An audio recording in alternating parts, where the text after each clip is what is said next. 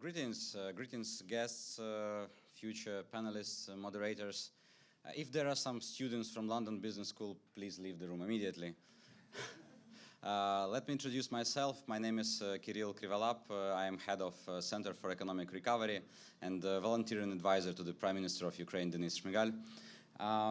I want to say that the idea of this forum, of this day, appeared at several places during the preparation of the Ukraine Recovery Conference. In the Secretariat of Cabinet of Ministers, in the organizing team, in European Business Association, and the idea was that this conference should be about private sector, but it should not be limited with just a 4 hours business fair during the main event. So the idea of this forum is to let the business talk, let business meet, let business reflect on announcements which were made during the main conference, and then formulate a joint vision and spread it through your networks and spread it through media. So this event is organized by 4 organizations on the platform of the Center for Economic Recovery from Ukraine, the European Business Association, London Business School, specifically the Wheeler Institute for Business and Development within the London Business School, and the London Chamber of Commerce and Industry.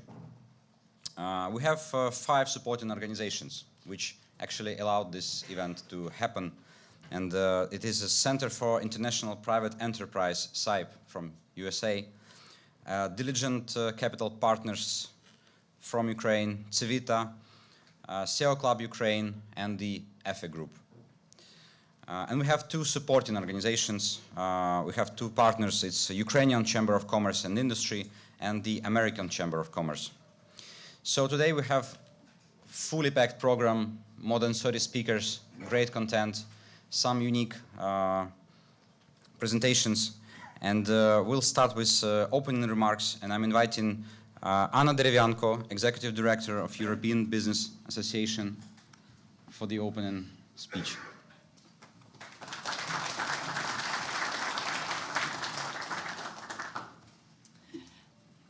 Dear ladies and gentlemen, first of all, good morning to everyone. And I think Kirill has made a very good job in terms of presenting already the organizers, partners, sponsors, and everybody who made this event possible. Thank you so much, dear ladies and gentlemen, that you found time to come here and to talk about private business.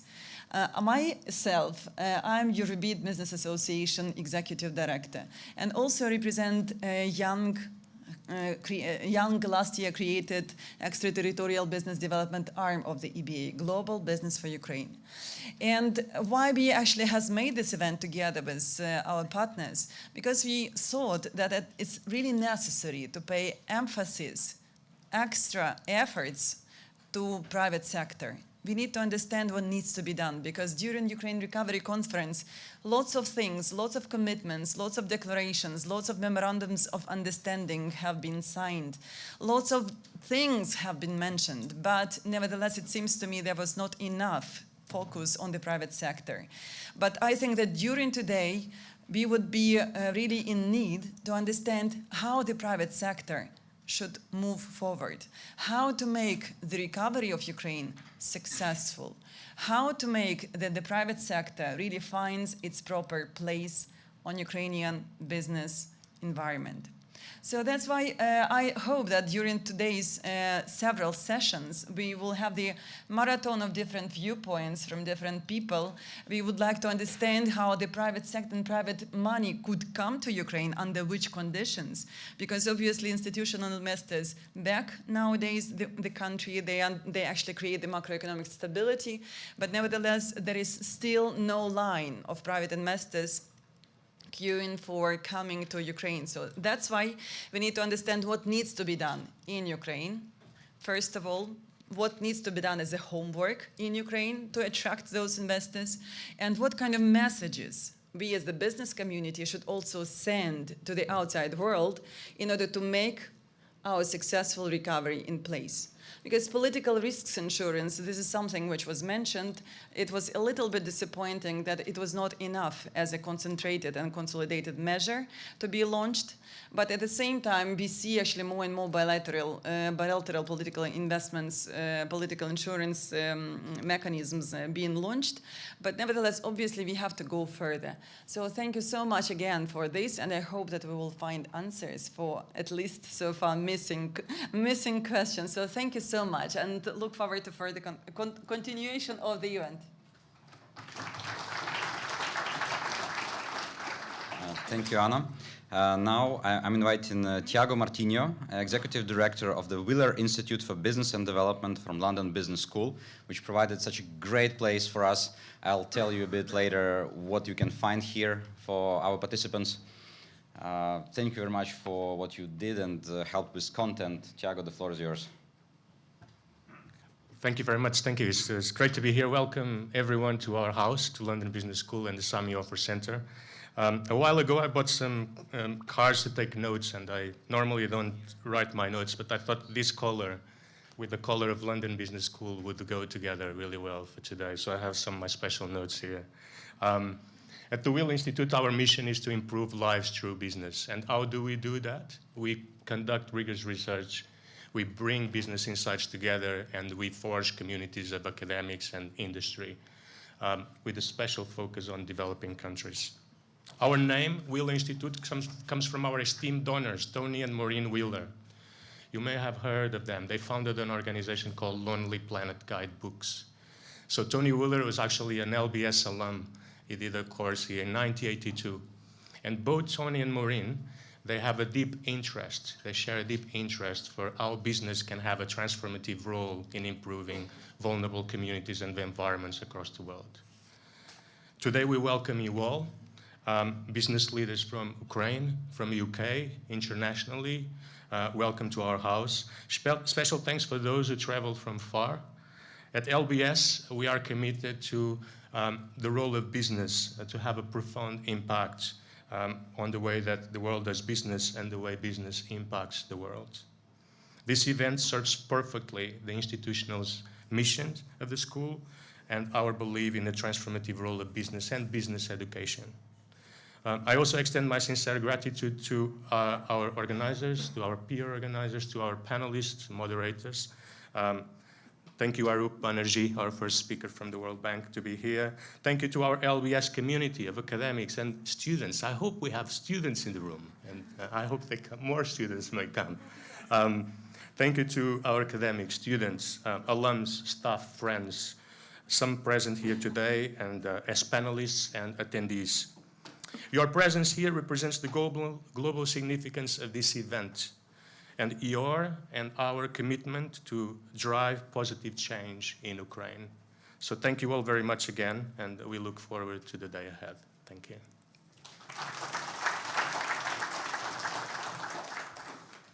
So this forum became actually a platform for several organizations, several business organizations from Ukraine.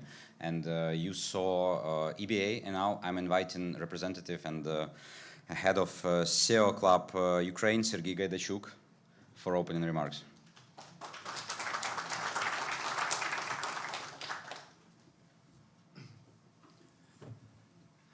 Good morning, everybody.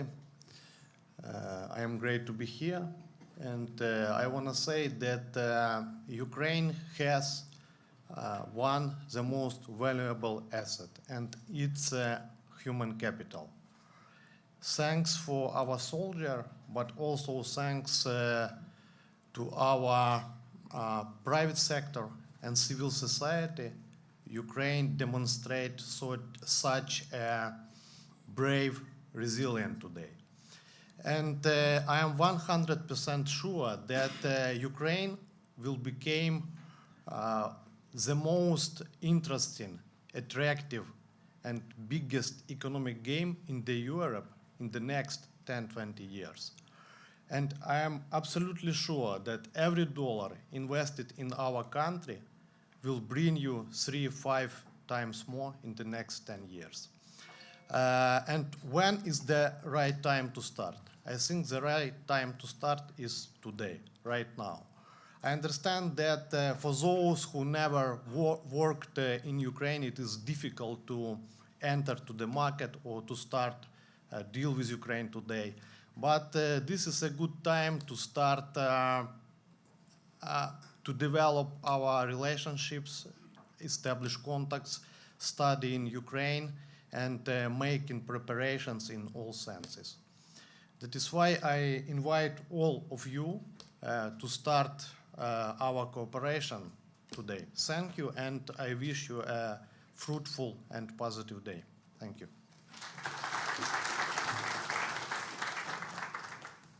Thank you, Sergey.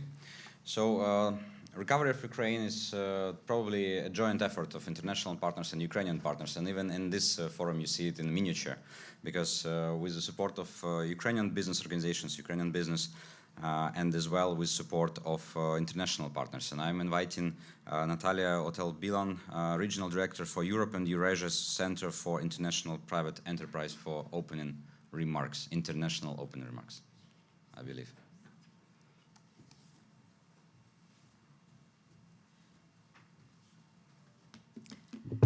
Thank you so much, Kirilo. Again, I'm very pleased to represent the Center for International Private Enterprise, as we call it, CIPE in short. We are a nonprofit organization based in Washington, D.C. We are also a global organization that works in over 100 countries around the world. And we're very pleased to welcome you here today to this Ukraine Recovery Business Day. CIPE is very pleased to be a supporter, an international supporter of this business day, and I would like to thank the organizers and the partners for making this conference a reality. As I mentioned, CIPE, we are a global organization, and our role is to support the development of private sector all around the world. We work in over 100 countries, and our particular mandate is to support the role of small and medium enterprises in engaging in improving the business climate, the quality of the business climate around in the countries where they are via constructive, reform-oriented dialogue. As an affiliate of the U.S. Chamber of Commerce, CIPE believes that if the business climate is good for domestic business, then that business climate is good for international investors. So having the mandate of primarily engaging with the small and medium enterprises, we essentially help the SMEs get involved in the decision-making process and become stakeholders in their reform process. In Ukraine, CIPE has been active for more than 20 years, and to this day, we've supported more than 200 business associations all around the country. And these associations primarily represent the interest of SMEs, and collectively, they represent about 50,000 SMEs. And they bring together a range of businesses, a range of sectors, a range of geography, from associations from Odessa to Chernihiv to Lviv to Kharkiv and beyond. And during the wartime, these associations had to pivot from providing business development services to actually addressing the wartime needs of their communities and towns where they operate. And as we've seen during the full-scale war in Ukraine, the strength of Ukraine are its every citizen, every town, and every business. And from the first day of the war, the SMEs pulled together using their own resources, changing their supply chains, using their logistics and communications ability to deliver humanitarian aid. And in essence, SME have become first responders in helping their communities with the most vital needs. So a key messages that I want to use in my welcoming is what we're hearing from our Ukrainian SME partners. They're saying that for Ukraine's recovery to be successful, the voice of Ukrainian business must be included in the decision-making process about Ukraine's recovery. And the voice of SME is critical in that. Decisions about Ukraine, about reconstruction of Ukraine, should include the voice of Ukrainian business, and I'll leave you with that. Thank you.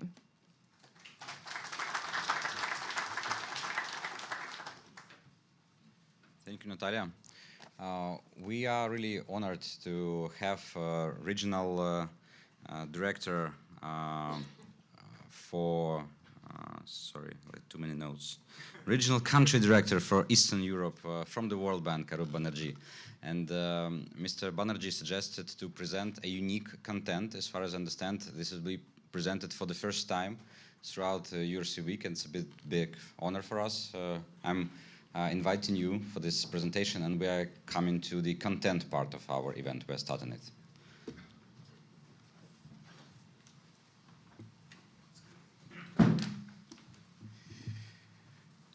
Thank you, Carol. It's a real pleasure to be here, to see many old friends and some new. So I'm the director for the World Bank for Ukraine. In a way, as I was talking earlier, what's the World Bank doing in a private sector event? Because we work on the public sector, right? So that is actually one of the interesting questions. But what the World Bank also does, there are two things that may be relevant for the very important conversations that you'll have today and have been having for the past weeks and months. First, we of course do analytics and really present research findings that may be relevant to you. And I hope that some of the very early previews of the research that we are doing would be helpful for the conversation as we go forward.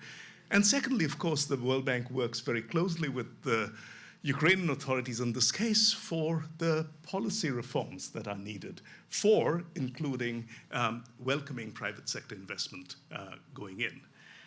So let me begin by really talking a bit about what this survey is. So the survey that preliminary results from which, as Kirill mentioned, we'll present for the first time to any audience, is from a very, very large survey.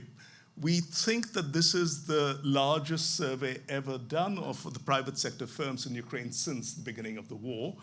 And this has three sources. First, a focus on around 2,500 firms, businesses in Ukraine of all sizes. And this is a representative sample, right? It's a random sample, so the results are meant to be representative. At this point, most of the results I'll present are representative at the Ukraine level and some regional levels, north, south, east, west, across some industries. But eventually, we have enough data that we can dive in and have much more representative samples in various areas. And so this is broken up into three groups of firms. SMEs, really the up to 19 employees, mid-sized firms up to 100 employees, 99 employees, and larger, which has 100 employees and above. Now, this is the main survey, and most of the results I'll show you are from this big survey, but there are two interesting complementary surveys that or piece of data that we're also using. First, again, with the strong cooperation of EBC and the American Chamber of Commerce, a survey of 80 multinationals. To be frank, we sent out questionnaires to a larger set, 80 plus replied. So this is not a representative sample, but gives you a sense of the EBC and American Business Chamber members and their views about what they're happening in Ukraine. And finally, very interestingly, high-frequency satellite data that actually show how business is evolving in terms of economic activity across Ukraine. So I always try to give you the main messages first. So you can, after the slide, you can leave. There are six sort of broad conclusions that we can draw. First, it is actually diverse. There's a narrative going on about the impact of the war that says every business is going through the same experience. Clearly not. There is a very diverse impact on sales, on employment, and of course, it's varied across industries and locations. And again, to the Ukrainians among you, this may all seem intuitive, but this is the first time that we're seeing the data based out. Second, again, the disruptions have various reasons. And of course, all of them are related to the war and its consequences, but there are different firms affected in different ways. Firms, the third point, are clearly in financial distress in Ukraine. And this is the one thing that is uniform. Now, again, among them, some have been able to recover better, deal with the impacts better, but there is a real challenge for almost every firm in Ukraine. And it's related, as those of you who actually work in the business world know, it's related to uncertainty. And uncertainty is the biggest damper to any economic activity, because you literally don't know what tomorrow, the week after, the month after will bring for you. Everything changes. And that makes operating businesses within Ukraine really difficult, regardless, again, of which region, which sector, what size you are. But, and this is the point that was made in that brilliant movie at the beginning, and this is actually now, you'll see, borne out by data. Firms have been resilient. Most firms in Ukraine have adapted to the conditions of the war. They have changed, adapted, improved, moved, and that is the story that I really want to highlight, which is why it's towards the end. And then government support to the business sector in Ukraine actually has made a difference, but its targeting can be improved. And the way, and Kirill, this is, I think, one of the messages to you and colleagues, the way to publicize what is available needs to be improved so that more firms know about this. So I'll quickly go through, in the interest of time, the sort of superficial results, but this is it, right? So I'll give you some numbers now. All right, so the first message, negative impact on firms was not uniform. By the way, all of these have controls so that when you say, I know why this is, when we're talking about size, it's controlled for region and industry. When we're talking of industry, it's controlled for size and location and so on, right? So these are actually uniform results. So overall, there have been large negative impact. Half of sales have been lost on average across the country, but employment hasn't decreased as much. So there's some productivity implications of this, only about a quarter drop in employment. Half of the firms had half of their sales go down. But very important, and this is a continuous narrative through the results of the survey, that the firms that have been most hurt have been the largest firms, the over 100 employees, right? Medium and small firms have, and we can hypothesize as to why, but they have been more resilient and more able to adjust as they go forward. And as you can see, as an example, the asset losses. So asset losses, 4 out of 10, 2 out of 5 large firms have lost assets. And again, remember, this is not my first reaction, of course, because large firms were in the East, but this is controlling for the location effects. So overall, large firms have lost more assets. Only 15% of the smallest firms, the up to 10 employees, have lost assets. Again, that part is intuitive.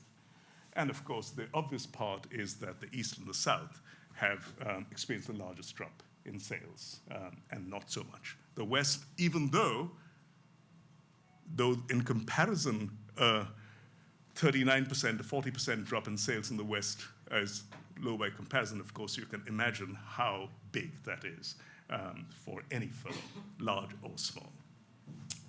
Now, this is using the satellite data, and this is, I think, quite fascinating in terms of how different industries, and we'll do more work on this in the weeks ahead, how different industries have actually changed. So in those graphs, that red line is February 24th of last year, right? So that is the change. So when you look at manufactured steel, so just look to the right of that red line. So even though there was a secular drop in manufactured steel products in Ukraine, overall, that drop accelerated after the war. Again, there the location matters because a lot of this was in areas that were close to the front, but then it actually recovered, and that's the part that I want to concentrate. So you can see that essentially that over the last month, basically after winter, steel has recovered in Ukraine, and the manufacture of steel has recovered. By the way, the purple and the green shows the purple is losses and the greens are gains, and so on. That's in the maps that you can see. Again, wooden furniture was very different. This is a positive story. And it is because of location, right? You can see that most of this is in the west where the greens are. But also, this is actually substituting for Russian and Belarusian wooden furniture imports. So Ukrainian firms actually took over that market as Russian and Belarusian firms retreated from the market because of sanctions. So this is, again, a very positive story for wooden furniture. And cement is a sort of mixed story depending on where the regional effects. And you see very different outcomes in Mykolaiv versus when you look in other parts in Klemensky. And there you see they're both purples and greens. Different areas have different results in terms of where the cement plant was, what the specific impact of the war was, and of course, some of us can talk about which firms they were and so on that were particularly hit, because these are often large firms. So, and there are, of course, in the data, many more, but these were some interesting highlights that I wanted to share with you. Now, operational disruptions, of course, also were quite varied in their causes. And interestingly, the big effects were from input losses, the lack of access to inputs. This is partly because of logistics, or maybe mostly because of logistics, and the fact that inputs, also the inputs from within Ukraine, a lot of those supply chains were broken from the areas where they needed it, especially raw materials. But also, of course, if you look at the third point, the winter saw these massive power outages due to the continuous Russian shelling of the transformers in Ukraine. And that caused also internet disruptions. And therefore, there was this blip. Now, as you also saw from the movie, power right now, through amazing work by Ukraine, has mostly been restored, and there's regular power supply across the country, including sometimes through generators and other forms. Exporters were hurt. Of course, this includes what you all know from the papers, which is the agricultural exports, the grain exports, but also different types of exports were also hurt because of the loss and the reduction of the Black Sea access, which is really where most of Ukraine exports went through. There are exports going on through the land routes, of course, overland to Poland and Romania, using the ports, the Danube ports and the Polish ports, but the volumes there are, of course, much, much smaller. Importing firms also were hurt, and especially the large importers, going back to that large firms being hurt more, the large importers saw most of their business really almost wiped away. And imports hurt construction, and imports hurt manufacturing, because these are the two sectors where inputs were hard to get, and they were really, really important and affected by the war.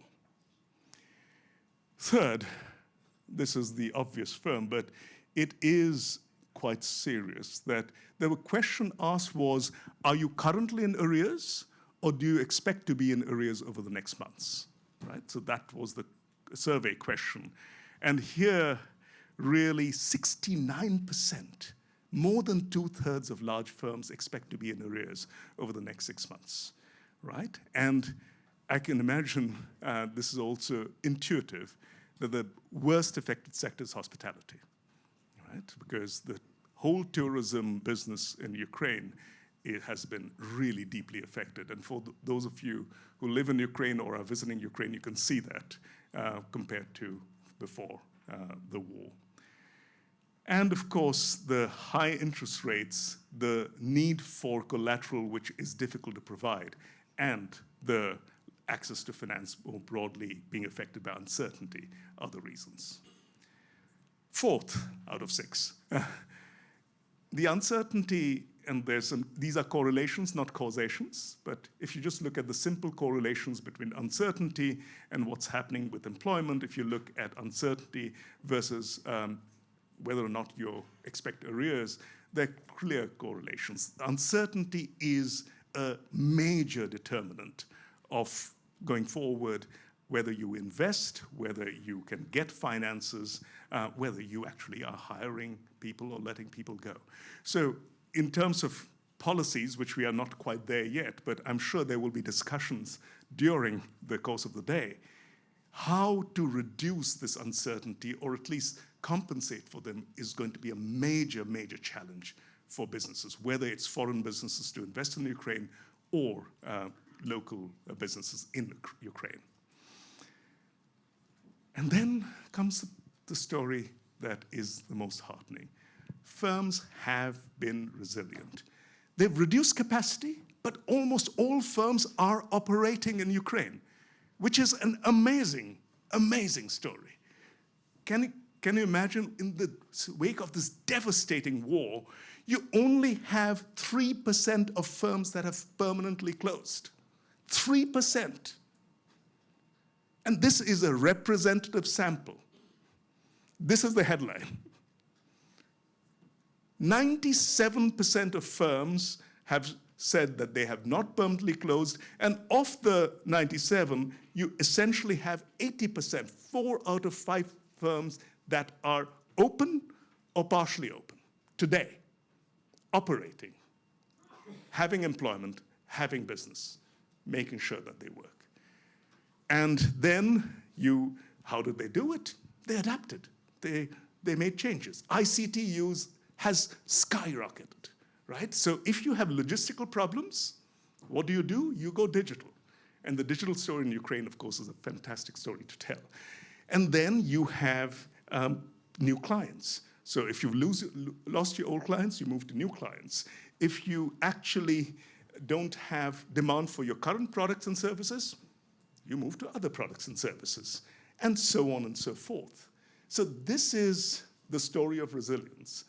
And this is actually, again, of course, most true for the smaller and medium-sized firms, but also true for a few large firms as well. And you can see that from the numbers. Even the large firms have not permanently closed necessarily. For those of you who actually, the American and European Chambers of Commerce, what do your clients who responded to the survey say? They say that they have not taken their investments out of Ukraine. They have not reduced their investments. They are actually expanding, some of them, the investments, sometimes, of course, for repairs, which is the biggest part of the right-hand slide. They incurred expenses to repair or renovate, but also they purchased, which is the second highest bar on the right, they also purchased new assets, and they are actually putting in fixed assets, despite the conditions today. Now, last, I want to talk about the fact that there is actually something that can be improved on the public sector side. There are numerous programs that the Ukrainian authorities have put together to help these businesses, including and especially access to reduced interest rates for finance. And there, this really varies across the different types of firms. Of course, I had started off by saying larger firms are most affected, and yes, larger firms are getting the most support in this. However, the challenge is that smaller firms and medium-sized firms actually don't know much about the programs, how to access them, they don't have the contacts. And so there is an important policy recommendation here that the help actually is useful, it works, but more needs to be done in terms of knowledge of how to access it and where. And of course, for obvious reasons, the support is the lowest in the east of the country. So I really want to, again, underline that these are preliminary survey results. In a couple of months, we will have the full analysis done, representative samples, you'll see all of this. But I wanted to share with you this amazing story, because overall the story that we see of Ukraine today and what the private sector, what firms are doing in Ukraine is, on the one hand, a tragic story of huge potential that has been really stymied and lost. But at the same time, and perhaps this is the story that we need to work deepest on, that firms are fighting for their economic future. Firms are fighting for a future that they want to imagine, where they want to grow, when they want to stay and not leave Ukraine. And foreign firms have the same amount of optimism about the future in Ukraine, which is why they haven't left. So the question now becomes how to move from there so that this resilience now transforms and flowers into growth. Thank you very much for your attention.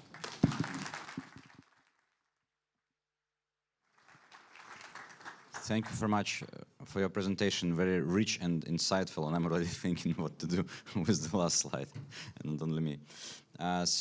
Today we have 4 panels. 3 of them are content related. We have a panel for private capital, private money. Let's talk about money. Second panel will be about manufacturing and substituting Russian goods worldwide and rethinking value chains.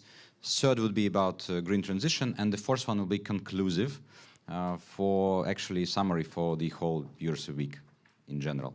And for the first panel, I'm happy to invite Mr. Cyrus Ardalan, co-founder of the Humanitarian Finance Forum, chairman of Oak North Bank, and chairman and board member in multiple other respectful organizations. Cyrus will present other moderators, I believe.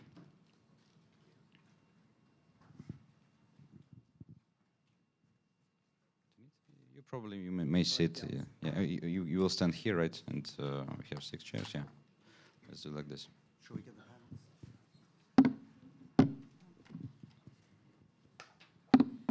I think we should. Sorry.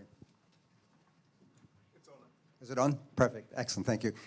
We might want to get the panelists down to join me already. That'd be great.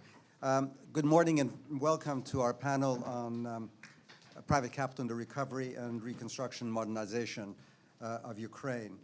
I think as Arup has presented in his really excellent presentation, I think one of the enormous strengths of Ukraine has been its resilience and agility. But at the same time, I think what also comes clearly through is that the degree of dislocation within Ukraine, as all of you know, has been enormous. And one of the great consequences of this is that the amount of financing that's going to be required to try and address what has happened in Ukraine is going to be on an enormous scale and a great deal of complexity. In fact, if one looks at it, it's probably one of the most ambitious and costliest that we will have seen in recent times. Just to give you a bit of context, the numbers that are currently being talked about are $400 billion. That would be 3 times the current dollar value of the Marshall Plan that was used to rebuild Europe in 1945. So it's an enormous money. But at the same time, if you look at it against the background of the fact that we have over $100 trillion worth of financial assets globally, it represents less than 0.5%. So money is currently there. The opportunities are clearly there to try and utilize that, and it's a question of trying to bring the two together. To succeed, I think one of the key elements, and we will be covering that during the course of this panel, is to approach the broadest possible range of financing options: public sector, multilateral, and private. No one sector is going to be adequate to try and provide the financing. It will require local financing, currency financing. It will require foreign currency financing, short-term financing, and long-term financing. It will require a broad range of instruments: debt instruments, equity instruments, hybrid instruments. So it's going to be a very complex package of financial instruments that need to be mobilized over time, brought together to try and provide the right type of solutions over a period of years to meet the requirements that Ukraine has. I'm therefore delighted that on the panel today we have a group of very distinguished subject matter experts that cover these multiple aspects of any financing package that we would need to bring to bear, looking at it from the public sector as well as the private sector, all of which are going to be very, very key in this.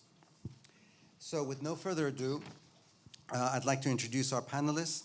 One is Arup, who you obviously have now heard him speak, who's the Regional Country Director of Eastern Europe at the World Bank. Olena Voloshyna, who's head of the IFC office in the Ukraine, again, public sector. Dan Pascoe, who's a co-managing partner at Diligent Capital Partners, focused on private equity. Lysia Kuzmenko, who is a director and deputy head of Ukraine at the EBRD, again, key European multilateral or European institution, public institution. Dimitri Borode, who's a partner at Horizon Capital, focused on, again, on private equity and equity markets. And John Patton at Argentine Creek Partners, who's focused on the credit markets and not the equity markets, which provides a perspective on that. So with that, let me maybe start with Arup, if I may. I think, Arup, your presentation was, I think, incredibly enlightening because it demonstrated that in many ways the infrastructure, the private sector infrastructure is pretty much intact, although under obviously great strain and in need of great support. What are the sort of policy measures, institutional policy measures, governance policy measures that you think are going to be required, looking at it from the World Bank perspective, in order to create an environment where capital, be it private or public or multilateral, can be attracted into Ukraine? Thanks so much, Cyrus. Look, eventually, if you look at the results of the survey, but of course I'll go beyond that, there are a couple of things that pop out. It is clearly uncertainty, and uncertainty is one of the biggest challenges, which is why there has been this really strong move to try and do something about what is loosely called war insurance, right? I always qualify this because war is not insurable. So there is no such thing as war insurance, but it is some sort of insurance, some sort of first loss facility to be used during the wartime. And that is as much a psychological instrument as actually a financial instrument, because in a way you want to tell investors, don't worry, the probabilities are actually, depending on where you are, rather low that your assets will actually be destroyed. So please come in, and here's some facility to reduce your uncertainty, right? Now, there's also uncertainty that can be reduced through information. So information, one of the things that I didn't present, but firms ask for, is market information, right? As they're looking at very different markets, as they're trying to change and pivot towards new markets, new products, what is it that, how can the public sector help in terms of getting them that information, especially for small and medium firms who may not have the capacity to seek out European and other markets? Second, though, is, and I'll mention three buckets. Second is, of course, for Ukraine right now, financing and access to finance is a challenge. Credit is a challenge because domestic interest rates are, depending on who you are, north of 25%, closer to 30+%. These are not viable rates for the business that Ukrainian firms are in. And therefore, some sort of credit subsidy, which of course the government is trying to do, but the government finances are really, really stretched. So innovative ideas that do not just say, can the budget fully subsidize these loans, will be needed. And that's, I think, one of the things where the great minds in this room have to perhaps ponder about what are ways, without a full 100% public subsidy, there can be affordable financing.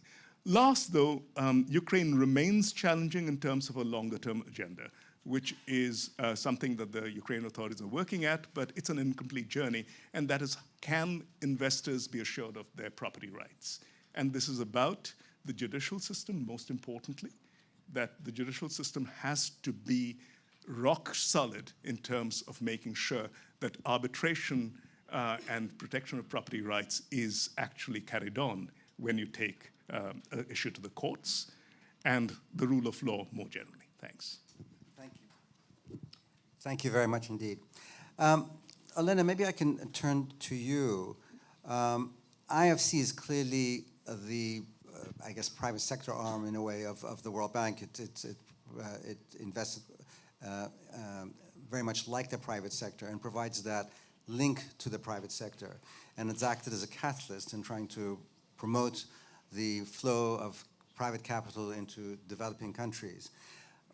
Look, what are the roles that you see that IFC can be playing in trying to mobilize private sector capital into Ukraine, either directly by itself, but also just leveraging off maybe through blend finance or through co-financing of one sort or another, et cetera? Thank you very much. All good questions. Indeed, we are the private sector arm of the World Bank. And we're actually very pleased that in London, unlike Lugana, a lot of the conversations are about the private sector role in rebuilding Ukraine. Thank you very much, Arup, for a very good analytical piece of work, because it is now scientifically proven what we've been hearing from our clients. The private sector does survive. The private sector proves to be resilient.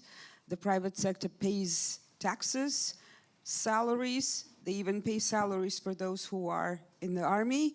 The private sector is also actually partnering with the communities and providing social services. So it's a real, true corporate social responsibility. But it doesn't mean that the private sector doesn't need help. They do. And in fact, IFC is one of those institutions that helped the Ukrainian private sector stay through those difficult times. We are probably the only institution that has put on our own balance sheet at risk close to $200 million during the wartime. We supported agribusiness, we supported purchase of critical goods, we supported trade both ways, which was what was needed. And we also repurposed some of the donor funding that was originally earmarked for energy efficiency, for housing for IDPs. Going forward, you asked me what would IFC be able to do. We have a pipeline of projects for $2 billion that we are now currently processing. During the first phase, this is mostly going to be shorter-term funding as well as supporting existing clients. But we are already thinking of how we can provide more longer-term financing. You may have heard that IFC was commissioned by the government of Ukraine to be its lead advisor on PPPs. Together with URBD, we structured the first two port concessions before the invasion. We are now proceeding with structuring concession for Chernomorsk, and then we will be looking at ways how to do PPPs in other sectors as well. We're also in parallel working on streamlining the PPP legislation to make sure that it takes less than 18 months. That's what it normally takes to structure a proper PPP. We're seeing how to streamline and to fasten those procedures. You asked me about blended finance. For sure, the financing today does require certain de-risking. It does require blended finance, and it does require partnerships. IFC has very good experience in blended finance. For every dollar that we mobilize for our own financing, we expect that the impact is going to be $4 for every dollar.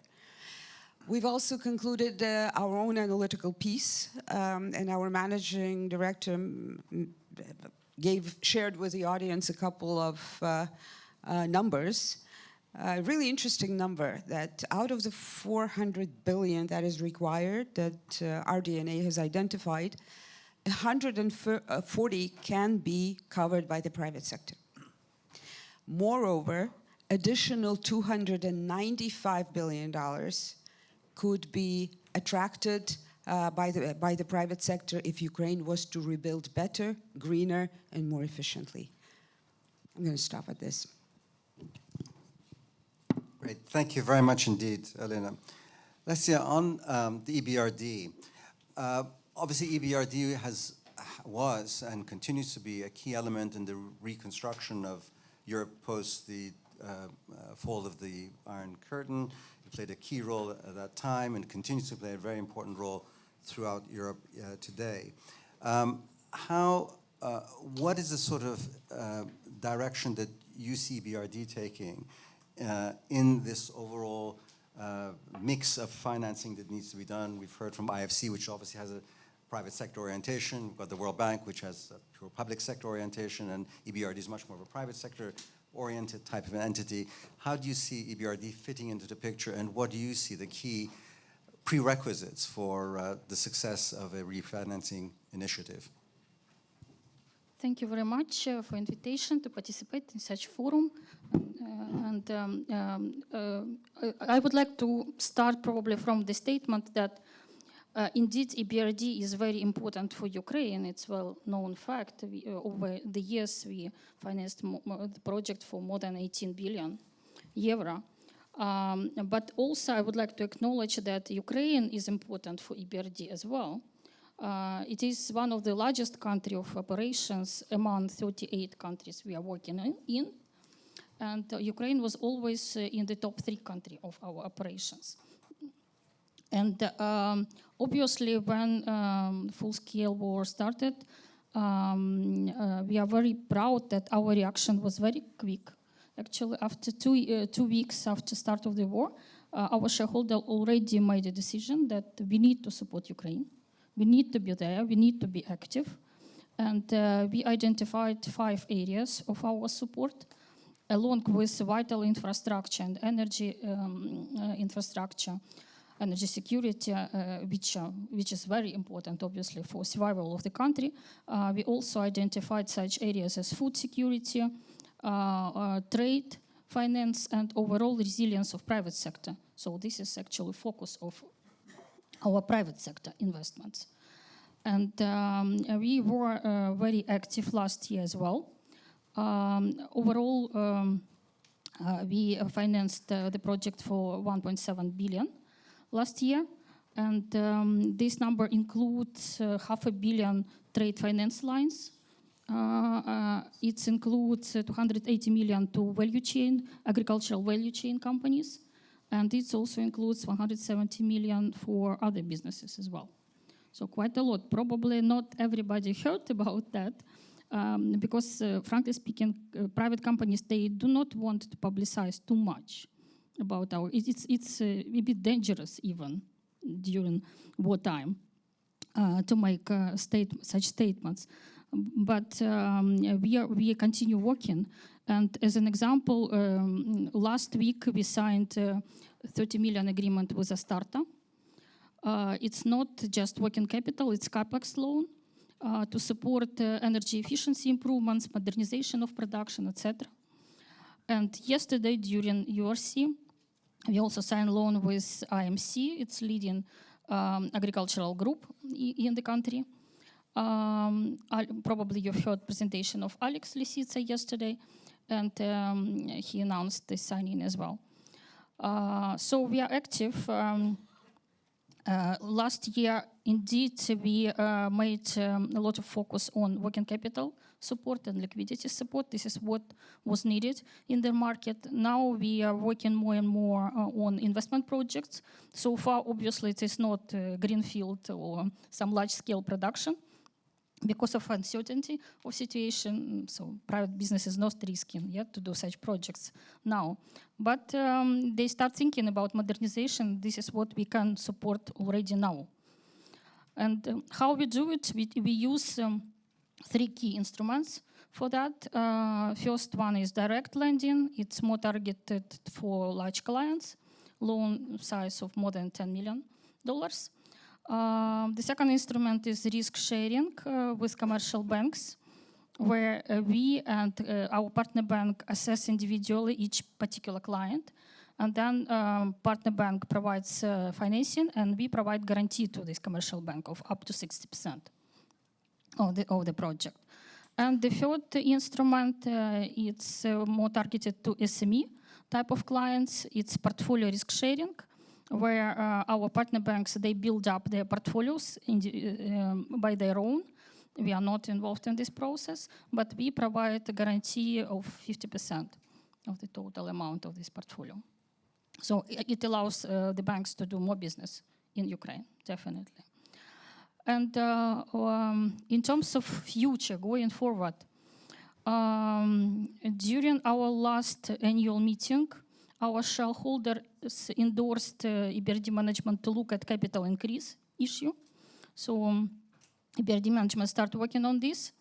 And this capital increase will be used specifically to finance Ukraine at reconstruction stage. Amount is to be seen yet, but I think decision will be taken by end of this year. And also during URC, we signed a memorandum of understanding with 17 DFIs, development financial institutions of Europe, and not only Europe. It was Canada, America, and Japan. And we agreed to work together. And EBRD will play a lead role. We will originate the project, we will do due diligence, we will do documentation, and we invite other DFI to participate in large-scale projects together with us. So I'll stop here. Thank you. Thank you. Obviously, EBRD has a critical role, and you're playing that critical role in the whole refinancing exercise. Thank you. Let's move on to the private sector. The role of the official sector, the multilaterals, the World Bank, IFC, EBRD are absolutely critical. But at the same time, if one looks at the pool of financial resources globally, it's really the private sector that dominates. I think I mentioned global assets under management are over $100 trillion, and that dwarfs anything that is out there in the public sector. So the private sector has potentially a very important role to play. And I was wondering, Dan, if you could just comment on what you see the opportunities, looking at it from your perspective. I mean, your focus on equity. Equity historically is portfolio equity. Is it startup equity? Is there really a scope to make a material impact, or is it going to be much more providing financing for more specialized type of areas, which may, all the same, be extremely important to the future of Ukraine, but be more less volume and more in terms of just specialization? Thank you. Thanks for the question. And thank you everyone for showing up. I'm actually amazed that we have a full audience and there is such a big interest to Ukraine, so thank you very much. I do think that there is an opportunity to create a material impact, and that material impact, in my view, can be created by creating an ecosystem of private equity, venture capital, and debt funds in Ukraine. And moreover, if we look at all other economies, this ecosystem is the ecosystem which drives the economy forward. It supports all the private companies along all the steps of their development. And this opportunity, in my view, shouldn't be just about words. I actually have right here concrete steps which needs to be taken for this opportunity to be realized. And I want this panel not to be just talking, and I want you not to be just listening. I actually suggest to all the panel participants to sign off on those steps and suggest those steps both to international organizations, governments, and everyone else who is working on Ukraine. So I will go over those steps in a few minutes, but before I do that, I will introduce Diligent Capital so you can put whatever I say into perspective of what we did and what we do. Diligent had invested $50 million into Ukrainian assets over the course of 2019-2022. We've done it over the course of 6 transactions into 3 companies. So first transaction, we invested $16 million into Allseeds. Allseeds is the largest infrastructure operator in the Yuzhny port for transshipment and processing of vegetable oils. We transshipped over 1 million tons of vegetable oils through our terminals, and we processed 650,000 tons of sunflower seeds in our factory. Our second transaction was $15 million into Yednist, ex-Единство, we now renamed it. It's the largest compound feed producer in Ukraine, operating 6 factories all across Ukraine, producing 500,000 tons of compound feed, effectively allowing all the meat producers to produce their stock, export, and for domestic market. And the third company is Preply. which is the largest global marketplace in online tutoring. And we actually did 4 transactions into Preply. We invested $500,000 into seed round through one vehicle. We invested $1 million into round A through a second vehicle. In round B, we exited from our seed vehicle and our round A vehicle, giving 3x and 9x to our investors, and we reinvested $6 million in the round B. And in round C, which we signed the term sheet to lead on the New Year's Eve 21 to 22, we started due diligence in January, and in February the war started. Despite the war, we were able to complete due diligence, and despite the panic of our LPs, we closed the round. We invested $8.5 million in a $40 million round, which allowed the company to succeed and continue its leadership position in the world.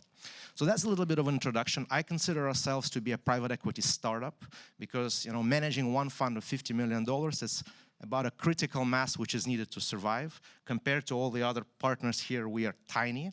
But I represent here the potential for the ecosystem. And now I will give concrete steps in terms of what's needed for ecosystem to be created. How does the ecosystem of private equity venture capital look in Ukraine right now? We have 1.5 funds. Horizon Capital is one fund, and then everyone else, including Diligent, I would say half a fund. Because in my view, a private equity fund really becomes a fund when it raises its second, third fund. Until then, we're private equity or venture capital startups. So right now, the ecosystem is 1.5 funds. The country like Ukraine, usually, in terms of its size, geography, size of the economy, it can sustain, I would say, up to 5 private equity funds, up to 5 venture funds, and up to 5 debt funds, like Mr. Patton here is representing. So what is needed to do that? First, as of right now, our key anchor investors like URBD, like IFC, like FMO in our case, DEG, IFU, and the rest, right now the clear signal is that they don't invest in VCP funds in Ukraine, despite them giving capital to Horizon. Everyone else right now is waiting in the line, waiting for them to get the green light. So my first suggestion is for the DFIs to, well, start finally funding funds and allow their fund teams to be considering funds in Ukraine. If they would do that, that would be the step number 1. I would say that another 2 or 3 funds would appear. Us, we have colleagues here, Natalka is representing venture fund, we have Mr. Liski representing his fund. So I think if they just lift this restriction right now, then we would have another 2 or 3 funds, but that will not be enough. My suggestion number 2, all of those DFIs have their own restrictions, which they use all across the world. And those restrictions were, well, if you combine that you need 3 at least investors to be investing, those restrictions were prohibitive. So for example, some of them say, we don't invest in single country funds. We just want several countries, right? So if I'm a Ukraine fund, I fall out of this investor. Some of them say, we don't invest in European Union. We only invest in emerging economies. So if I put the first and second together, then, you know, where should I invest beyond Ukraine? You know, maybe Georgia, maybe Moldova, but still. Some of them say, we don't invest in funds which invest into hard assets, you know, only technology funds. Most of them say, we don't invest in first-time funds. You know, if they don't invest in first-time funds, how do we create an ecosystem? So my second suggestion to all the DFIs is to lift those standard restrictions for Ukraine right now. If they do that, we will get to 5 to 10 funds which would appear in the next couple of years. In my view, that still will not be enough, because the challenge, as everyone here said, is, you know, hundreds of billions. What is needed to get us to 20, 25 funds? And this is unusual, and this is not standard, but I think this is what needs to be done.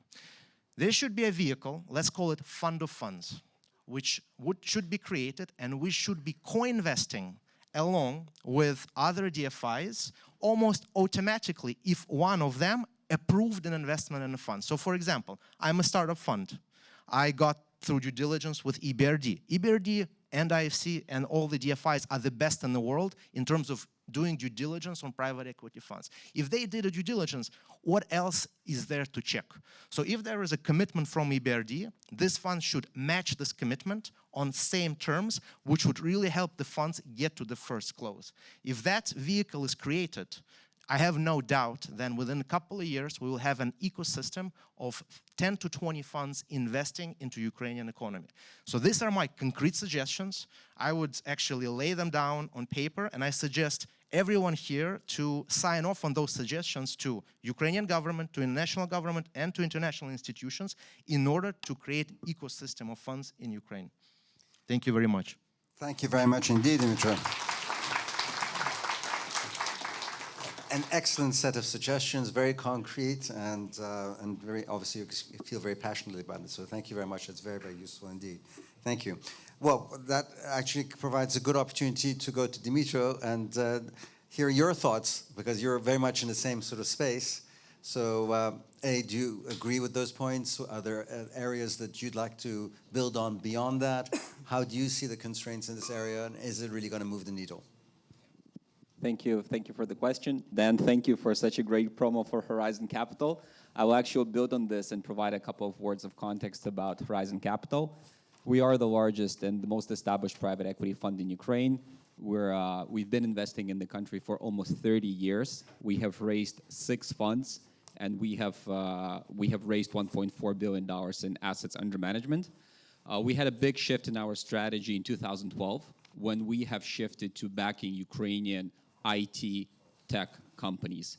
And this has been a pivotal moment for our fund because it basically allowed us to sustain and deliver extraordinary returns since that time. So our, just to comment on the data which was shared by the World Bank, there were a lot of data points which showed that the Ukrainian economy and Ukrainian businesses were in the red. Well, for our portfolio companies, the median growth rate last year in dollar terms was 30%. And basically this answers many of the questions of why we were able to raise capital. We raised the capital in 2022 and 2023. We did the closing in end of October, raising $254 million for our latest fund. So it's really the performance of our portfolio companies and our track record which allowed us to do that. Well, I fully support that there is a much more space in Ukraine for the PE and VC ecosystem. It is really needed. Obviously, the capital needs for Ukraine's reconstruction are enormous. And although the public sector will play the dominant role in this, obviously, 400 or whatever the number is, it's impossible to be fully funded by the private sector. Of course, the state sector will play the leading role. At the same time, private companies are needed because these are very often the most efficient, the most timely, and the most prudent stewards of capital to making sure it's deployed at the right time, at the right moment. We are thankful to EBRD and IFC and other DFIs who have backed our funds. I do think that there is a dominant role to be played by the DFIs in terms of funding the ecosystem. Unfortunately, it's impossible right now to raise private capital without the backing of the DFIs. Indeed, they need to do the first step. They do play an outsized role, but there is a huge multiplier effect in terms of raising subsequent capital once the DFIs have stepped in. So the way it works in the example of our fund, we do have as the anchor investors, IFC, EBRD, and other DFIs. This allows us to go to other DFIs and advocate that there is a need for Ukrainian mandate within their organizations. It is a huge amount of effort, huge amount of work to convince the risk departments, the credit committees, that there is a case to be made that Ukraine needs investments right now, and private fund managers with our track record were able to generate excellent returns even in this current environment. So this is kind of the step number 2, opening up a broader pool of DFIs to come in. And as the last step, of course, once you have the anchor investors, once you have this backing of the DFIs, it's much easier to have the conversations with the private investors, traditional backers of the private equity funds, and they usually come as the last closing. So I do hope that this path, which our fund would manage to do over the last 12 months, it will be followed by other players in the ecosystem, and we would see many more successful players in Ukraine, because this is what our country needs. Thank you very much indeed. Thank you. If I can now turn to John. Clearly, equity markets are critical to the establishment of creating new institutions, essentially, creating growth, etc. But at the same time, in order for companies that are established to continue to grow, debt becomes a very, very critical element. And it'd be interesting to get your thoughts on how you see the external debt environment, availability, both international debt, non-local currency, but also local currency debt, as a means of supporting what will emerge through increased new companies being established or existing companies trying to grow. Sure, thanks for the question. I'm not sure exactly how to answer it in the context we're in, but I'll give it a try. I'm John Patton from Argentum Creek Partners. We are a credit-led fund, although we're a special situations fund, so we do invest at times in equity. We don't do technology like Dima, so we've worked together with Dan before. So it is a small world in Ukraine. I would say, just to give you a little bit of context about us, over the last 5 years, we've invested more than $500 million in Ukraine, and over that period of time, we returned to our investors net of fees around 25%. Which I think, and most of it realized, which I think should underscore for all of you in the room who are investing or thinking about investing that just like the companies that have grown 30% during the war, there's a lot of money to be made in Ukraine. It's a place with a resilient economy, as we heard at the beginning. It's a place with tremendous human capital, which we see every single day. And it's a place with a diverse economy with almost every kind of industry or capability in sector which any large economy has. Maybe slightly smaller, but it's nonetheless, in some cases, world leading. So we've certainly found it to be a very fertile place for us to invest. I think we're in a moment now. I've enjoyed the last few days of presentations in the URC, and thinking about our experiences about rule of law and about the challenges in Ukraine, which there certainly are. But I think we're in a moment where none of us really know when the war is going to end, and none of us have a sense of. And so therefore, we're talking about reconstruction and how to structure funds and capital in reconstruction. But in my opinion, and I feel even more firmly about this after the last 3 days, actually investing now is a pathway to winning the war, just like sending arms is to the Ukrainian side. And if we don't start normalizing the concept of investing today, whether it's debt or equity, frankly, I think, firstly, I don't think there's a distinction today, because most of the risk you're taking is equity risk in the environment. And if we're able to mobilize insurance, and there was a lot of discussions about great insurance products, and I think they're a little bit confusing for me as a private sector guy thinking about how to get to them. But I'm sure we can work that out, because there are lots of insurance brokers who can help us figure out which of the DFIs will provide which type of insurance. And I suspect once we've done that, then we may be able to talk about credit versus equity. But I guess for me, the most important message that I think we should be thinking about today is how quickly can we normalize the idea of investing, and how quickly can we get started? I think it is about raising funds. I fully agree with your comment about the incrementalism that the world has shown in economic terms, just as they have shown in weapons terms, frankly. And I think this is, if you think about where we were 6 to 9 months ago, maybe none of us were at the table talking about F-16s, but it was a shocking concept when it came across the first time that, I think it might have been Rishi Sunak who said it, but the first time it was said that we might give F-16s to Ukraine. That was everyone had to sort of think about that and consider it. And now we're talking about war insurance. And there was a good discussion, I think lots of good discussions about Russian assets and using them in the future. That's great. I mean, I think that we'll get to that point. But what we, I think, need to be saying is, let's create a pool of capital to invest in existing funds and managers and businesses and insurance that's clear and simple for the private sector to get engaged. People like us, people like others who want to create funds. I mean, I think we're all for having lots of funds and lots of investors who have experience in the market to help companies normalize as well and come into the market. So I guess my main point is, and it's probably not answering your question, unfortunately, but I'm not answering it because I don't think it matters today. What matters today is that we normalize the concept. When we were investing in Ukraine 5 years ago, it was a risky market. Everyone said it's corrupt. I mean, look, we bought a company for a debt of a company for 8 cents on the dollar at one point. We had the former management team firebomb one of their own tractor plants, at that point. But we had great advisors. We had excellent lawyers, some of whom were here. I mean, Mr. Sanko at the top of the room. We had a fantastic team of people who were in Ukraine who helped us get to the bottom of that. In the end, we transacted and sold the company to the Saudi government in one of the largest transactions in the agri sector. And I think that's an example of precedent-setting things that happened in Ukraine. They didn't happen in Germany. They happened in Ukraine. So all the things that we think of we can do in the UK, we can do in Ukraine. The people are there. The human resources are there. I think we need to stop talking about after the war is over. We need to start talking about what can we do now to get engaged and be much less incremental and much more aggressive about doing it. Great. Thank you.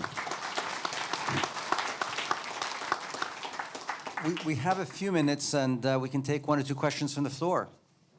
If there are, please, gentlemen. It's not only a question. I just wanted to clarify the first speech about World Bank. During the stream, they will not hear you. Okay. Hello. It's not just a question. I just wanted to clarify the first speech, what was from the World Bank. Why Ukrainian private sector survived first year? I think it's just because there was not competition. That was only cooperation. Even if some companies, they are competitors, but there was no competition. In this sphere, we just survived only just because we are cooperate with each other. It was scared. Everyone was scared. Now it's disappeared and there are some competition. But Vito said it was very good idea that investment, the sector that can invest in Ukraine, also looks like not a competitors, looks like cooperation. We need this unique moment of cooperation. There is some competitors, but the market still stays very big for Ukraine. Thank you very much. Thank you. Let's take one more question. Any other questions from the floor? No? Sorry. Over there in the corner there, sorry.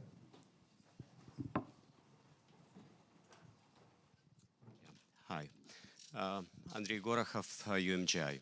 I have a question to the panel. In terms of project finance, we understand that there was and there still is a serious issue how to rebuild Ukraine in terms of greenfield and brownfield projects with absence of project finance. What's your take on that? How we are going to tackle this challenge? Thank you.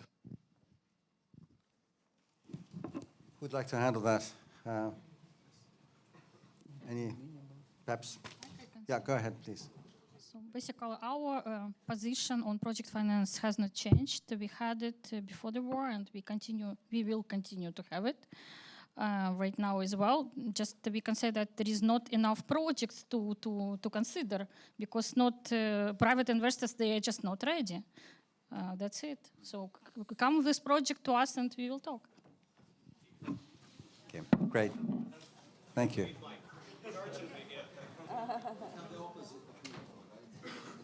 Yeah, we definitely have projects. I'm really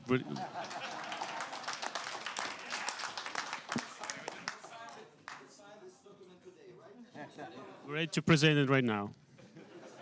Just elevator pitch, just give me a floor, anything. Excellent. I think we're coming to the end of our session. Maybe I can just make a few summary comments. One thing, a number of things have struck me. One is that, yes, the challenge that Ukraine faces is enormous. The amounts are very, very large, etc. But on the other hand, it's a country which is large, diverse, has a fantastic human capital, and a very sophisticated infrastructure.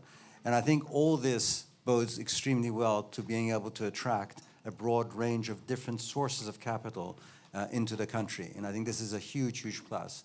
And the biggest challenge generally is not actually the availability of money, but the creation of an environment which allows that money to flow in and be invested. So I think that from all that one hears, I think the potential is extremely strong. It seems to me that a number of points have come out which need to be focused on and addressed to make that a reality. One of them is the whole question of governance, rule of law, etc., just infrastructure in the basic sense. And there's nothing specific about Ukraine. It's a situation in any country. And just to make sure that that really is there to be able to support and promote as much as possible the type of things that a private sector particularly needs, because they're quite sophisticated requirements, legal and otherwise, property rights, etc., which are not easy to resolve in many cases. So governance and an ability to make sure that really is proper, and that really then creates the type of ecosystem which is critical, because an ecosystem is basically a broad set of rules and regulations that enable people, different economic actors, to work and cooperate together. Then information, I think, is very, very key to make sure that the information is available to people. A lot of people are not aware of the enormous opportunities, and the type of, the fact that 100% of the small companies in Ukraine are still operating, the fact that the experience that has been had in terms of operating and making profits and etc. in Ukraine itself. Third, I think, is the whole question of catalyst, and that's where I think the multilateral development agencies, the IFC, the World Bank, and obviously EBRD become absolutely critical, because you do need these entities to act as catalysts and to provide a multiplier, facilitate the multiplication of funds, because at the end of the day, resources there are limited. So if for each dollar that one of these multilateral agencies puts in, you can get $3-4 of private sector money, then you're beginning to really make a huge, huge difference. I think I would say, finally, innovation, and that, I think, came out through as well. I mean, we're talking about fund of funds there. We talk about insurance. Insurance, for example, historically, has not been applied in a very, I think, sophisticated way in development. And I think this is a classic case where insurance has a very important role to play, and to really think about more creative and innovative ways of mobilizing the insurance sector, along the banking sector, along the private equity sector, along the NBDs, etc., to try and create an environment which allows you to stack different layers of capital, taking different types of risk together to provide the financing packages together. So I think those are sort of some of the key things that, and I think finally, I would say that, there's, given this, the size, magnitude, complexity, different players, et cetera, just a coordinating role to sort of provide a roadmap of where things are and where things are going, and that's partly information, but partly is just a question of trying to provide a bit of a roadmap and making sure that people are working together and not against each other. I mean, you need competition, but in a positive and productive way, et cetera. So I think with that, we'll just bring the session to an end. And again, thank you very much indeed, panelists, for a fantastic session. Thank you.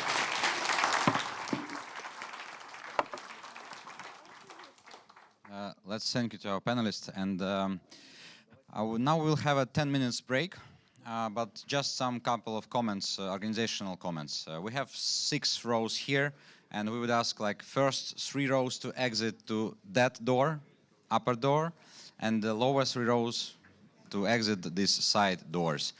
We have several places where we have coffee, tea, water, etc. I highly recommend the terrace on the 3rd floor and the zone on the 3rd floor, air-conditioned zone on the 3rd floor, or a big, nice hall in between ground floor and the 1st floor. And let's be back here in 12 minutes. Let's start 10 minutes before 12, the next panel. All about value chains, all about opportunities on global markets, and about rethinking value chains. And the moderator for this session will be James Watkins, Head of Policy and Public Impact from the London Chamber of Commerce and Industry, our dear co-organizer of this whole forum. Please welcome him. James, the floor is yours.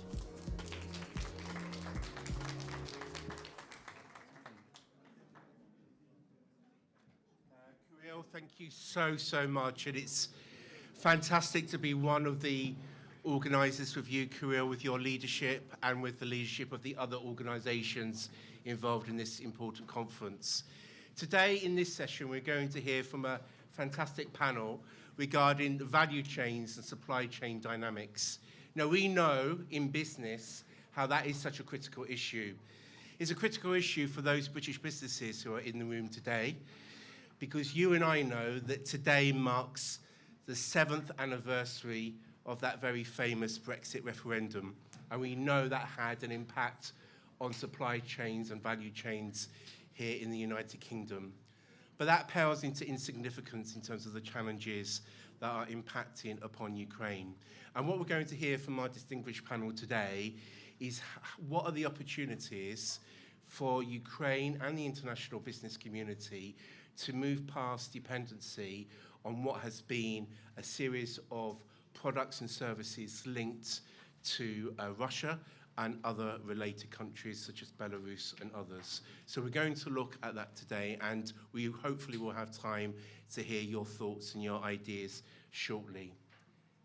So let me introduce the panel first of all. Unfortunately, the Minister will be struggling to be with us today, but I'm happy that Deis Shimyakin who is with us, thank you, sir, who's from the Reforms Support Team of the Ukrainian government.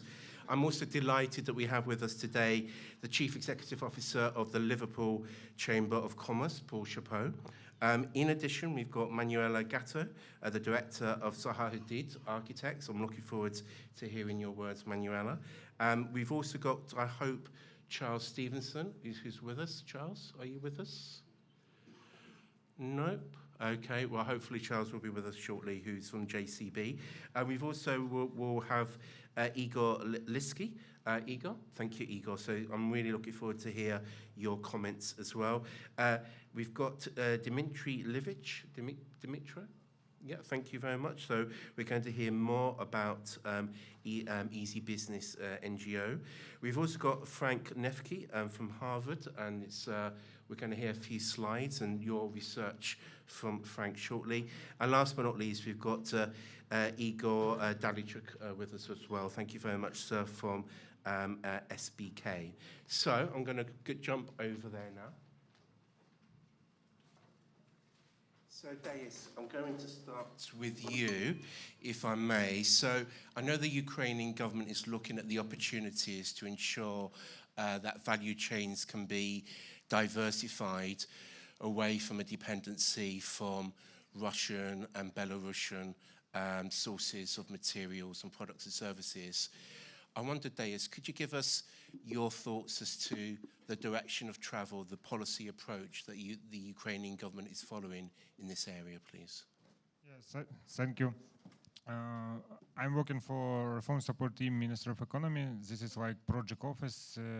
I'm head of this office, and we focusing on support key priority of ministry.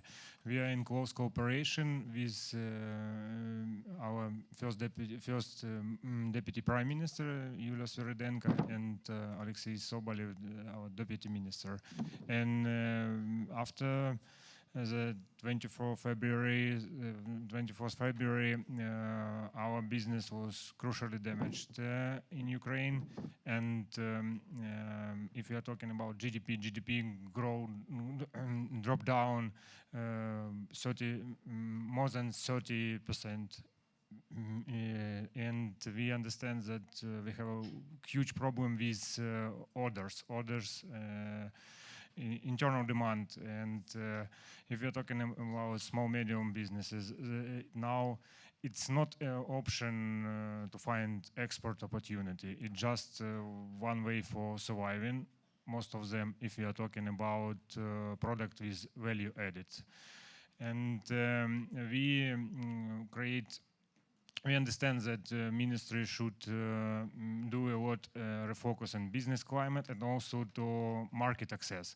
But if you are talking about market access, it's not only about tariff barriers and administrative regulation between markets, but also capacity building in SMEs, because if we are talking about our SMEs, a lot of SMEs not ready for exports, and we believe that our focus to create opportunity, and maybe with some donors funded project and with support of our global community, we can boost it. And one of our initiative, we initiate export booster project.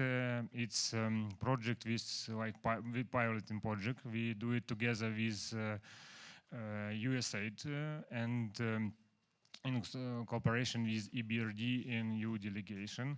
And the idea is to go in by hand with small, medium businesses. We choose 20 businesses from machinery and food processing company, and trying to receive tangible result. During half year, $1 million. And then we want to scale it up. Now we are on the road, and we expect that in 3 months we will conclude the contract. And what we see now, that if we are talking about commodity goods, we don't focus it on this project because we want to focus on Russian and Belarusian substitution project in European and UK market. And if we are talking about general figures, Russia export to EU and UK market more than 70 billion per year products. It's without gas and oil. It's value-added products, and we believe that Ukrainian manufacturers, for example, if we are talking about machinery and food processing and furniture industry, our technology level is not less than Russia in general, and we believe that we can create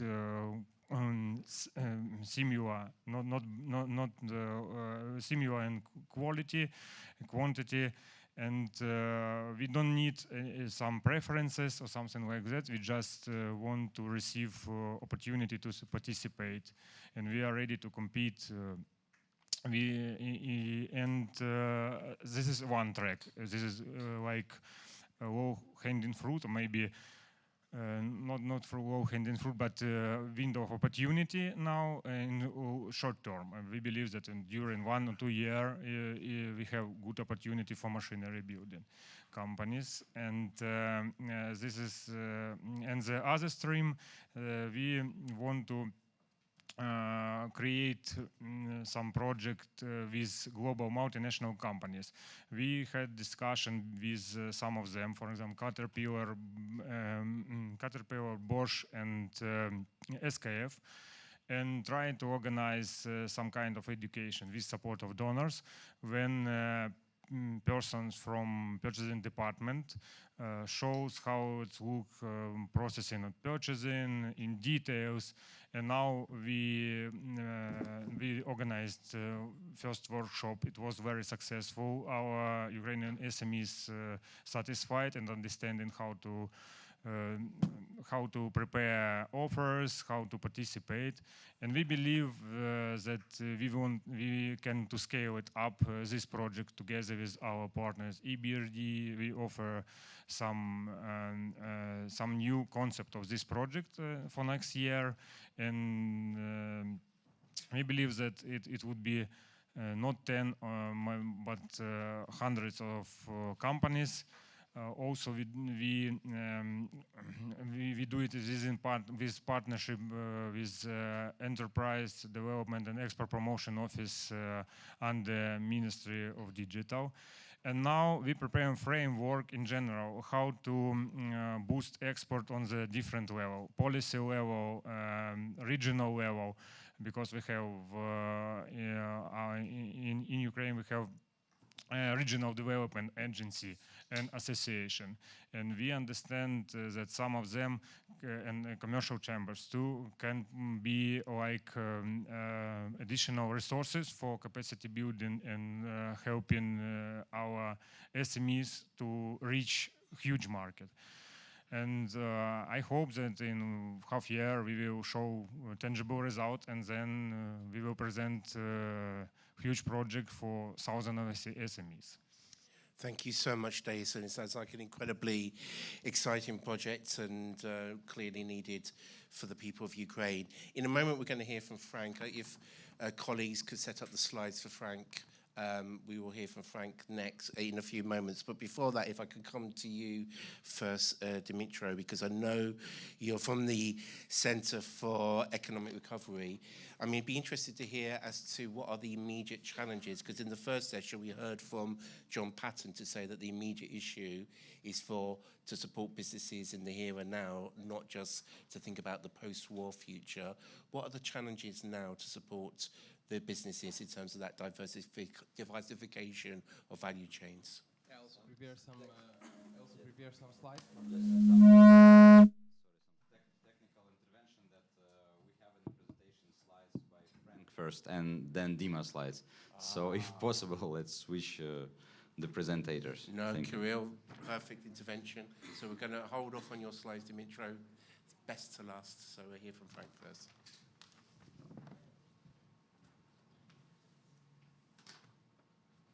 There was a clicker here.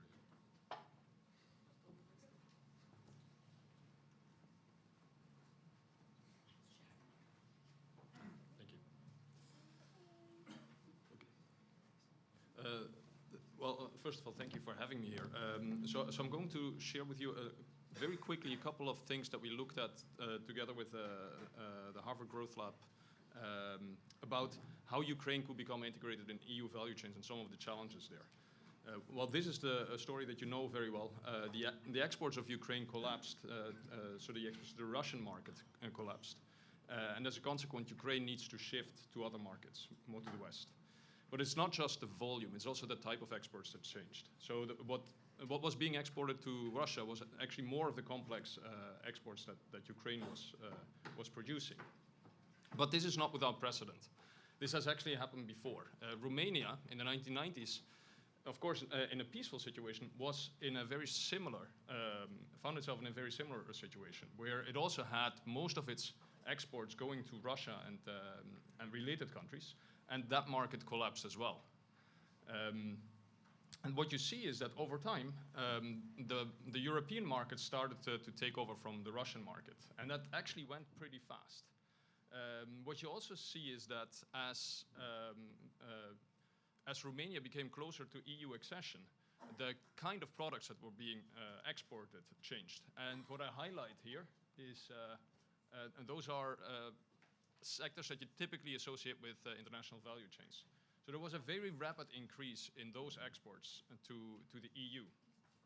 So think of footwear to Italy, electronics to Germany, car accessories to Germany, and so on. And the pattern in Romania seems to have been there was a very rapid decline, and then first an increase in volume, and then an increase in complexity as it became more and more integrated with the European economy. So let's go back to Ukraine. The EU is already increasingly becoming Ukraine's main export market.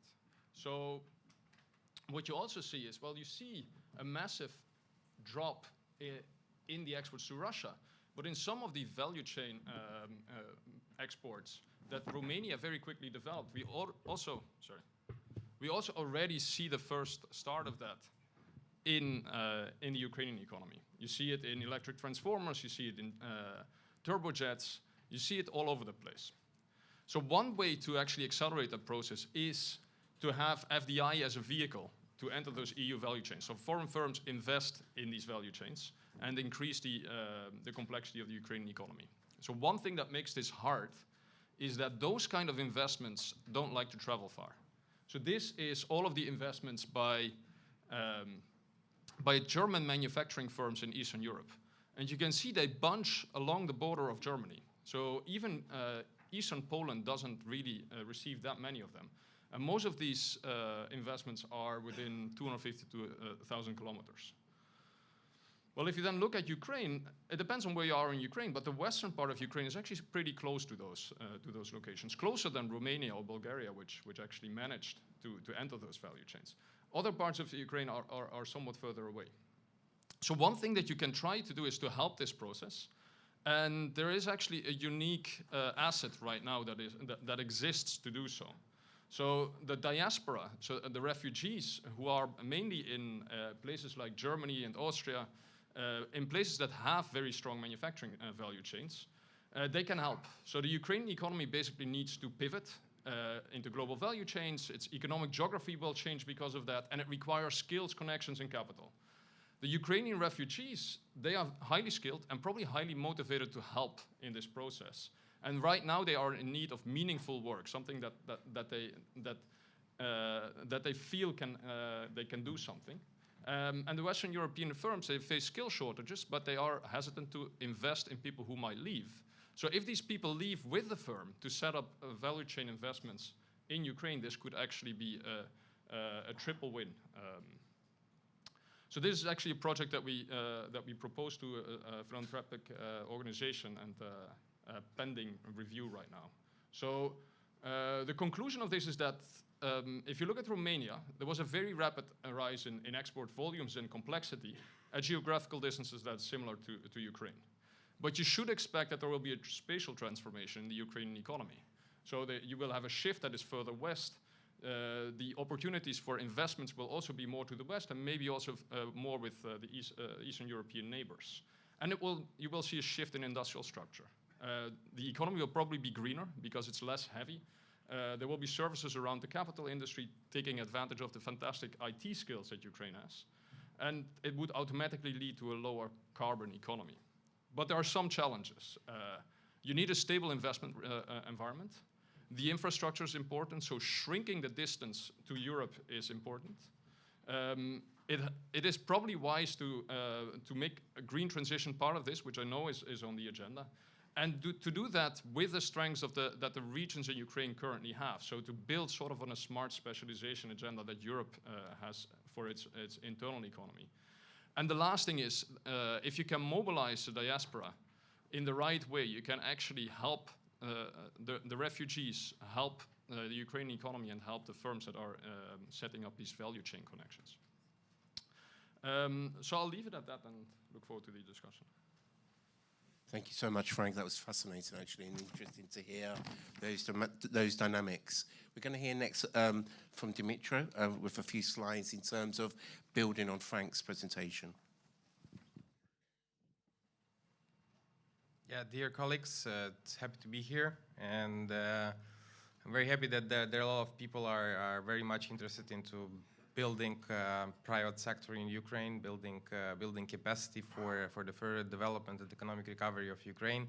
And here I have an honor to present some research finding that our think tanks, both Easy Business and Center for Economic Recovery, has been working for quite a long time. And I will start my presentation was basically talking about the global value chains and EU value chains. They've been transforming for the last decades, and they started in 20th century with trade liberalization, with placement of manufacturing facilities in, let's say, Asia, China, some other countries, Central European countries. But then the global economy has been hit by shocks. The first shock was the trade war between China and the US. The second shock was the COVID-19 crisis. And the third shock, which is the biggest and the most dramatic, is the full-scale invasion of Russia to Ukraine that was unprovoked. And we do understand that this global trade system will be changing a lot, and we do need to understand that those linkages that has been built for decades, they are still here, they are still in place, and they are affecting the global system. And here I would like to present some trade dynamics of European Union with their partners. And we see that non-democratic states like China and Russia are taking leadership roles in this trade. And if we look at China, it's 21% of EU imports. And out of top 10 categories of Chinese export to European Union, they are taking more than 45% of market share for EU. When it comes to Russia, they are mostly focused on raw materials exports, and this share is fortunately decreasing. and they are losing their stake in the market, and European companies are trying to broke those linkages with Russian companies, which is very good, and we do support that movement. But we need to do it further. We need to reduce the EU's dependency on both raw materials and also manufacturing goods.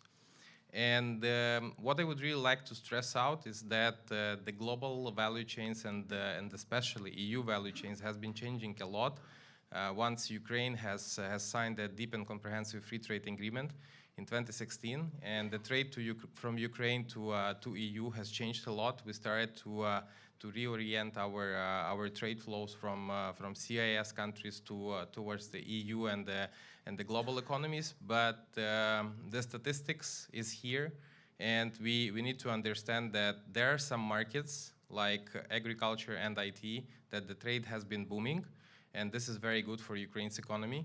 But at the same time, there are some markets where we've been trading with CIS countries and less developed countries, and we lost them after 2013, 2014, 2015, and we didn't actually find some place on the European Union market because of the low complexity of the products that is comparatively lower than in European Union, and because of the lower integration into European value chains. But at the same time, those industries that are well represented by small and medium enterprises, they brought some investment, especially to western central part of Ukraine, and they could build up its potential and be better integrated into European Union value chains. I'm talking now about the car parts manufacturing, textiles, light industry, and many examples of successful Ukrainian companies entering European Union markets. This is not only about the light industry, it's also about agriculture. And Igor Liski will be most probably talking about his experience. He's one of the most experienced company working on the European markets with his beehive, and this is a good example of trade liberalization that is actually in place right now. And talking about consequences of Russian war to Ukraine, we do need to understand that Ukrainian sectors of economy and regions were affected differently, and we do need to keep it in mind that the economic structure before the war has been different in those regions. When it comes to western and central Ukraine, this was traditionally place for SME development for those traditional industries. When it comes to south and east of Ukraine, it was the place for heavy machinery, metallurgy, and those industries that were severely affected by the war. And having that in mind, we need to make sure that investments will come equally to all the regions of Ukraine, but with specifics. And talking about investments that may be a crucial factor for the further development, we as a country attracted around $50 billion of gross capital formation for the last 30 years, which is not enough, because we listened all to presentations of the government of Ukraine and the president's office that the request for future recovery in Ukraine is uncomparable with those investments that we attracted. And the first panel was very interesting panel in terms of allocation of those investments into Ukraine, was the role of IFIs and also private sector companies that are working on that. And we need to convert international aid that is coming from loans and aid projects and grants to private sector development, and this is impossible without having value chains and without having investment in those value chains. And what is actually the proposal? The proposal is to make it serious nearshoring potential in Ukraine, because all the Central Eastern European countries, they were a place for having those automobile industry, to having some industries with a high level of complexity placed in their countries. Now this is the time for Ukraine to bring those investments, and we have these competitive advantages against countries that are usually subject to foreign direct investment. And for this purpose, we analyzed the trade potential of Ukraine against EU import markets in terms of potential substitutions of products, and it also in terms of potential of bringing foreign direct investment. And what are the industries that are especially interesting? It's agricultural processing, that is export oriented, and that may take place on the European markets. It is also green energy and electricity. That is one of the largest markets, and there is a room for improvement for Ukraine especially. When it comes to east and south part of Ukraine, our heavy industry, also need to be reborn. In order to be competitive on foreign markets, we need to add the green component, we need to add sustainability component, and this is very important for Ukraine's economy to be further developed, and this is impossible without bringing foreign direct investment and also domestic investment into Ukraine's economy. Thank you very much for attention.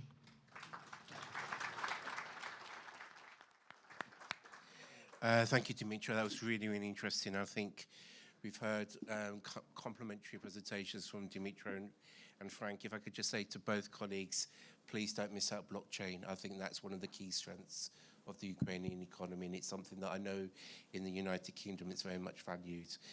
I'm going to come next, before I come to Igor Liski, I'm going to come next to Manuela, because Manuela, I know that Zaha architects have an expertise in terms of value chains and in terms of the diversification of value chains in different markets. I wonder if you could give us just an example of kind of the direction of travel and the approach that your company follows. Well, I'm obviously a bit of an outlier, so you're going to have to listen to a bit of architecture now.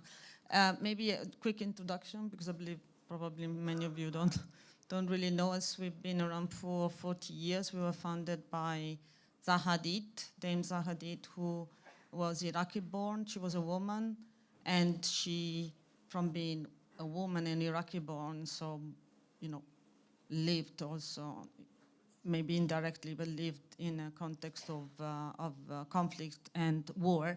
She went on funding and developing possibly one of the most innovative architecture practices in the world. I was earlier in the week in London Stock Exchange. There was a little talk of, quite small talk of Ukrainian business women.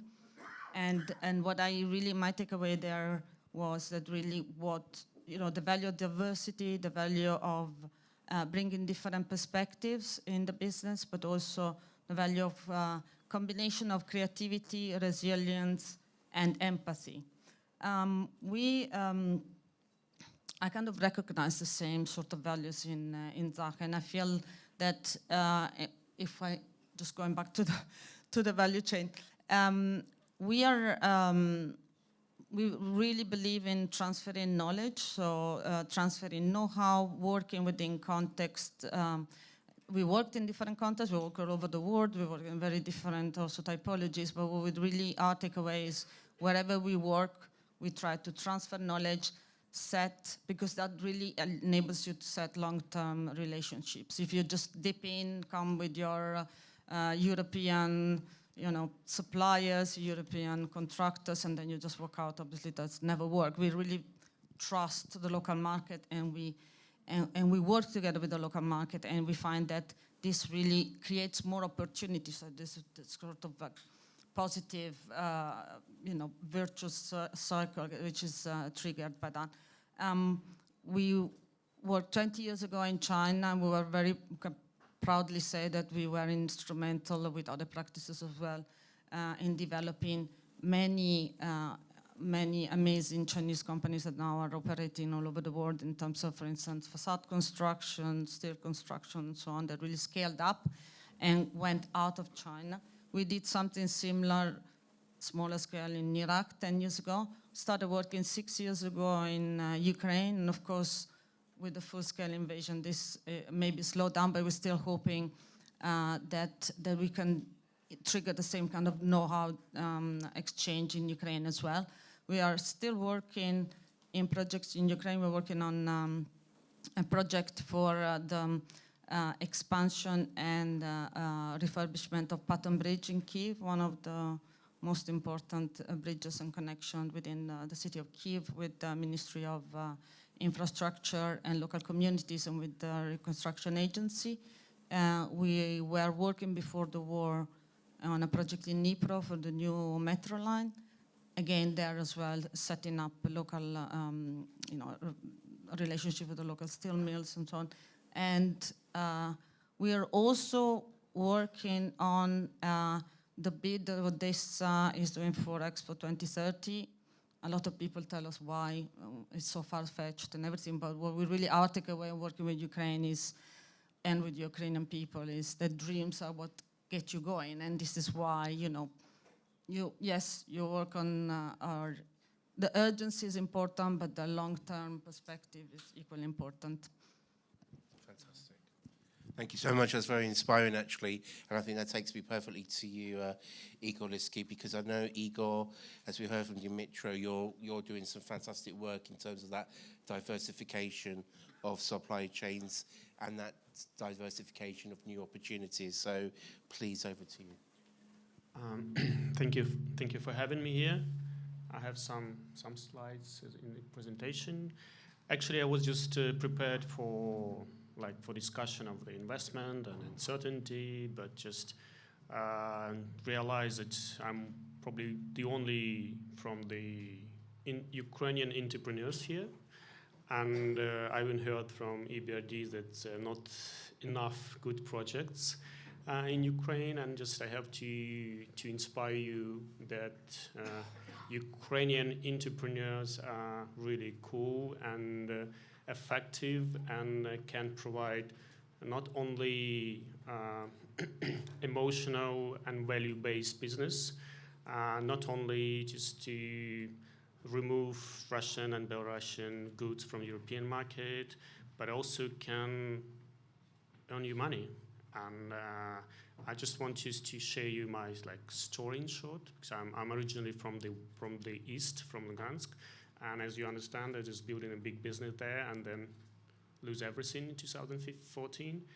But probably usual entrepreneurs say, okay, might be enough just to build it from the scratch. But starting from 2014, and my partners built from the scratch, greenfield 8 completely brand new companies, and just a few of them I will present to you. It's probably the best honey in the world, Beehive. So we already sell in 27 countries. We built it from the scratch, and believe that from the next month it will be in UK retails as well. So the second project is animal protein project Feed Noah. We also built it just 2 years. We started 2 years from here, and during the war, we not stopped the production, but we increased it for 42%. And we are not afraid of the war. We know how to be resilient, how to be united. So even such problems as it was done 1 year ago during, I think it was April, when 2 Russian rockets destroyed our completely new factory, wood processing, forest technology. So we decided just not to wait until the victory, but did it and restart, rebuild it without any insurance, without any support of the government. So why we are doing that?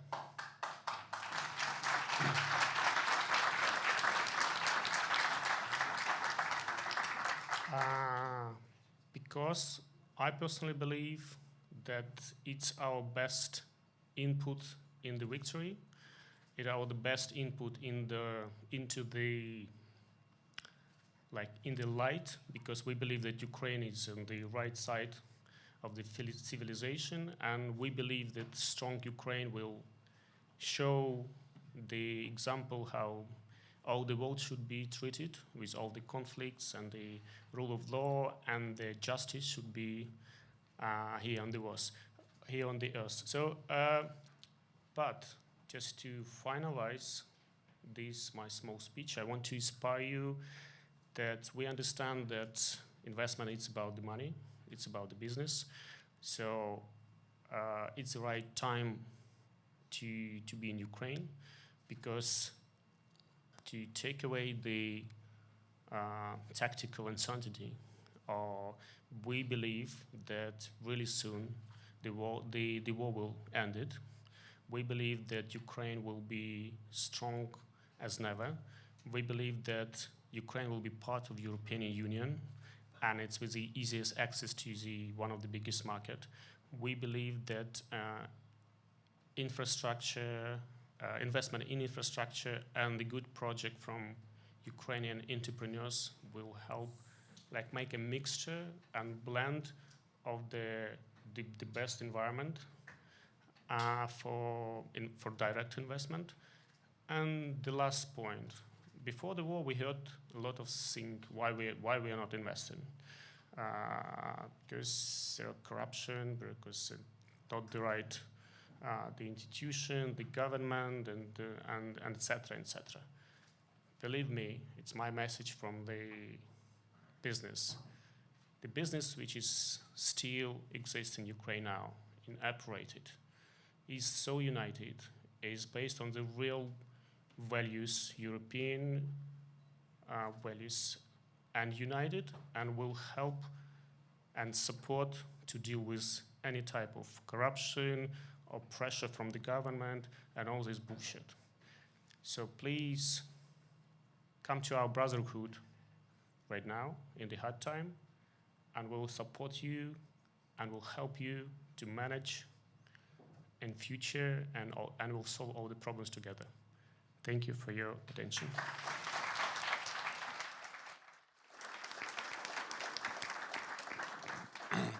Well, thank you, Igor, for that inspiring speech and also your inspiring example and what you've achieved. So thank you so much, Igor. I think this gives us a good opportunity to see a counterbalance as to what examples can we see around the world in terms of diversifying supply chains and value chains, and what those examples can bring to Ukraine. So I'm going to go next to the Chief Executive Officer of Liverpool Chamber of Commerce, Paul Chapeau. Paul, is there any examples from the northwest of England where you and your members are based in terms of diversification of global value chains that could be an example for Ukraine to consider? Nice, easy one, James. Thanks for that.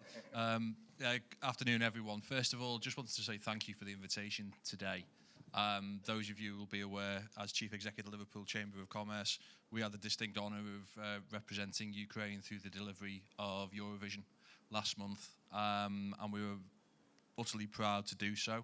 And we certainly hope, as a city and a city region, we did the country proud in the delivery of that particular event. We also delivered the Liverpool Ukraine Business Summit in partnership with the London Chamber, and it's great to see so many people who visited Liverpool for that particular event here today, and it's great to resume those relationships. And I think the crux of those relationships are at the core of what we need to focus on when we talk of value chains and we talk about opportunities, and it's very much in considering the role of the SME. One of our opening speakers this morning talked about the voice of the SME being absolutely integral to some of the recovery aspirations and opportunities.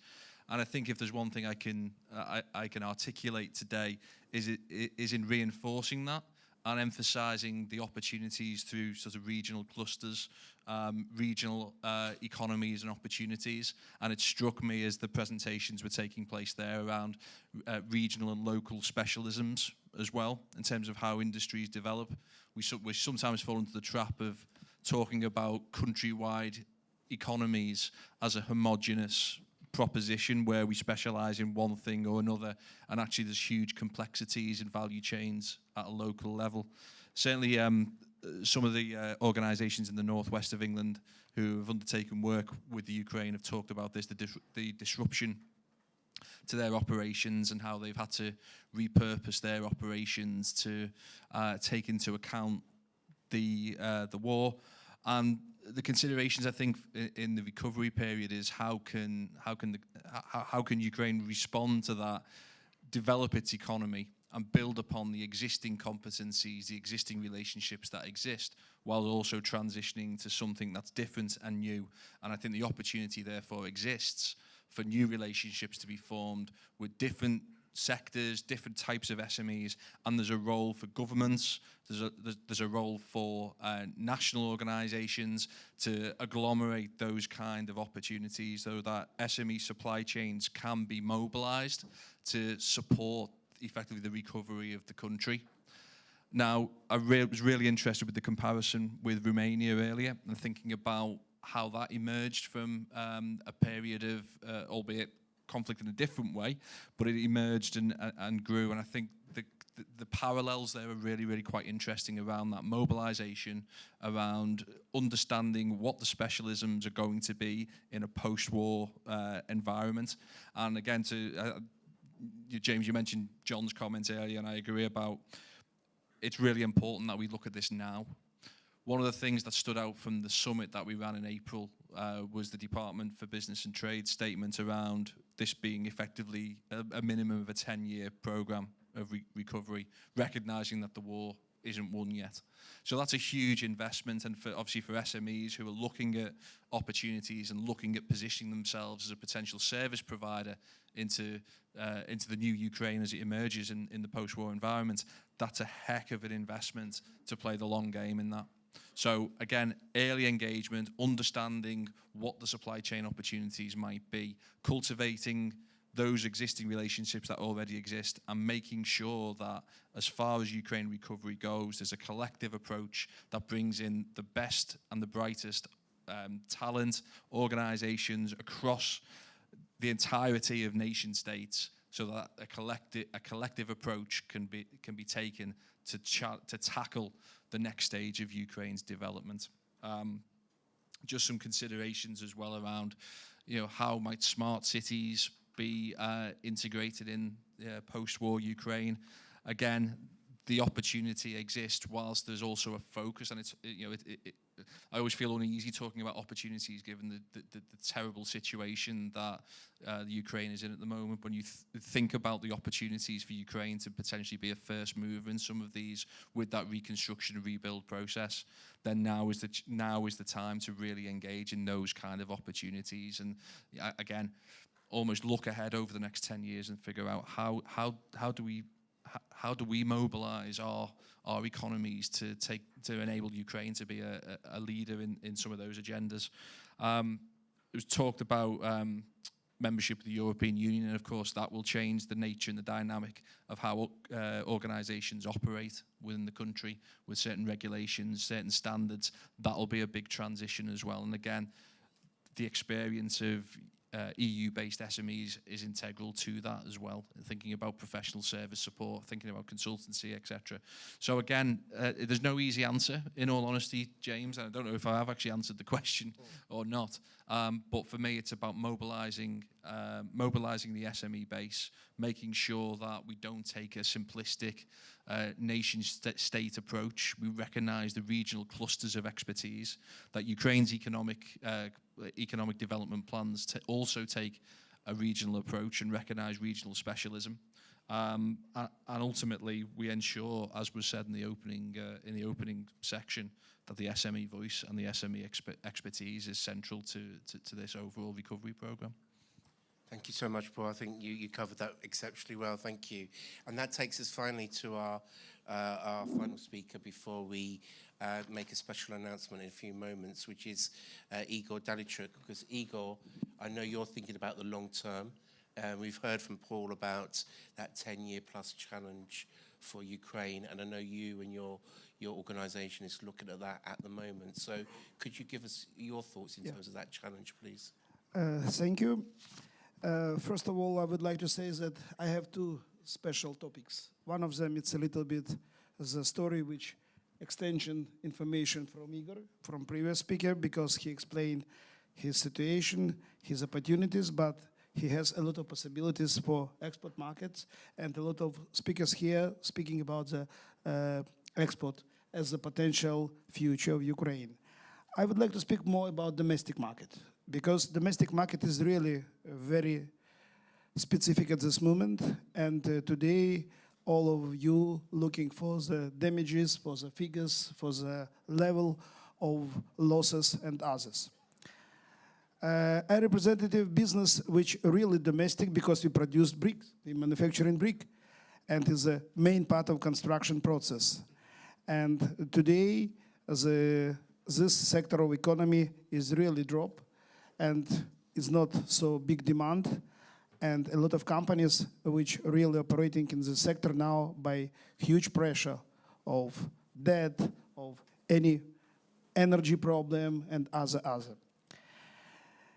I would like to say that we have met Russian invasion in the first morning, because the factory which we are speaking now situated in only 20 kilometers from the main street of Kiev, Krещатик, and in 3 kilometers near to the Gostomel airport. And the place which we named as the heroic 3 places, Bucha, Hostomel, and Irpin, is really have got the war on the first morning. The factory was occupied on the second day. The level of damages is huge. I don't like to say about this because it's our internal problem, because we need to operate as more efficiency in future. But I would like to say that this 16 months show all of us the problem in real private sector of Ukrainian business. Because now a lot of people speaking about public sector, about recovery of hospitals, roads, bridges. And we need to look for real sector of economy, because in few months or year, when the war is finished, we need to have the basic economical activity companies which really will responsible for the country recovery. And what do the company do till next 10, 12 or more months? What is the health of these companies? Who supports them? Today, a lot of speakers propose some ideas for the investment funds, for some instruments of financing. It's really very good, but I think it will be in the future. What do they do today? I'm thinking that Ukraine urgently needs special recovery fund, which really needed for temporary support of the local situation, because in few months some of the companies will die. It's a real problem. But I would like to say positive news. Each of us, because I am as a sole shareholder every day thinking about what we need to do today, tomorrow, after tomorrow. And today I have got really very good news from my team, because today we're starting to produce the first bricks in our small factories, because we don't have option to start with a huge factory, with the biggest factory in Central Eastern Europe, which we developed together with URBD. URBD was our shareholder during 10 years. And we made fantastic project with a high level of production efficiency, energy efficiency, and others. But this factory now destroyed. And for me, it's a big question, what we are doing. And I said, as a small answer, we're starting step by step recovery our business ourselves. We don't have any chance to ask somebody. But together with this, we collect a lot of problems from the market. And I really appreciate that together with some of Ukrainian business association, which representative more than 40,000 Ukrainian private companies, we're preparing some important position and principles. And I would like to explain some of them, because Center of International Private Enterprises really support this project. And together during last few months, we discuss what real Ukrainian business, Ukrainian private sector need today and tomorrow. It's some kind of instruments, some kind of tools. And if you're looking generally, one of the very important things is financing. We discussed today a lot about this. And I think all kind of approach regarding the financing is really positive. And Ukrainian private business really know what do they do with this financing. But the rules and procedures will be more easy, more transparency. Second point. Today we discuss a situation that Ukraine need more support through the financing instruments. But I'm thinking we need to little bit look back, and Ukraine needed more joint ventures at this moment. It's joke or not joke, because last 10, 12 years, efficiency Ukrainian enterprises developing business alone. And now I think is the right time for looking partnership with international companies. International companies don't operate without Ukrainians. Ukrainians don't operate without experience, technological experience of international companies. And we need to see for the medium-size level companies, not only for the multinationals. During last few months, I met CEO of 3 biggest companies in the world in our industry. I spoke with them, we discussed looking. They understand that Ukrainian recovery market will be with a huge potential, but they ask situation regarding the procedures, transparency, criteria, and a lot of this question now by the big question. Ukrainian private business need full transparency. Ukrainian private business need to participate in the recovery process, because if all funding which proposed by international organization or by the world distributed or lending without the role or opinion of the local Ukrainian companies, I think it will be wrong way. Private enterprises really knows what do they need, what do they do, and what they organize in their real local level. Because it's not only Ukraine. Ukraine, it's cities, villages, places which really understand what do they need to do, as I said, today and tomorrow. And if somebody said, okay, we need to develop this road or this bridge, business said a little bit different. We need to do this, this, or this. And the opinion of the local business is very important, because the private business in a region, in regions really established working places, jobs, pay taxes, and other things. And I think this cooperation is really very important. Yes. My understanding now we need to see for the flexible and mixed picture. Export is one very important direction for the future chain, local and domestic market and another.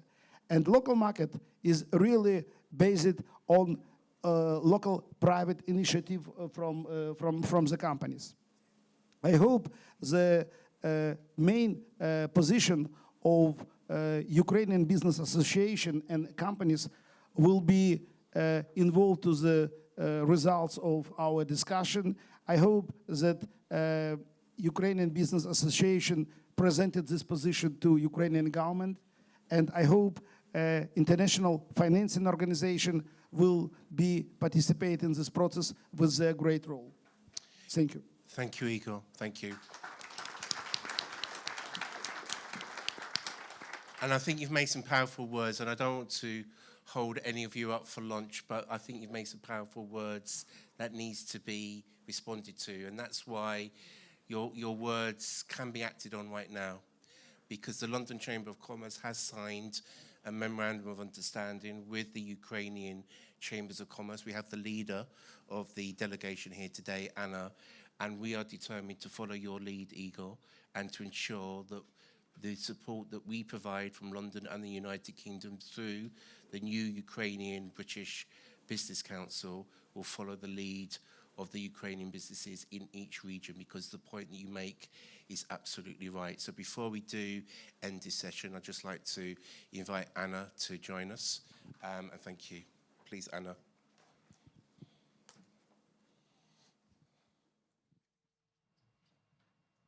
I should be briefly, because I know that the next step of our conference is lunch, but I'd like to emphasize a few ideas. So, first of all, I'd like to express our gratitude to organizers, to partners, especially to Kirill Krivolab, who arranged everything, and also our London Chamber of Commerce and Industry, London Business School.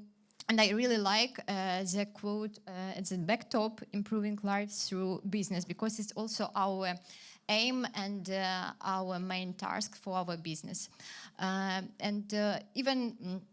When we spoke about recovery, we understand that it should be a comprehensive approach. We should create a supportive business environment and climate for companies to return to Ukraine, to start business, and that also assist to get back our refugees and our Ukrainians. So now Ukrainian companies do not ask for some assistance. Our Ukrainian companies invite international community to realize beneficial projects and business for both parts. And also I'd like to mention that it is important because we also try to call on international community that Ukrainian companies are resilient and they're still operating, but they can propose not only resilience. We have a lot of resources, we have a lot of ideas. Ukraine is a digitized and innovative country. And for example, before we started, I really do not know about such great like export items of Ukraine, from Ukraine. Neon gas. Ukraine was responsible for 50% of neon gas that is needed to produce microscheme. And sudden disruption of supply chain, so these resources create the threat that that microschemes need to create everything now. And yes, I should be brief, I remember. But also I'd like to mention that at our conference, Ukraine Recovery Conference, we organized marketplace and presented a lot of investment projects. So now we invite foreign companies and also our British partners to do business with Ukraine. And like a chamber, we create a lot of instruments to support our companies. Now more companies know about what is export strategy, what is marketing research, how to find partners. And we also, I'd like to thank to Mr. Igor Bartkev, who is responsible for cooperation with the Ukrainian companies at London Chamber. And also gratitude to London Chamber that I think not everyone knows that now Ukrainian companies can become members of London Chamber and enjoy services of your organization. And membership now, if I do not mistake, for 1 year, it is for free for Ukrainian companies. So thank you so much. And in this case, I'd like to present some certificate of appreciation from our Ukrainian Chamber on behalf of the Ukrainian Chamber. Thank you so much. Yeah. And also gratitude to Liverpool Chamber, because just few months ago we organized a business forum together with Liverpool and London Chamber. So and now we established our bilateral business council, and today will be the first joint meeting of our bilateral business council, and we'll sign action plan of cooperation within the framework of this organization. Or we can sign this now, but. No. Anna, thank you very much. Hope you enjoy your lunch, and thank you for this very kind presentation. Thank you so much. Thank you.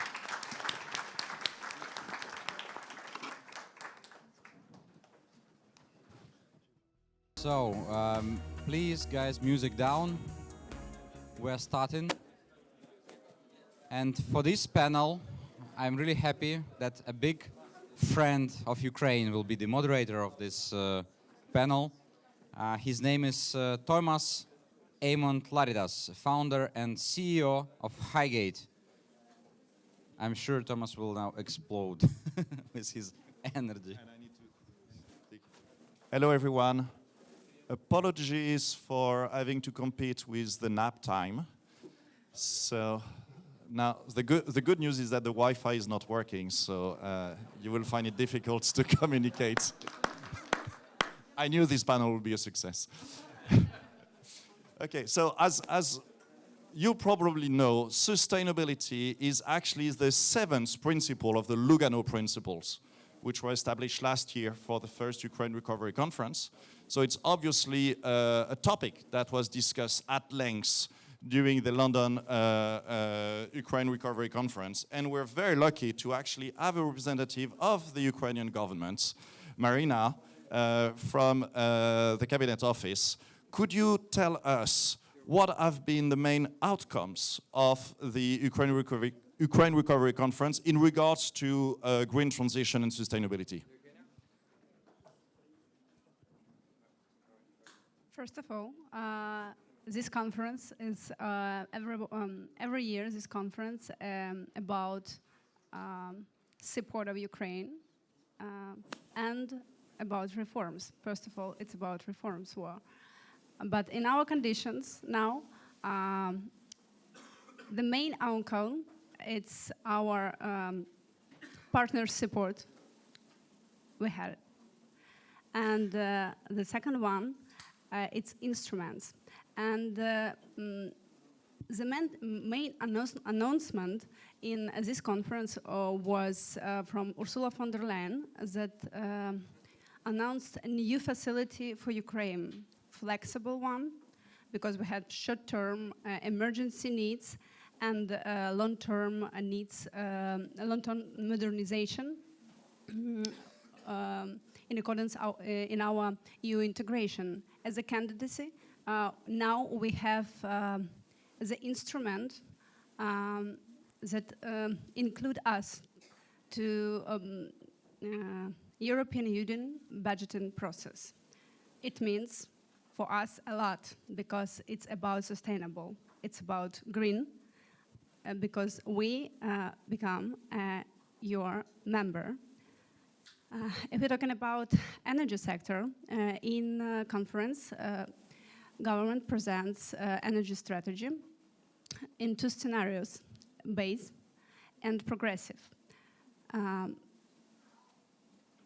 Scenarios in accordance with our GDP growth forecasts, in accordance with our victory conditions, and the strategy about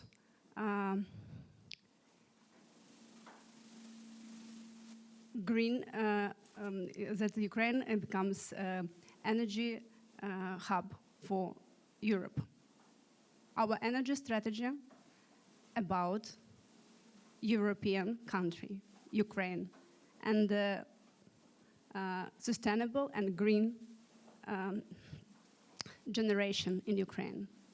That's a very ambitious goal. I don't know if Maxim Timchenko is still here in the audience, but at the Ukraine Recovery Conference, when the Minister of Energy presented the plan, Maxim said, well, you know, if half of it is actually implemented, it will already be extraordinary. So, but it's great, because if we don't have any ambition, then we don't succeed in anything. So thank you so much. Before talking about what may happen in terms of new investments, new project, I'd like to start by giving the floor to a business who's already in Ukraine, who is already dealing with energy transition. ArcelorMittal. Oleg, you're working at Kryvyi Rih. Do you have a microphone? I think it works. You are in an industry that has an environmental footprint because it's a heavy industry, so it's heavily regulated. Yeah. How do you see the evolution of the regulatory environment in which you evolve? And is it going in the right direction? Is it going in the wrong direction? Could you tell us about that? Yeah, so for us as a metal industry, like even 1 year ago, we had completely different markets.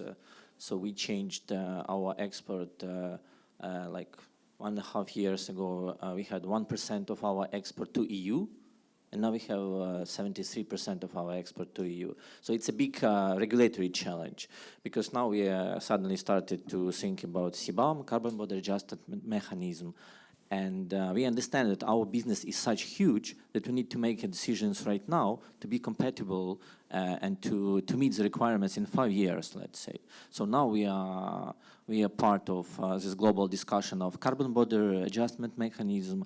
We are working with the government on our own Ukrainian emission trading system, because that's which is coming anyway, and we want to be a part of this. And we're working on renewables. Just right before the war, we had a very big couple of projects for 1 giga in renewables. We wanted to acquire those, and now we still have some plans.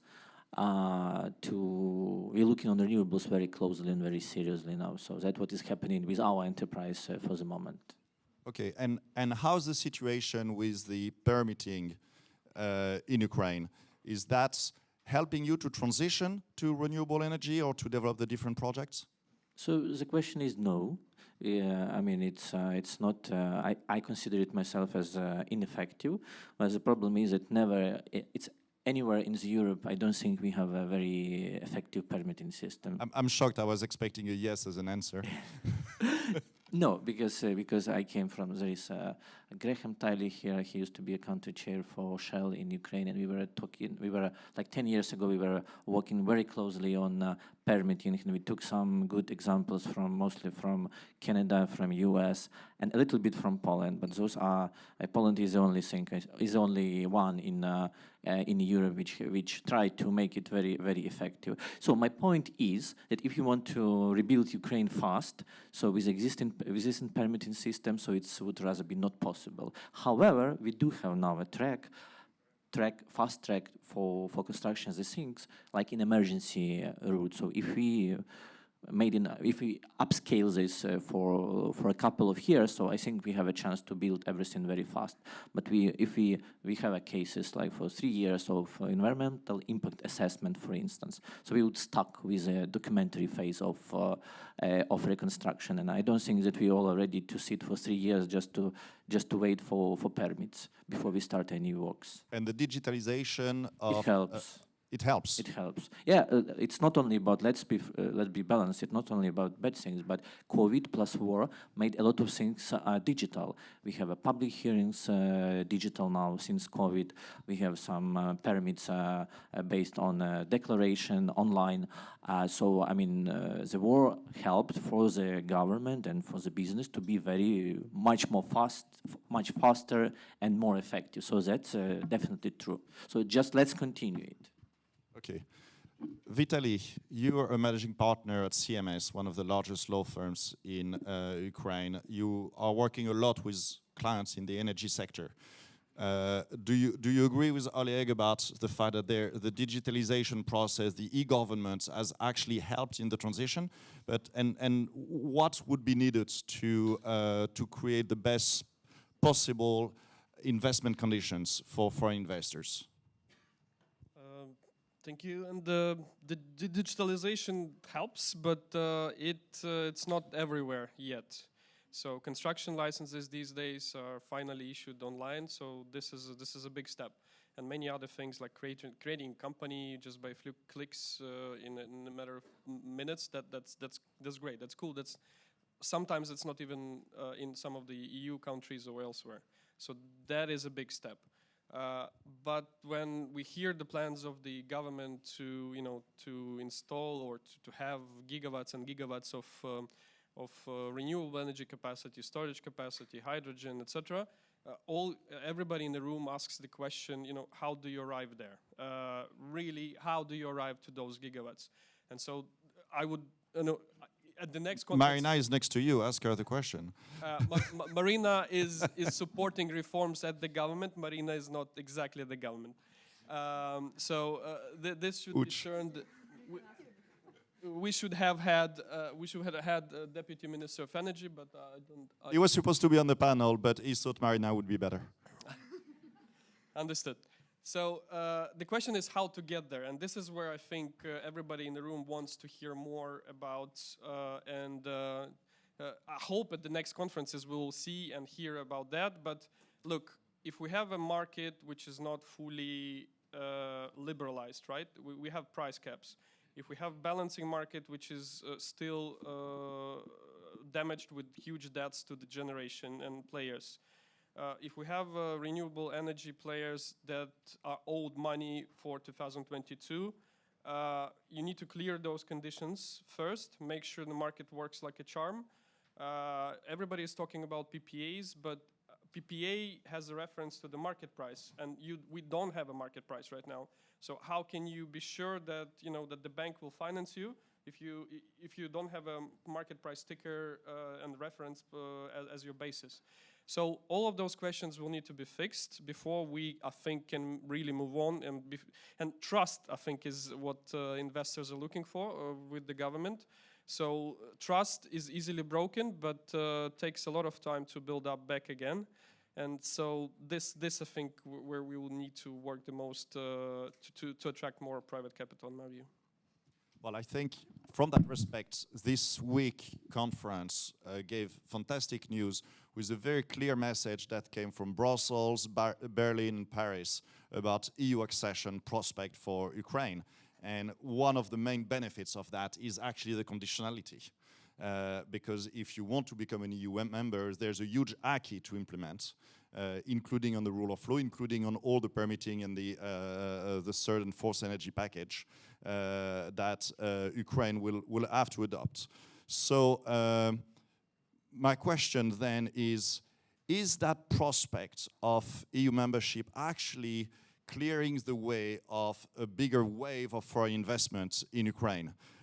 Would you mind taking this question from a London Stock Exchange perspective?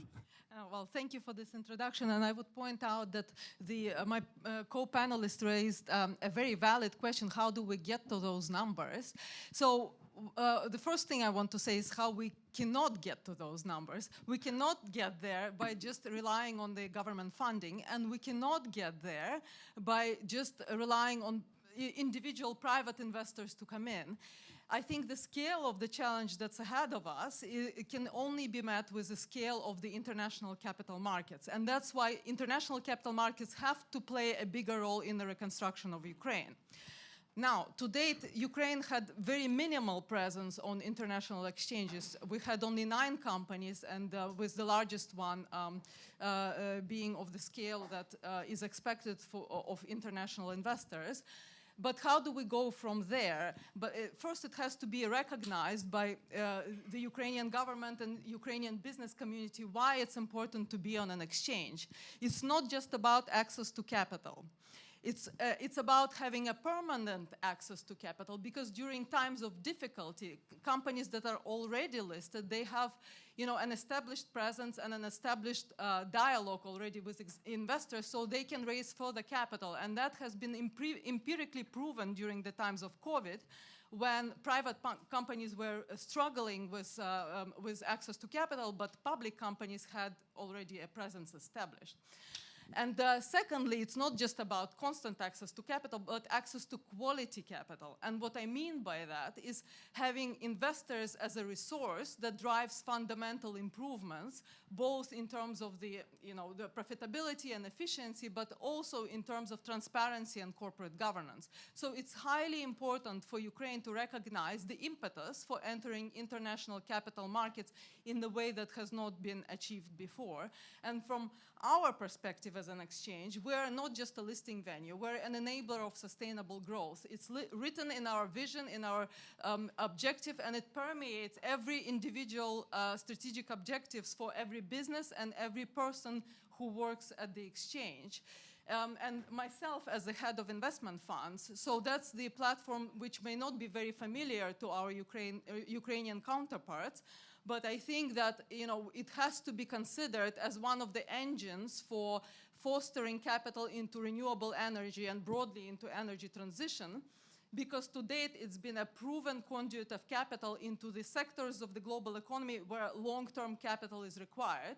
So the investment funds platform lists closed-ended funds on the exchange that trade like any other companies on the exchange, but underlying there is a portfolio of holdings aligned along a specific theme or industry. So in the case of renewable energy and energy transition, that constituted half of our IPOs in 2021, and that's the structure that we want to see that fosters the flow of capital into Ukraine's energy transition and green energy assets. Fantastic. You were hosting 2 events, I think, this week at the London Stock Exchange. You were ringing the bell on Wednesday morning, I believe? Yes, Wednesday morning. What? And that was a culmination of a year long of work, because of course our relationship with Ukraine was established before the war, but it only accelerated when the invasion took place. So what we, personally, I was deeply affected because I'm from Ukraine and my family lives in Ukraine. And on the day of the invasion, I got a text from our CEO asking me how I was. And it was like really heartening to get that question, because I was not okay. But my way of dealing with not being okay is to be super productive. And you know, I think that this is the least I could have done over the year. So what we have galvanized is jointly with FCDO and British International Investment is a partnership which would tap into all corners of the capital markets ecosystem to bring decision makers together to start tackling the challenge of bringing Ukraine into prominence where it should be in international capital markets. Because it's a complete anomaly to us that the Ukrainian economy, with the size and the talent that it possesses, does not have the visibility to institutional and retail investors. So we've worked for a year, and the market open was a symbolic moment to signal to the rest of the world that Ukraine is open for business and Ukraine is building its economy in a completely different way. Ukraine of the past is not Ukraine of tomorrow, and we're here to make it happen. But prior to the market open, I will be very brief, as I promised, we hosted an incredible event that highlighted the brilliancy of the female leadership in Ukraine. We had an incredible set of entrepreneurs, government professionals, and just business leaders who showcased to an incredible audience how they're coping with the challenges that they're facing. And you know, that was a highly inspiring event. And on the opening day, importantly, David Schwimmer, our group CEO, announced at the URC that we, as a London Stock Exchange, were waiving the listing fees for the next 12 months initially of Ukrainian companies with primary operations in Ukraine who choose to list on our market. So we hope that we can galvanize, catalyze the integration of Ukraine into international capital markets and raise its visibility to a whole broad range of investors. Thank you so much. I mean, there's never been as much goodwill in support of Ukraine and investment in Ukraine as today. And your personal story of what happened the day of the start of the invasion, I think a lot of us here in the room can relate to that. And people, to be able to cope with that, stopped working 10 hours per day and started working 20 hours per day. Exactly. And here we are now. David, coming back to the question of investment, you're running a consultancy, you're a specialist on energy. What would it take to have the extremely ambitious and visionary program that was put together by the Ukraine government at the recovery conference come to life? What would it take to have the private capital coming to Ukraine to invest in the green transition and the green recovery? No, thank you for that question. As a banker, I like empirical numbers, and there was a very interesting article this week by Martin Wolf, the FT economist, who referred to a piece of research by Professor Persaud. And the scale of the challenge for Ukraine is extraordinary. And one of the things that came out of the research was, if you look at green investment in the developed world, more than 80% has come from the private sector. In emerging or developing economies, it's less than 15%. So in those emerging or developing economies, you need to have a public sector in one form or another to provide that capital. Now, Ukraine doesn't have that capital. It's going to have to come from other government organizations in order to get things going. The private sector alone is never going to do this. It will never be able to meet the challenge. And what are the things, though, that the private sector will look for, as well as some of the governments? I think, firstly, you're going to need to have a regulatory framework that supports investment. Because if you look at solar or wind, which have been some of the bigger forms of power generation, green power generation, this country is actually a great example. Why is it that the UK is a leader in offshore wind? It's not that we have more wind than anywhere else in the world, but it's because we have all the institutions, the structures, the government support mechanisms. We used to have a green investment bank that crowded capital in, a UK government-backed bank. So you need to have those support mechanisms. And then when you look at a country like Ukraine, you know, a solar project or an offshore wind project, they're all the same, whether it's in the UK, America, or Ukraine as a project. But the macro issues around it are quite different. You've got currency risk, you've got default risk, you've got contractual risk, and you need somebody, some mechanism to help mitigate those risks for investors. So some of those regulatory frameworks, involvement of multilateral organizations, whether it's the EU or America, those are going to be really critical to address some of those risks and provide the returns that investors will want. So we're very lucky because I have seen several investors here in the room in the wind, in solar, operating in Ukraine. So I'm really, really keen to hear their comments in a few minutes, because before that, I would like to talk about the elephant in the room, which is nuclear. Vanessa, in your own word, you're a nuclear nerd. You're a lawyer working for Freshfield. There's a big question about nuclear industry in Ukraine. It represents the baseline and a very large percentage of the nuclear production. The potential is huge. There's a deficit of baseline electricity production in Europe. What would it take? And to come back to what David was mentioning, David was raising the question of private versus public. I mean, nuclear is by definition a kind of industry that was mostly developed by the public sector, at least in Europe. Do you see this to be the future in Ukraine, or do you see a room for the private sector in developing the nuclear industry?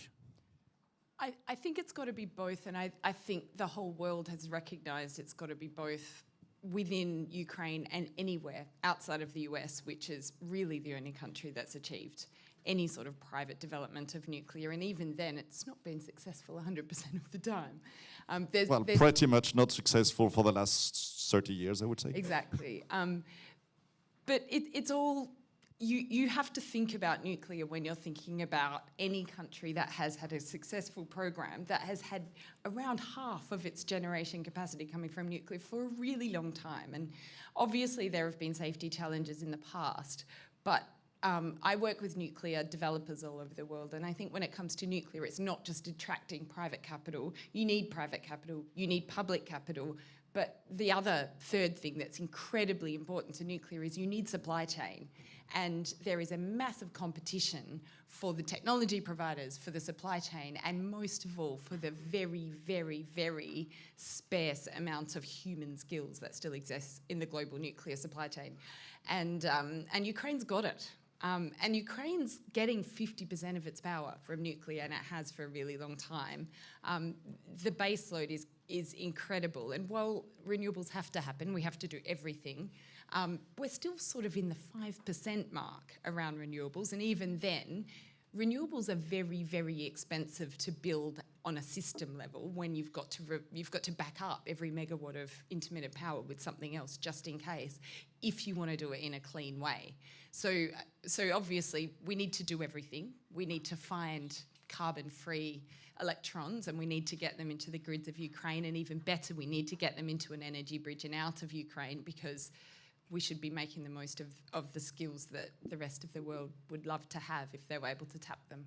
So should we ask for some German money to invest into nuclear stations outside of Germany in Ukraine?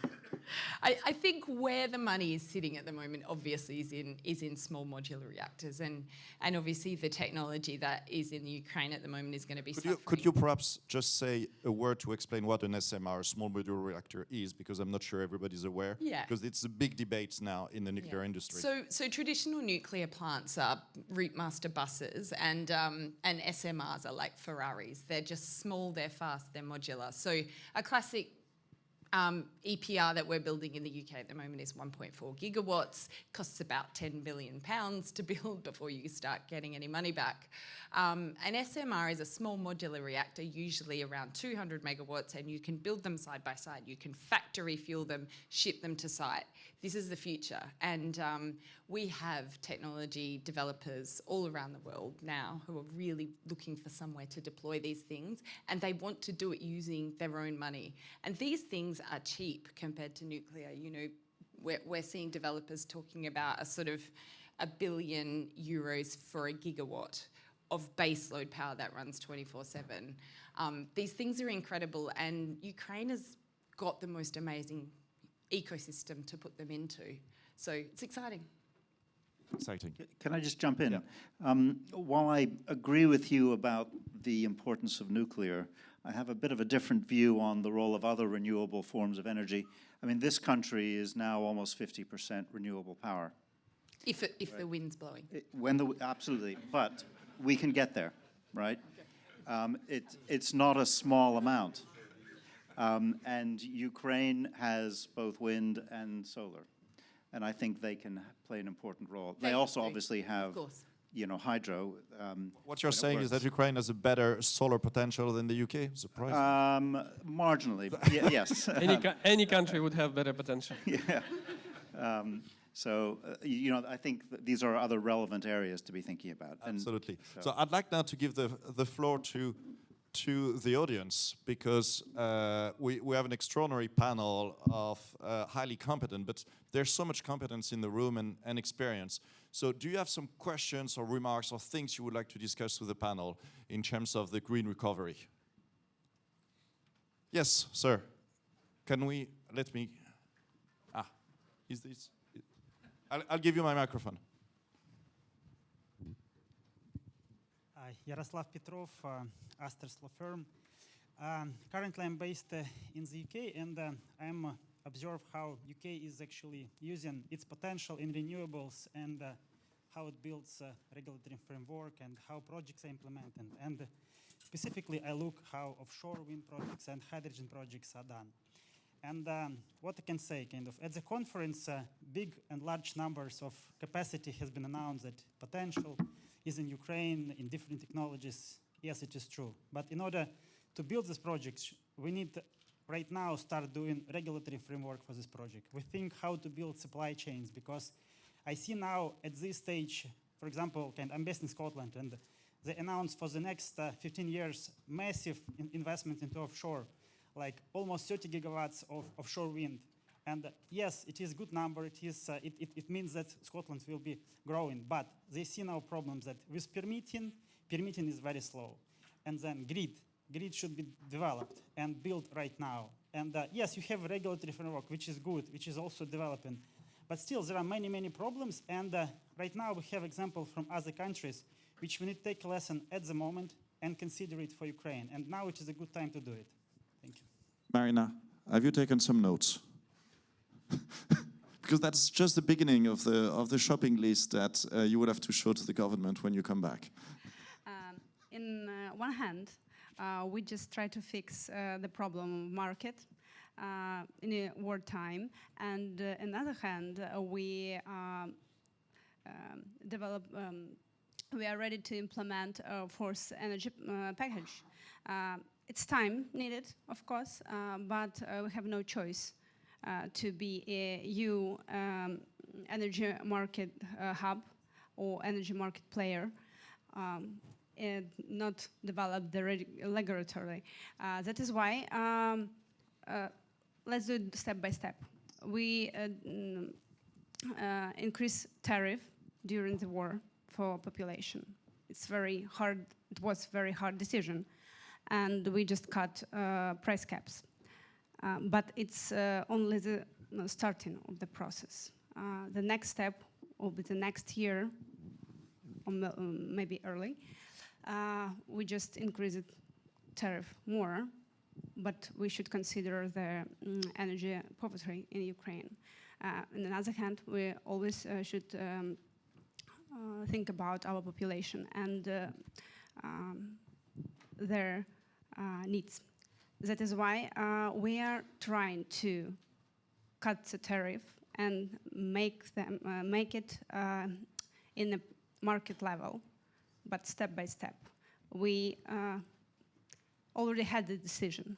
We'll do it. Okay. Vitaly, you wanted to comment on that? Yeah, I think many of this room know, but this is the other side of the problem. You have the market of generation and you have the market of consumption and or retail market in Ukraine. And so the problem, one of the biggest problems is that the Ukrainian electricity prices or tariffs have always been subsidized. So Ukrainians are not paying the market price for the electricity as you do in the UK for electricity, for heat, for what else? Well, petrol, what have you. This is one of the biggest problems, because the generators are not being paid the money that they're spending on their networks or on their generation assets. Again, until you fix this, your market is not really transparent and your market is not really liberalized. Okay. Sergey, you were running a solar farm and a wind farm, and you managed to sell that to a Western investor. Why did they invest? And why did you decide to develop the business in this field? Yeah, we've probably been the last company to close very successful deal with international investors. It was April 2021, just 1 year almost before the war started. It was a Qatar Investment Authority owned company, so government of Qatar acquired a majority stake in our business. We are very happy about that. Probably Qataris are not really happy now, but I think the major driver behind this decision was that they see a huge potential in Ukraine, so they are keeping calm. They wait until the situation would be resolved and they will come back to business. But what we are suffering together with my international partners, that I'm really having difficult times to explain them something about our legislation, about the changes in our legislation, about this non-performance with contractual base, and about those caps and subsidies to Ukrainian market. We don't have a market prices. This is actually a stoppage to any further investments. And if we want to arrive to $400 billion of investments in the next 27 years, this is a very ambitious plan. I wish half of it would be like this, but Ukraine attracted only 50 billion during previous 30 years. So we need to increase it by, by 6-7 times. This is ambition plan. And what I can see right now, this is our absorption capacity. Because I've been witnessing that couple of renewable assets have been built in one area in one summer. It was congestions everywhere. Before it was congestions in the legal offices. We don't have too much qualified pool of talent who is able to process just planning, contractual side, to process all the engineering. And I cannot imagine that we can increase our capacity 10 times immediately. It's very, very difficult. My solution, what I would suggest, just to allow European standards of construction, European rules and procedures to be implemented in parallel with Ukrainian legislation. Then we will have immediate access to a huge pool talent. Otherwise, Western companies would not, they would not be able to comply with Ukrainian standards. They do not understand them. They are not wishing to go alongside them. So we need to comply to their standards immediately. Well, that is the acquis. That is the EU acquis process. Yes, probably. But we need just to to make it gone. So it's decision, and it's possible to work alongside those standards. Absolutely. Another question. Yeah, I reread the title of the panel discussion, which says green recovery and green transition. And the typical reaction in Ukraine is everybody talks about green energy. And I see a big and even widening gap of consciousness of Ukrainians. I'm living in Ukraine. And also in the industry, that we have something like recycling. Nobody talks about that. We have difficulties to find places where we can recycle things as a citizen and as a company. So this energy topic takes so much space of the discussion that I have the impression that nobody has time to talk about anything else. And I would like to hear a little bit, maybe from this panel, if there's also some other activity in these other areas, because we continue to pollute our country with plastics, with metals that we don't reuse, paper. Do we have really a structure there, or are we planning to build something there? Brilliant question. Thanks a lot. Anybody has the courage on the panel? Okay, you're taking all the harsh questions. I've been passing through Poland, and in retail shops, they still sell you plastic bags. In Ukraine, we adopted a law which prohibits you from selling plastic bags in the supermarket, or you have to pay a hefty price on that plastic bag. So some things are being done. The problem is really the municipal waste sector. Because it's municipal. The tariffs for the municipal waste handling is established by the local self-government. As you may imagine, the tariffs are very low. So there's no incentive for the companies to sort the waste, to collect them, etc. So they are operating on a very thin margin. So that is the current problem. It's just the structure of the sector. So I think well, the changes are required to the waste law as to how the setting the tariffs was taking out of the energy regulators' hands and put into the hands of the local governments. So that's I think the fundamental problem, because they would like to keep the prices very low, the tariffs very low. So I think that needs to be fixed, yeah, I'm sure there's energy efficiency topic, which is huge and underappreciated, I think.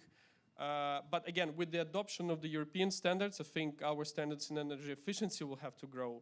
We adopted the law on energy efficiency in buildings, so every new building, a residential apartment building that will now be constructed, will have to apply and use the energy efficiency standards. There's a new law on energy audits, so you get a class for your building. Every conscious company in Ukraine has ordered an environmental and energy efficiency audit. So to say that I'm an A++ category of the building, or whatever the standard there are in the construction industry.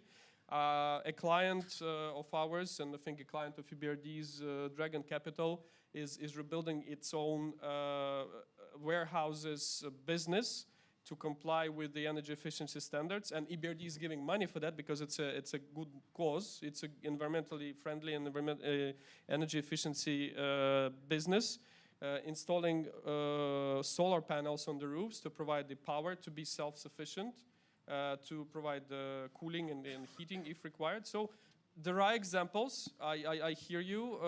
We are not the most advanced in this topic, but I also see some mishaps in other countries, and we are getting there. I think that's my message. It is worth saying we work constantly with international supply chain, international investment clients who are increasingly caring about issues outside of climate in terms of sustainability, and that is partly driven by EU regulation. So regardless of accession, it's happening anyway, because you're not going to find a bank now that doesn't want to understand the biodiversity footprint and the waste footprint and the use of deforestation. Taxonomy. Exactly, in terms of providing providing debt, in terms of providing equity, and in terms of also just having the companies in their supply chain. So the push will happen. But I think Ukraine, as it approaches accession to the EU, is in a position to learn from what's happened to the countries that came before it. For example, a lot of the Bulgarian wind industry really suffered at challenges at EU level when they were halfway through development of projects, and then accession happened, and all of a sudden the sites hadn't been chosen taking into account the Birds Directive or the Habitats Directive, and things got slowed, and then a lot of investors turned their back on Bulgaria because they lost confidence. And I think Ukraine's in a great position to learn from those that have gone before it. Thank you. There's a question over there. Yes, hello, thank you very much. My name is Adrian Cantor. I'm attorney at law at the Paris bar. I'm involved in many reconstruction projects in the Zaporizhia Oblast.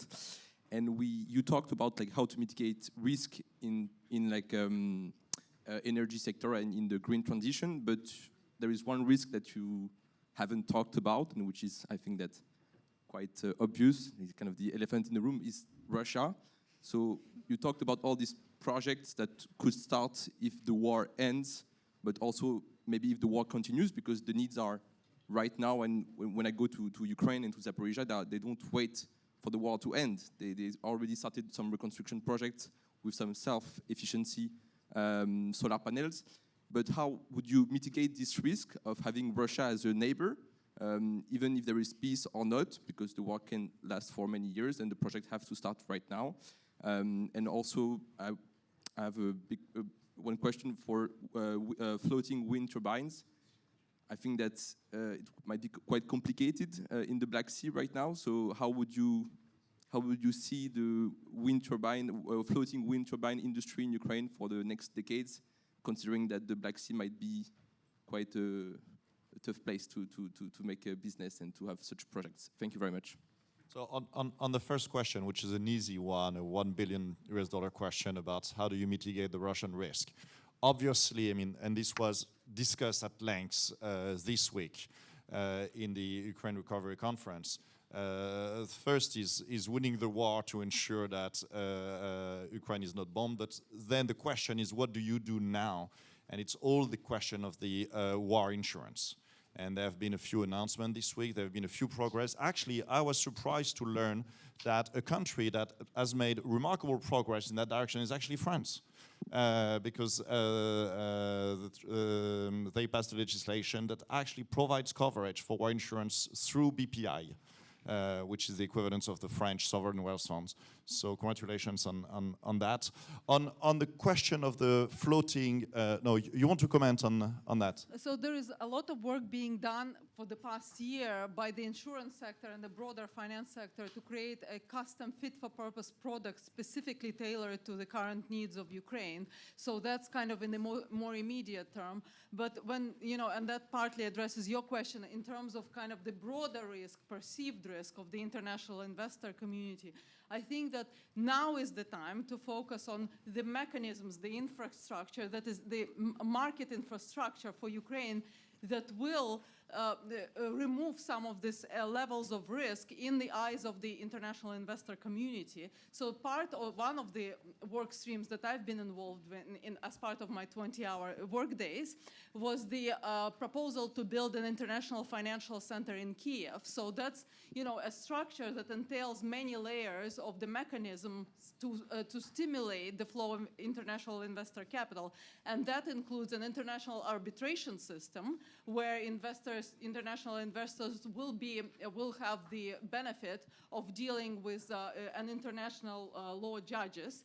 And it also entails intense work with the local capital markets to underpin the development of local capital markets in Ukraine, because it's not just international investors. What we need to galvanize is the broader equity investment culture in the country and stimulate for every citizen to see themselves as an integral part of the economy, and local exchanges, not the ones, completely working differently from what was done in the past, local exchanges that are integrated with international exchanges, London Stock Exchange included, of course, that can stimulate the flow of kind of even dually listed propositions. So it's a broad-based effort that it's not going to be solved with just one, solution. So it's work across all these directions. Okay. Vitaly, you want to comment on that? I think, by the way, Investment Center also assumes application of English law as the governing one, so I think that's the main one. But on your question, I think it's not only about war insurance, it's about being smarter with what projects do you go for.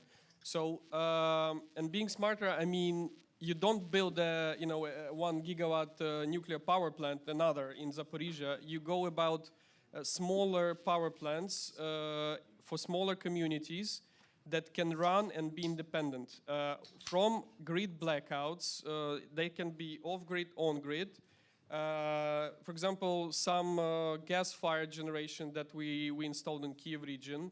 For example, the project that we are now doing in Bucha that will be run on hydrogen, with hydrogen storage, with green ammonia, and this will provide heating to the local community in Bucha. So it's trying to do something that another Russian missile will not hit your power plant, or having a number of sources of generation and heating that you can rely on. So I think that's what we can already do right now, and not wait until it's a small-scale pilot project. But imagine if you can multiply them in the most critical locations and throughout the country. You will not be relying on the power lines to take your power from Zaporizhia power plant to the west and back. So I think that's how you should go about new Ukrainian power system. And it's actually very much aligned with the global dynamic that you see in emerging markets about decentralizing the energy supply. And we're seeing that throughout Asia, throughout Africa and the Middle East. So it's the same trend, but here for security reason. There's one topic we didn't cover at all, and I see that... Floating wind turbines. So I don't know where's that coming from. We're not talking about floating wind turbines. I think the point was about that Ukraine has onshore wind industry, which is sometimes even better than UK onshore wind industry. And obviously floating wind turbines is the next step after we have any offshore wind turbines in the Black Sea, which is a perspective, but obviously after we kick Russia out of the Black Sea. Okay, we're talking about water. There's another big water subject we didn't address at all. It's hydro. Natalia, you are on the board of URBD, so I'm sure you want to talk to us about water.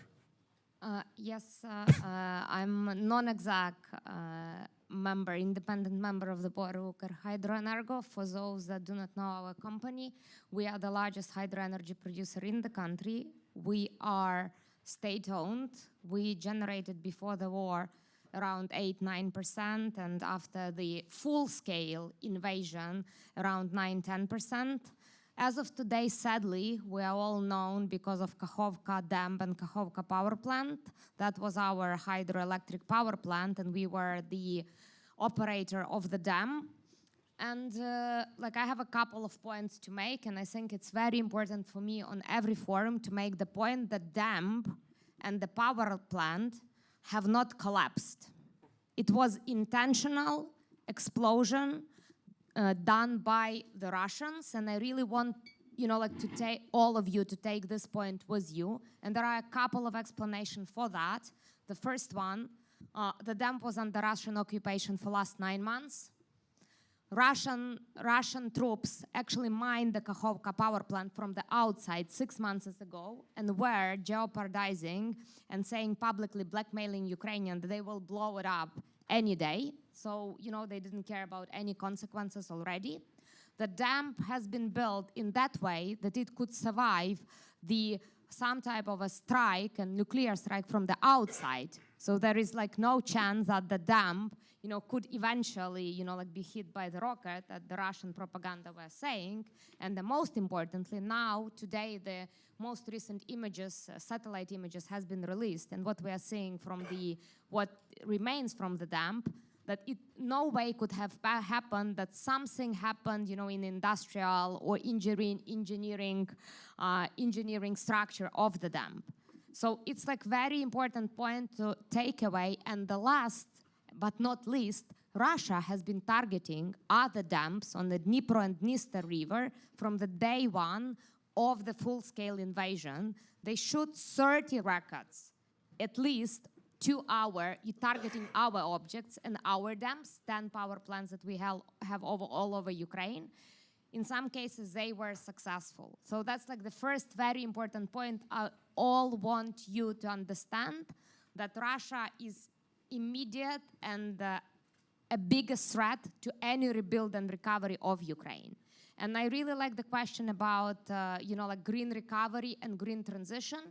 But if our energy system is not working and not generating energy, we won't be able to talk about any green recovery and green transition, because we need to have actually our energy system working. The second very important point about war insurance. For some reasons, all of us are talking about the war insurance in terms of insuring the investment risks. But none of us are talking about the war insurance in terms of bringing contractors to Ukraine to do rebuild now. We at the company at the moment could not do some recovery and rebuild because our contractors, foreign contractors, would not come to the country because the insurance premiums that they have to pay are skyrocket. So for all Ukrainian industry, including energy industry, especially manufacturing industry and any others that require very complex engineering work or installation of equipment that require further, you know, like operational maintenance and others, the war insurance in terms of not only the investor's risk, but also war insurance of equipment supply, the war insurance of workers and others is of a tremendous importance. And I really applaud the announcement that has been made at the conference, but I have not heard there. Marina, have you taken some notes? No, we are in touch. I mean, you know. 3 billion. Have you taken some notes here? Because that's a very important. That's a very important demand for the Ukraine government on its own and in partnership with the AFIs to ensure that indeed the insurance premium could be underwritten so that subcontractors can travel and work to Ukraine. It's just like the only thing that we all need now, and for any further building of the new facilities and anything else. But the last point I make, and I will stop there, all what any Ukrainian business needs now, we need fighter jets, Patriots, and HIMARS, and the reason for that is that we need to have our sky closed. Because if the sky is not closed, like we just like can't rebuild, because we will start rebuilding and then it's like destroyed on the way we are rebuilding it. So it should be a kind of a precondition that all of us, and I urge all the Ukrainian business that is speaking at any event, you know, just like to say it very loudly, that that's a precondition of our economy's recovery. Thank you, Natalia.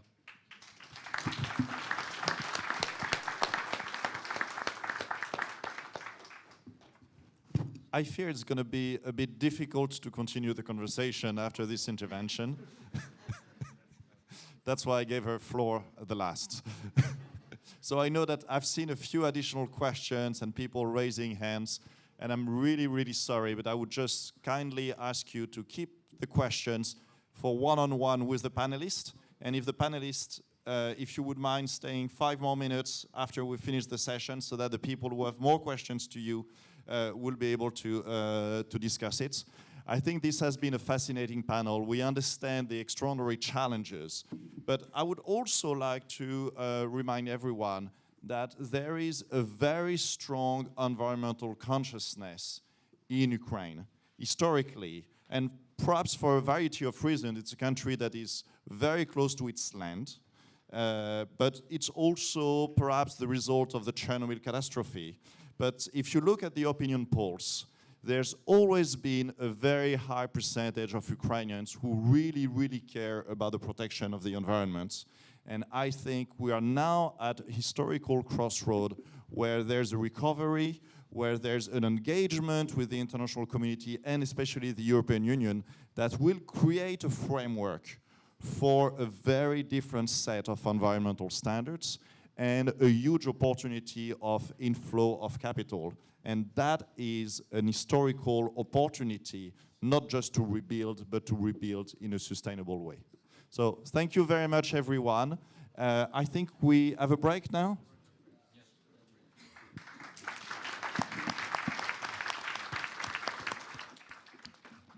Amazing, absolutely amazing moderation. Thank you, Thomas. And thank you, panelists, for your contribution. Now we have a 15 minutes break, and then we will have quite an interesting summarizing panel for today.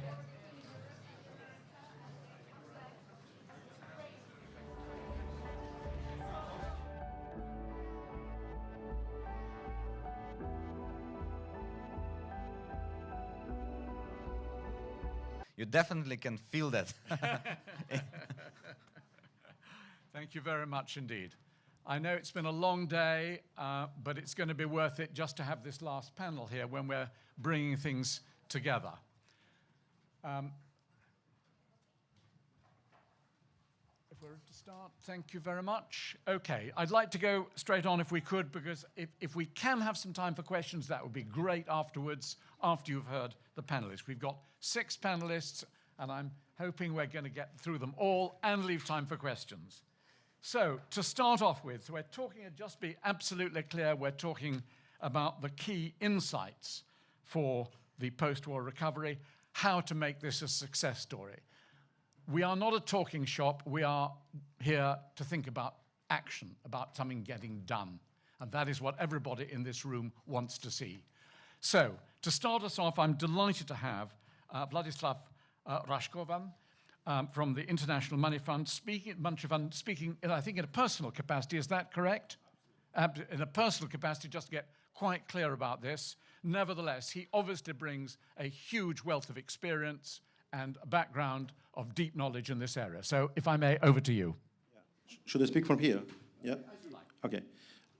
Thanks for coming Friday evening. It's definitely not a conference, but a week of Ukraine in London. And clearly the first, thinking about this week, it's great that so many people, business, politicians, so engaged and passionate to discuss Ukraine, not only military part, which there are other platforms to discuss that, but really the economy and development. We are discussing also the conference, and clearly to make the dots, to make a bridge between the Lugano conference last year and the London conference now. I will try to very fast to reflect on this, but I have 10 questions open still about reconstruction, at least for me. I will not be able to do it, to tell you all 10 now in my smaller version, but I will try to do it with connection to the conferences. First, my first question is how much the reconstruction will cost. Despite the fact that we have a rapid damages assessment from World Bank, I don't want to go to that trap, because the rapid damages assessment clearly shows us what are the damages and losses, and this is with Kyiv School of Economics and World Bank. They estimate more or less as the losses of damages of today for $147 billion. This is only for the territory which we currently control and we can currently document. Losses about 30% of GDP. We can calculate what is the losses of the potential GDP in future.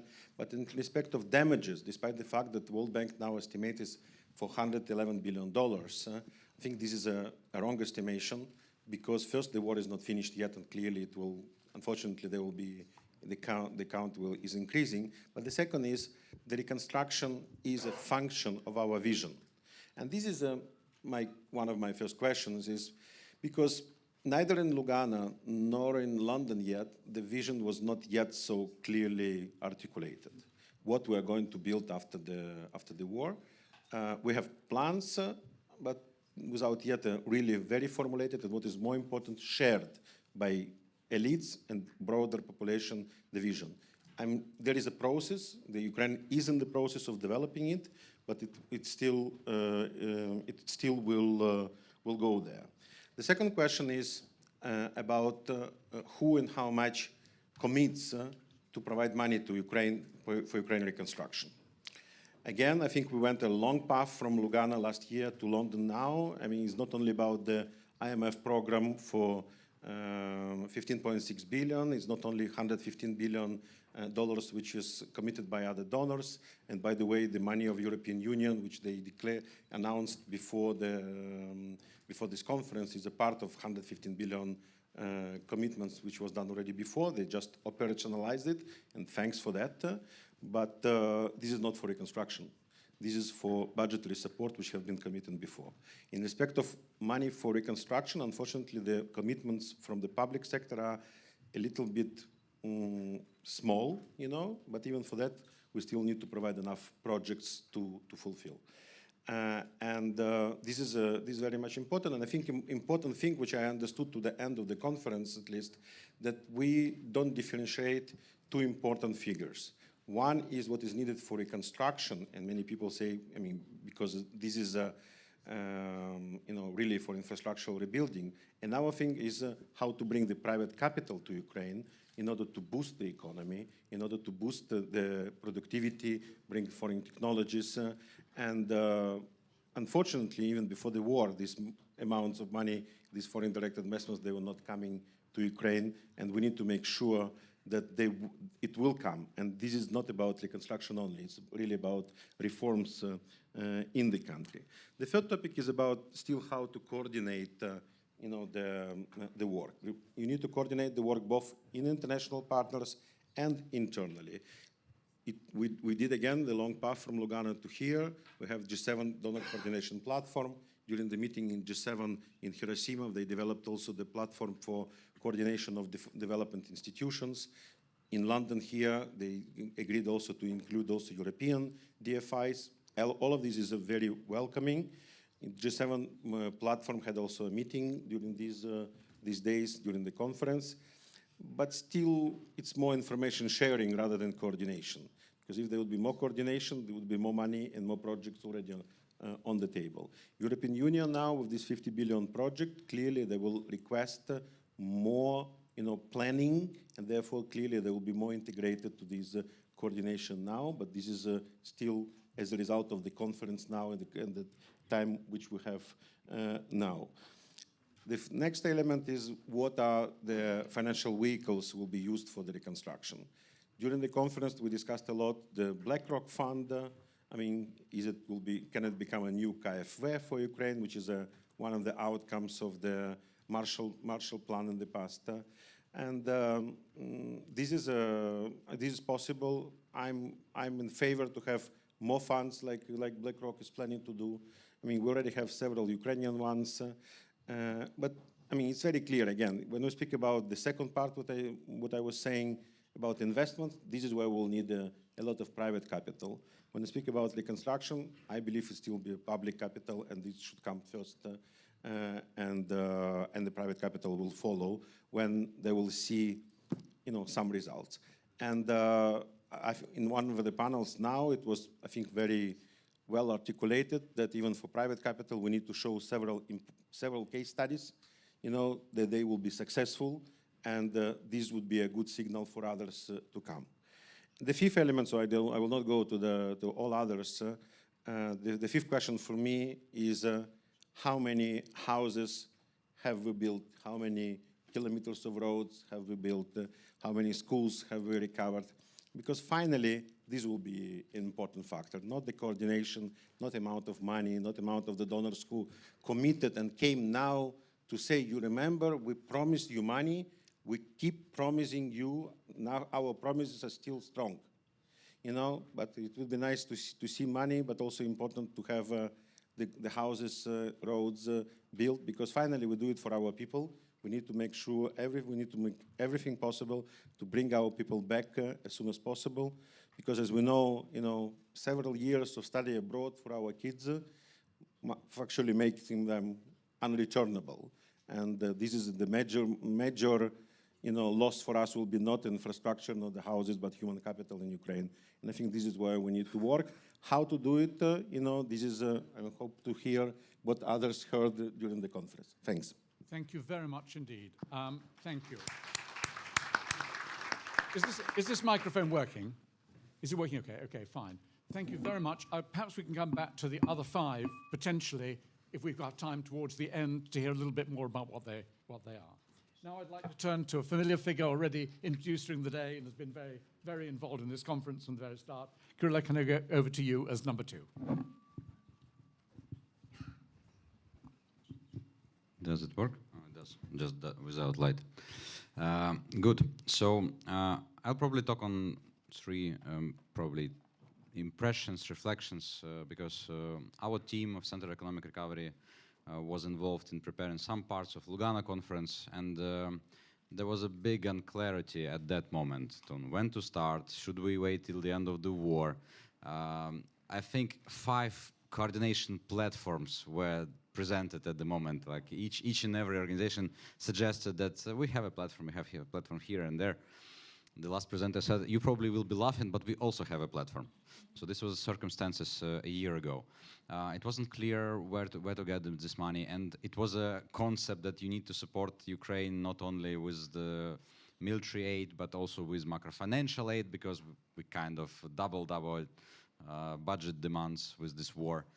And now we have much more clarity. So the platform, it's already working. This G7 platform is meeting every month. Like military Rammstein, we have this platform meeting. I saw those people in physical, in body. So it was not clear. I even touched them. They exist, they do, from European Commission. I mean, those secretariats which will working on that platform. Then the concept that Ukraine will need macro-financial support, it's pretty strong, and you heard those pledges for 100 billion plus for macro-financial stabilizing of the budget, because in years after the victory, Ukrainian budget will be not able to balance itself with any stretch of imagination, because before the war we had 80 billion governmental expenses and 200 billion GDP, and now we have 160 GDP and 115 probably. This will be the demand of our budget, so it doesn't balance at all. So second, my reflection is that despite there is much more clarity, and even with this announced facility, I will come back to that, it's also another part of the clarity, we still do not understand how we will grow our private capital, how we will grow our private sector. There were some announcements. So there was this ambition announced by the Minister of Economy, Deputy Prime Minister Yulia Sviridenko, about let's get $1 trillion. It's super ambitious, super difficult to achieve, and I cannot confirm that we can achieve it like in 5 or 7 or even probably 10 years. But it's a good goal. We need to think of it because Ukraine has such potential, and Poland has now over 600 billion GDP. Turkey has over 800 billion. So our neighbors exist with high GDPs. Probably we can also do something with that. But there is no clear answer thanks to what. There are some concepts, ideas that it should be like energy sector as a product on its own. It should be agro sector, but we need to think also about economic complexity, the complexity of our economy, and for this we need to be integrated into value chains. And probably for this we need something extra. So we fight serious enemy. This is my third point, that we fight serious enemy. And we have a progress in minds of Western supporters that first they understood that they need to supply javelins and stingers. Then comes armored vehicles. Then comes artillery. Now we speak on long-range missiles. By the way, thank you, British people, for your Storm Shadows. They are extremely good. Everybody likes it. Just, send us more. Now we're talking about F-16s, and Patriots are defending our cities, and they are excellent. We have proven that Russia literally has nothing to threat to NATO, actually. They have no ways to deliver their nuclear or whatever missiles. So it's a very important conclusion to the world, I guess. But in terms of economics, we also need the same approach. We fight in serious enemy, and we need serious support with opened, liberalized markets, with accession to EU, with you guys, you business, not being afraid of creating those value chains. Start from the border, start from the western border, 1 kilometer from the border, 2 kilometers from the western border, etc. You saw the presentation of Mr. Frank from Harvard, who said that investments are really sensitive to distances. So those 300 kilometers from the western border, you can build it already there. So my message is that US business, think, spread the word, talk to the government. Let's think what colossal, huge step we need to do in the rule of law, in reform of law enforcement agencies, in customs control, in tax inspections. We need to reform that and create business environment. We need to speak, we need to scream about it. It's not just some like book demand. It's not just a wish, it's a prerequisite, because when there was a national economic strategy developed on the platform of Center for Economic Recovery till 2030. And the goal of the strategy was a well-being of people. Now, and the goal was to double GDP for the well-being. Now, doubling GDP, tripling GDP, it's not a matter of well-being. It's a matter of balancing the budget. It's a matter of survivability of the country. So let's ask ourselves the questions. How can we really not maybe achieve like 1 trillion, but how can we double our GDP? How can we triple that? Let's think of that. Thank you. Good. Thank you very much indeed. We've heard the macroeconomic side. We've moved to the national side. Now we go to the enterprise side. And Oliver Gerlich's here from Bayer. I know, Oliver, you have two particular things you might want to cover here, both in terms of the last couple of days, but also your role involvement at enterprise level. Over to you. Correct. Thank you. Yeah, I was thinking about what to say. It's a summary panel, so I thought, let me summarize the last 2 days plus what I hear today. It started 2 days ago with very powerful messages. We had the governments standing on stage, all united. If Putin and his clan watched that, they must be afraid now, because the message was, we are united, you will not divide us, we have more money, we have more weapons, we have more power, you will not win this war. So that was a very powerful and important message, and I really liked it.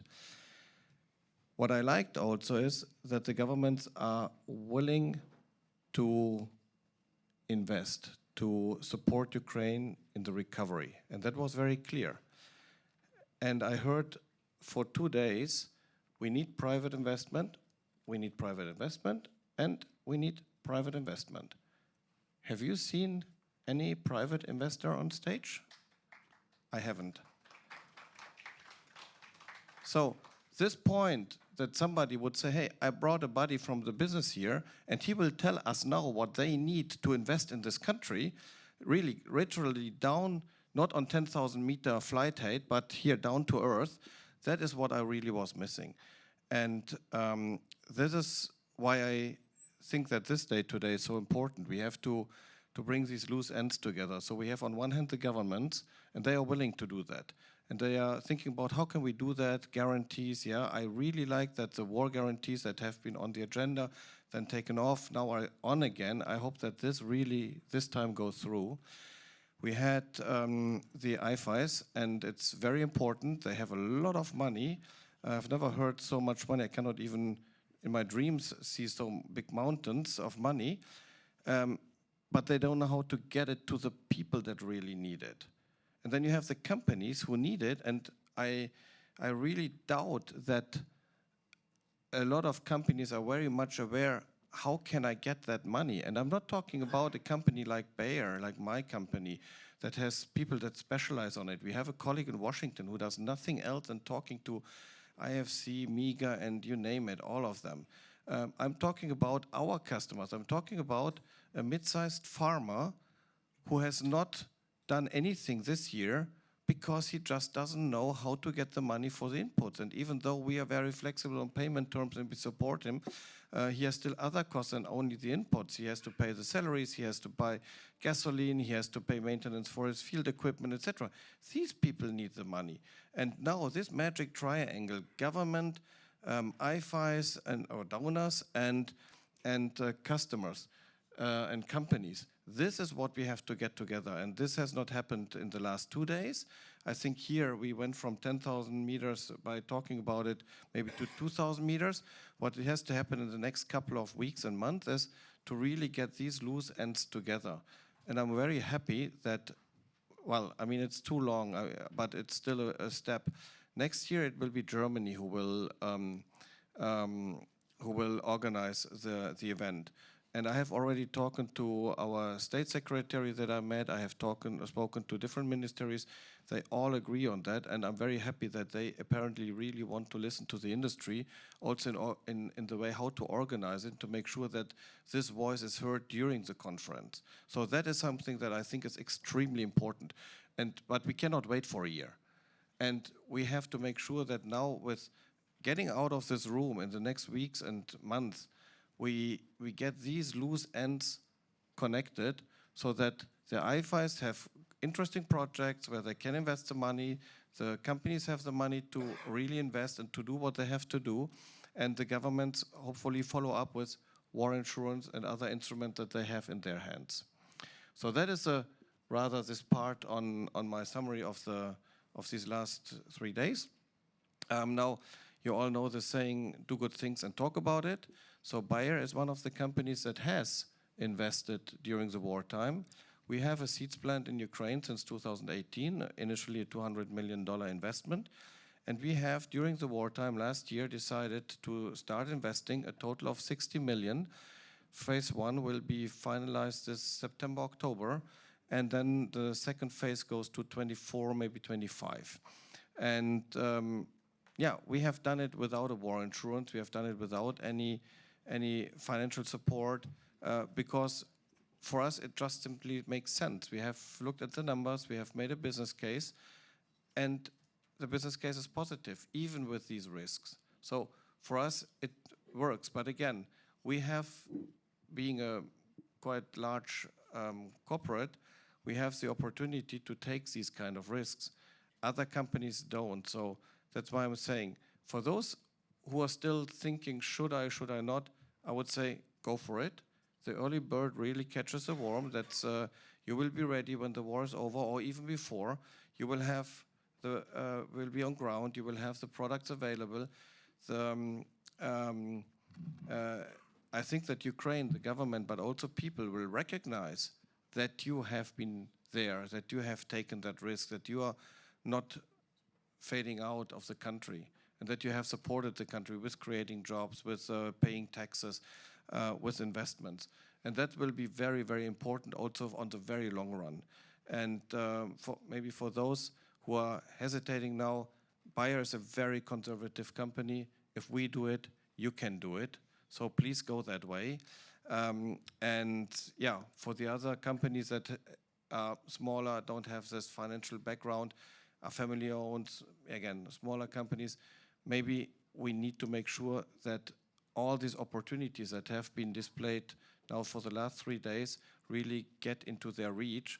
And therefore, I think we have to set up kind of a transparency, and that was mentioned today too. Transparency is a very important topic here. Kind of a landscape.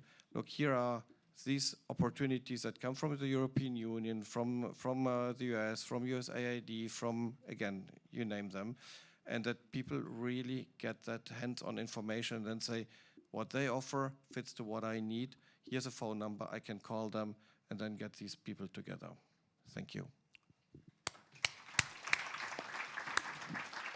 Oliver, thank you very much indeed. Those are challenging words. I mean, my observation is that with the remarkable success in getting armaments from the rest of the world, the same, as it were, skills and the way in which this has been done deployed towards investment, I think, would be the right moment, as it were, to deploy. And you are clearly a very powerful advocate for this. So thank you very much. I don't know if somebody told you thank you. Let me thank you for your braveness and for investing.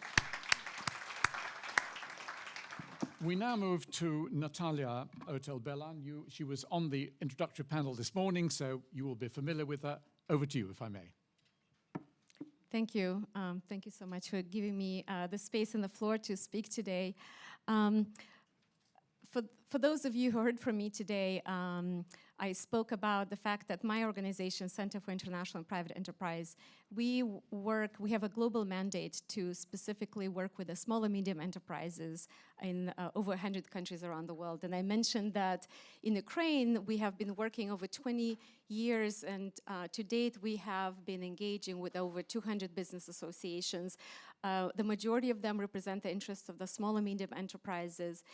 And we have engaged, we've been supporting these associations before the full-scale war, primarily for them to engage in articulating what the challenges for doing businesses are, and then putting together a business agenda, a national business agenda that articulates specific reform proposals to government to address those business barriers that SMEs in Ukraine face. Now, during the war, as I mentioned briefly in the opening remarks, these associations had to really pivot in a new direction, and many of them, the majority of them really have engaged in using the supply chains of their members, distribution logistics, to collect and distribute humanitarian aid. However, they did not stop at that. They continued, facing still a lot of difficulties in doing business, even despite showing a lot of resiliency, as we saw from the first presentation by the World Bank, is that the SMEs have showed remarkable resilience in the last 18 months. Has not been easy. However, I think part of the fact that SMEs have had that opportunity to change or shift supply chains, to relocate businesses, to really seek new markets, new customers, is the fact that they were able to tap into the tremendous resource that Ukraine has, which is the business association, a very, very vibrant business community and very vibrant community of business associations and chambers of commerce. And some of those organizations are in this room, and I really salute you for all of the hard work that you have been doing in the last few months.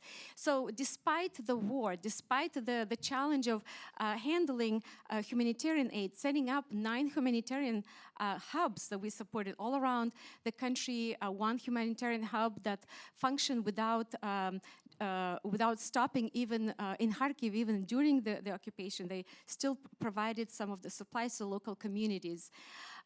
They still continue to engage in dialogue with government on addressing what are those challenges, the administrative barriers that the SMEs were facing, and continue to have that dialogue. They still managed to get some wins, some changes into the labor code, tax code, some of the procurement rules, some customs regulations have been reduced. And what they were telling to us is that, engaging in dialogue with government, in the last 30 years in Ukraine has been not easy.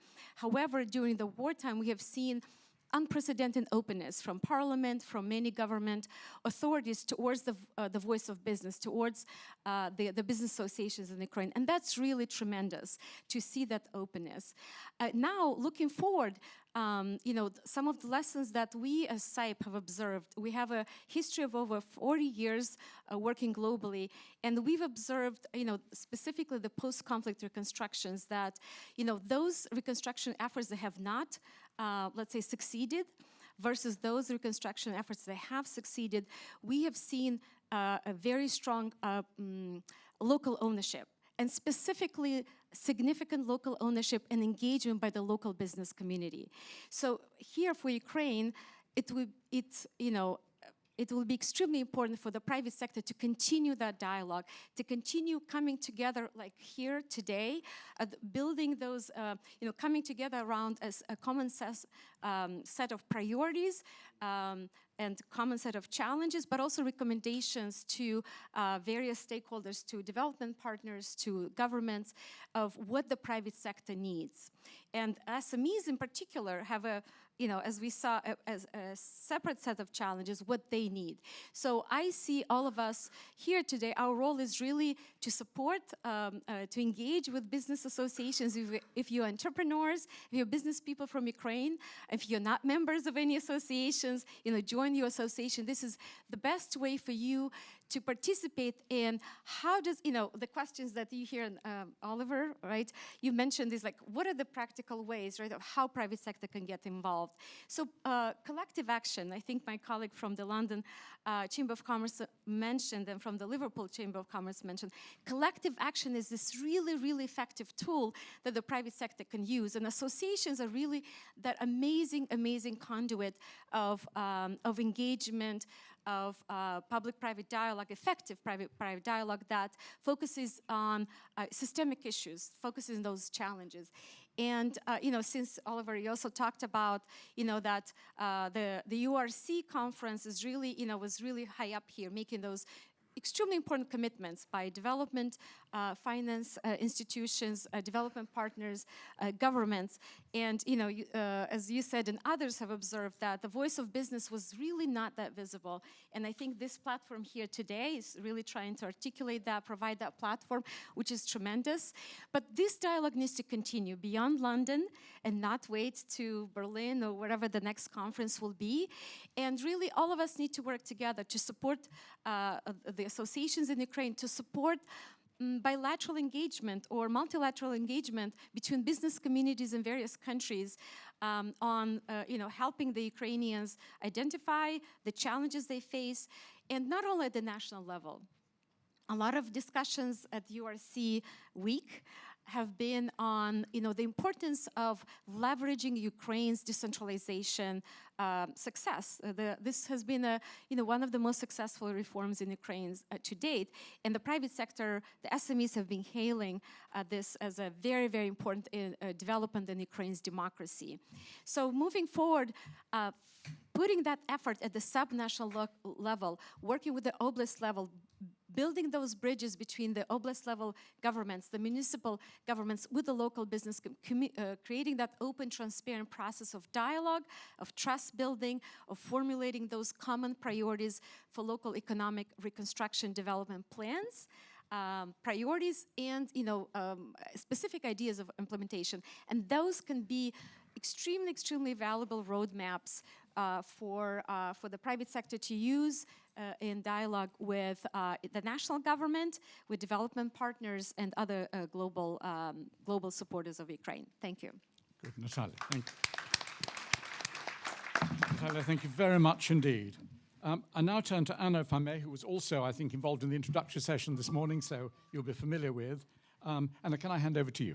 Thank you so much. Actually, after Natalia, I should not make anything. You made a very good job for me. I should just add, join the EBA and global business for Ukraine.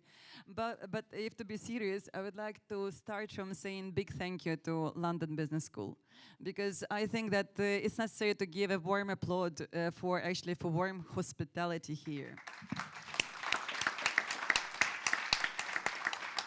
I personally, I said to you during the lunchtime, I felt myself as a student here, and you reminded me that it's worthwhile to think about studying again, and maybe London Business School could be not a bad option, right?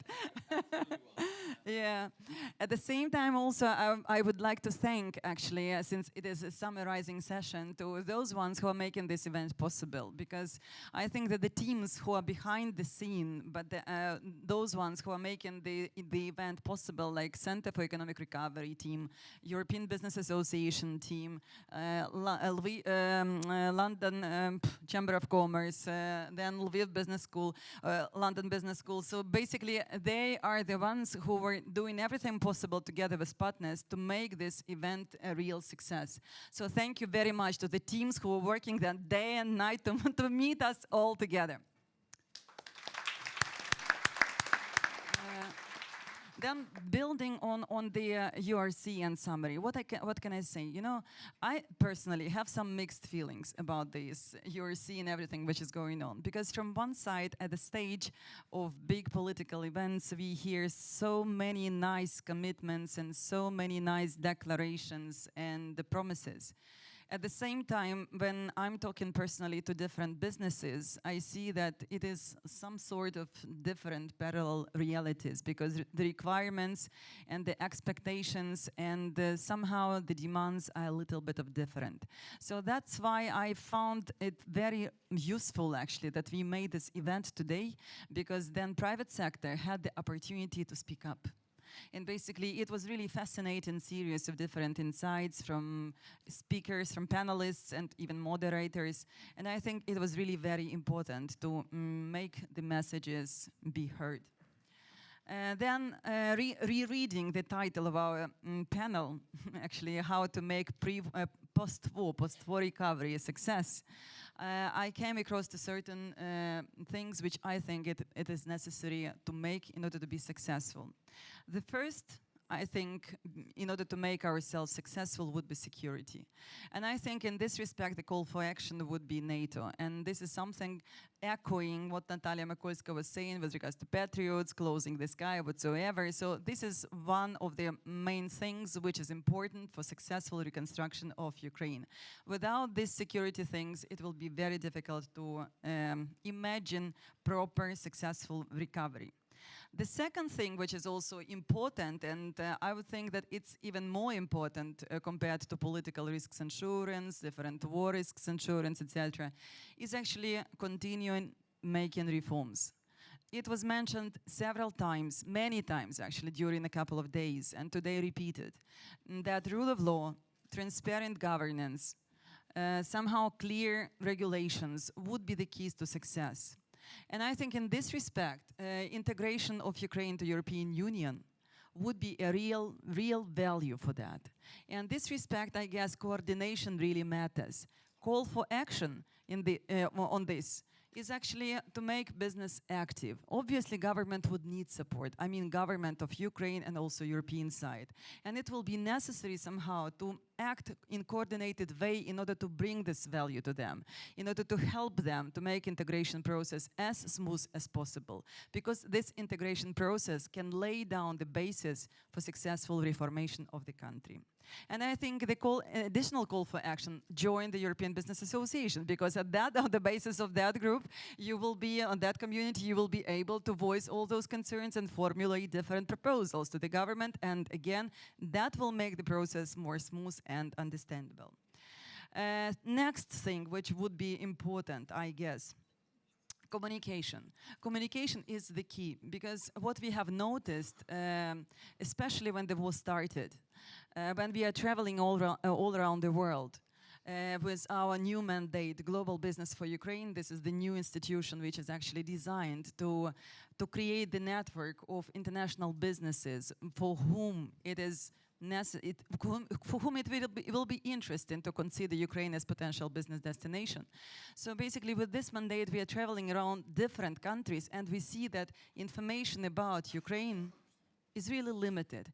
Everyone knows about war in Ukraine, corruption, crisis, but if you would go deeper, there is limited knowledge.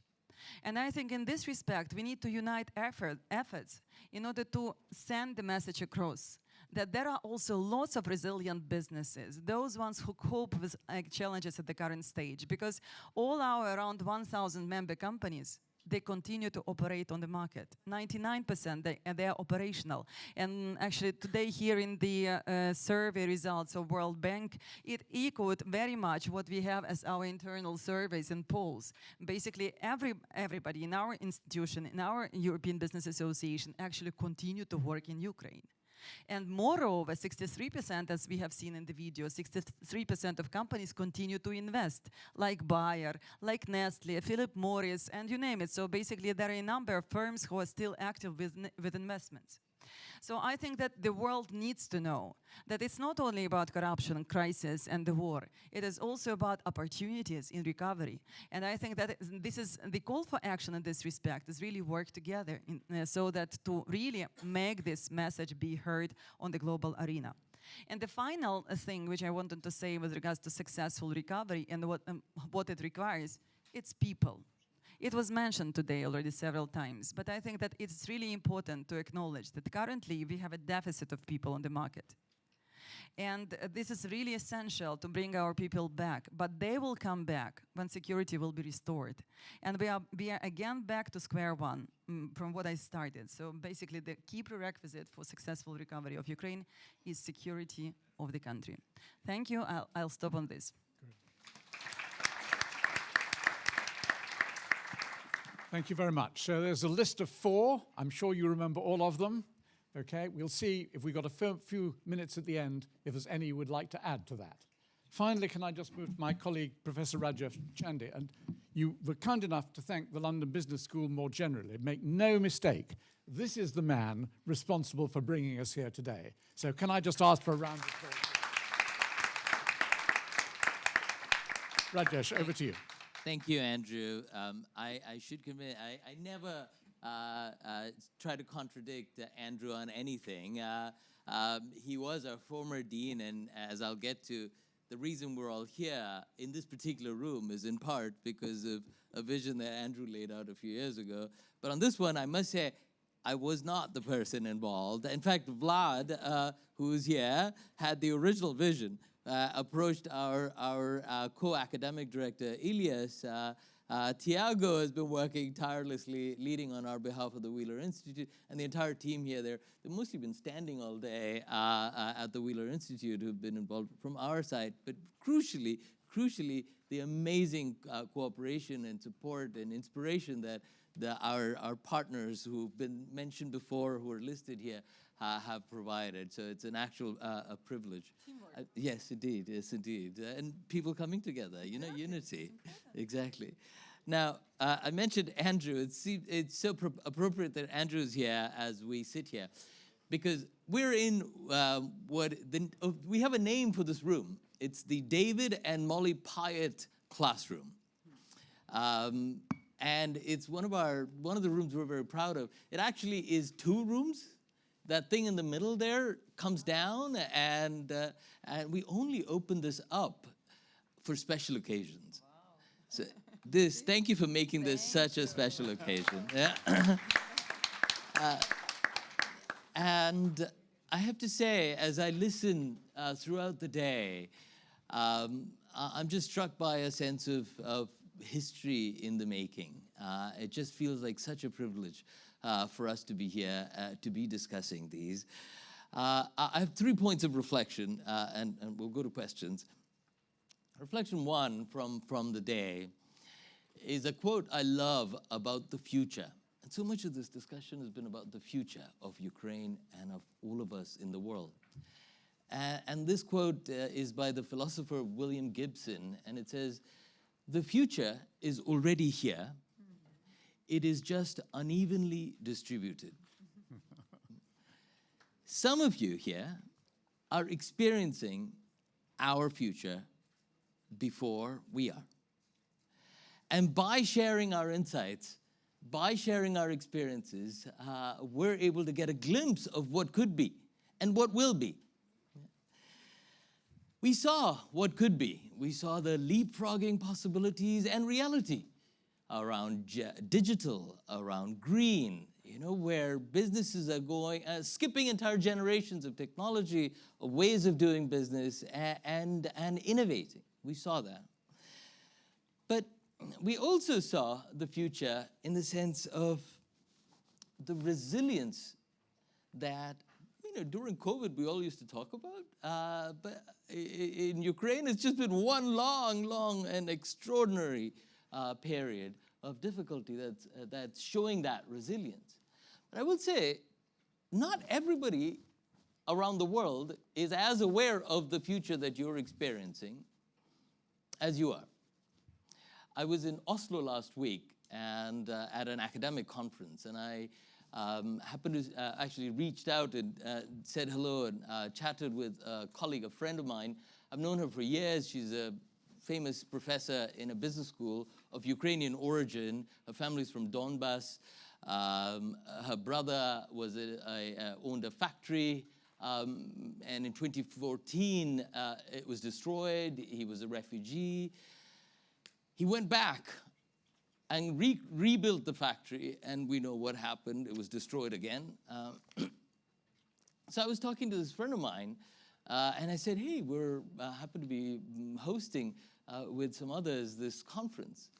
And she says to me, isn't it a bit early to be talking about recovery?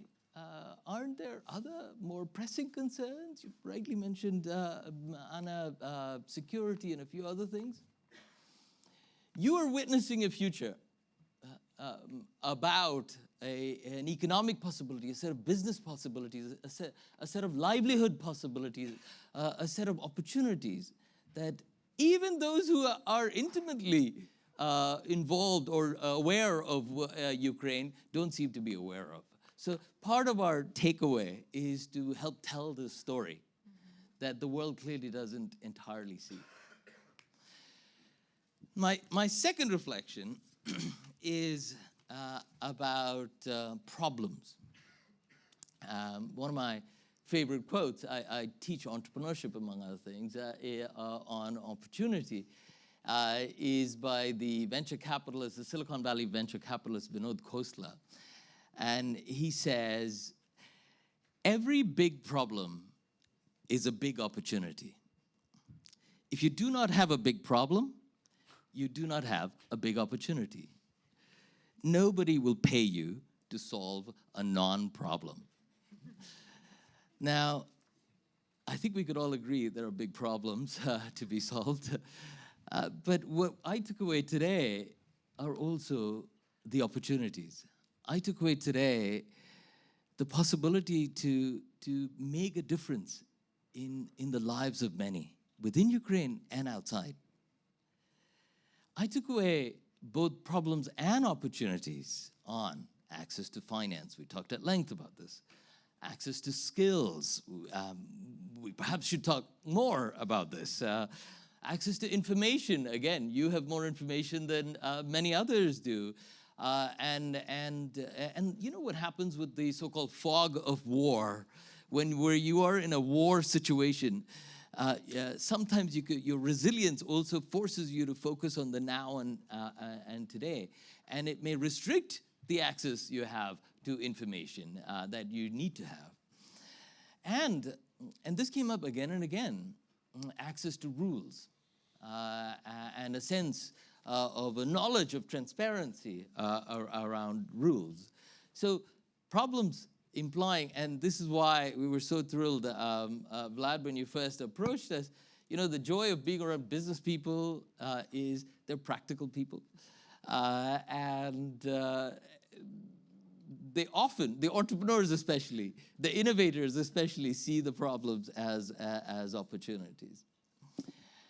And that takes me to my third point of reflection, which is about inspiration and innovation. People talk about role models, and we saw the role models whose stories need to be told around the world. But there are also negative role models. Yeah? Those who can inspire us to say, I will never be like that person. I will never be like that country. I would never be like that society at that point in time. Yeah. I saw some glimpses of role models, positive and negative, inspiration, positive and negative. But then I also saw innovation. One of my favorite frameworks on innovation is I've been studying innovation for 30 years, and it turns out if you look across all major innovations, the secret to innovation is really quite simple. It's copy, edit, paste. You look for ideas somewhere else. It could be in a different sector, it could be in a different geography, it could be a different time period. The genius of innovation is in the ability to edit to your circumstances, your location, your period in time, your set of opportunities, and to implement. And I saw lots of opportunities for copy, edit, paste. So, some of what we saw as problems, the challenge of skills and the awful process of migration, forced migration, so many have had to engage in being separated from their families and loved ones. And the fear of brain drain. Well, it turns out there's been lots of research on what happens when skilled people leave their countries for education, for occupations, and so on. In the successful cases, in the positive role model contexts, you have not brain drain, but brain circulation.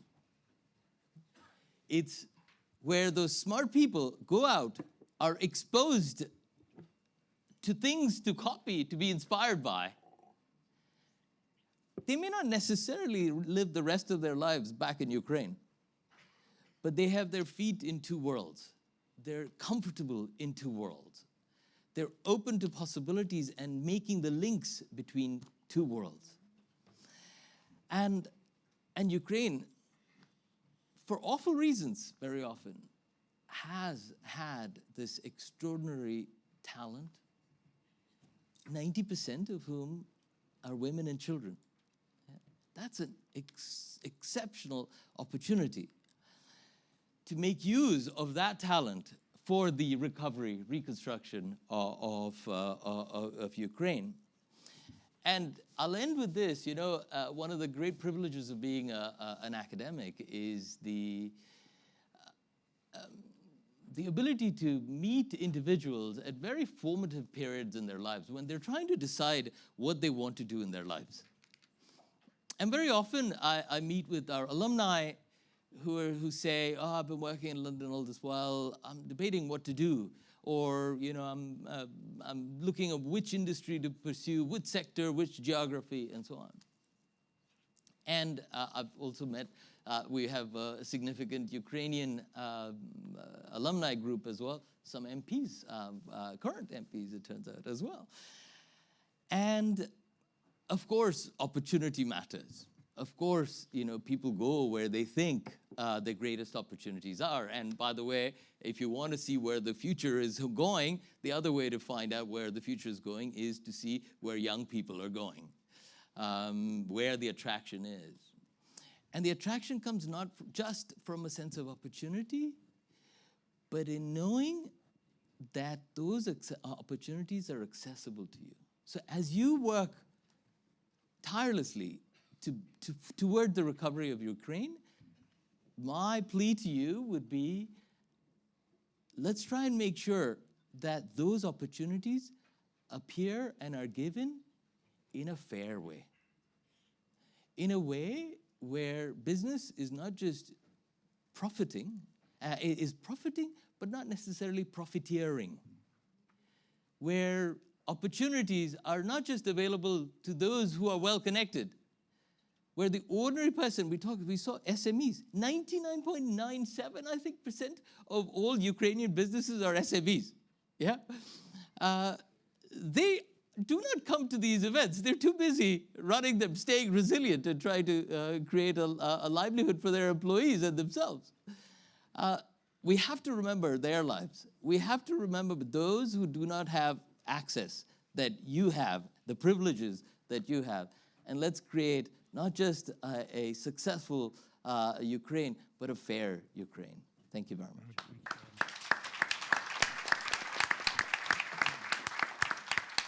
Rajesh, thank you very, very much indeed. We've got a couple of minutes still to spare. If somebody's got something absolutely burning they want to say, preferably about the subject on the agenda, all right, put your hand up now. Sir, I'm looking at you. Okay, sure.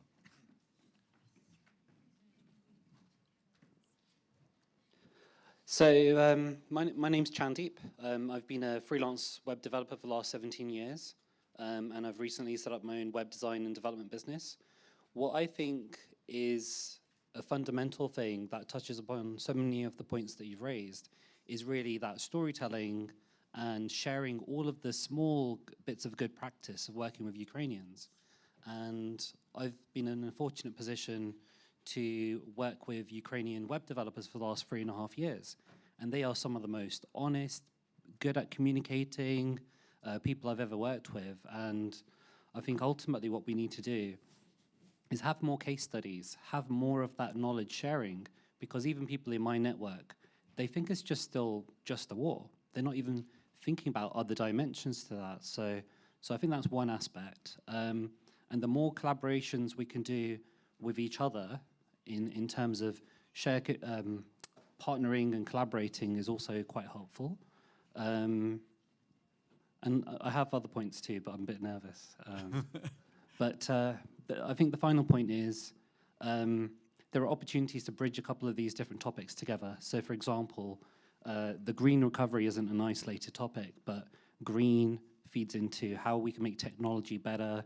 A lot of the websites that I make are carbon friendly. So if anyone knows in the room on how I might be able to set up a local presence in Ukraine of my company, that'd be great. Also, tapping into other people who I can employ as freelancers or other companies with design, development, marketing, or sales experience, I'd be very happy. Thank you very much. Good, thank you very much indeed. Thank you. Now, I've got to stop. I promised I would stop at 4 o'clock, and I'm, sorry? Very important. In 30 seconds, 30 seconds. From the time I took the microphone, okay? Thank you very much. I just want to mention that Vlad said the central government doesn't have the combined vision. Perhaps they're busy sustaining the war, so it's fine. But because of the vibrant civil community, because of the innovative Ukrainian mid-cap business, and there are a lot of Ukrainian businessmen sitting around this room, listening to what you are telling, getting inspired to use the opportunities. And we also have very good lawyers in the room and in Ukraine in general. And I understand it will be difficult to start recovering during the war. No matter will we get the security question resolved or not, but we will do that. And Germany obviously welcome to join us, because that would be a very interesting future. And Ukrainian business can also participate in recovery with Ukrainian lawyers, with Ukrainian civil societies, but of course, Germany is welcome. Thank you.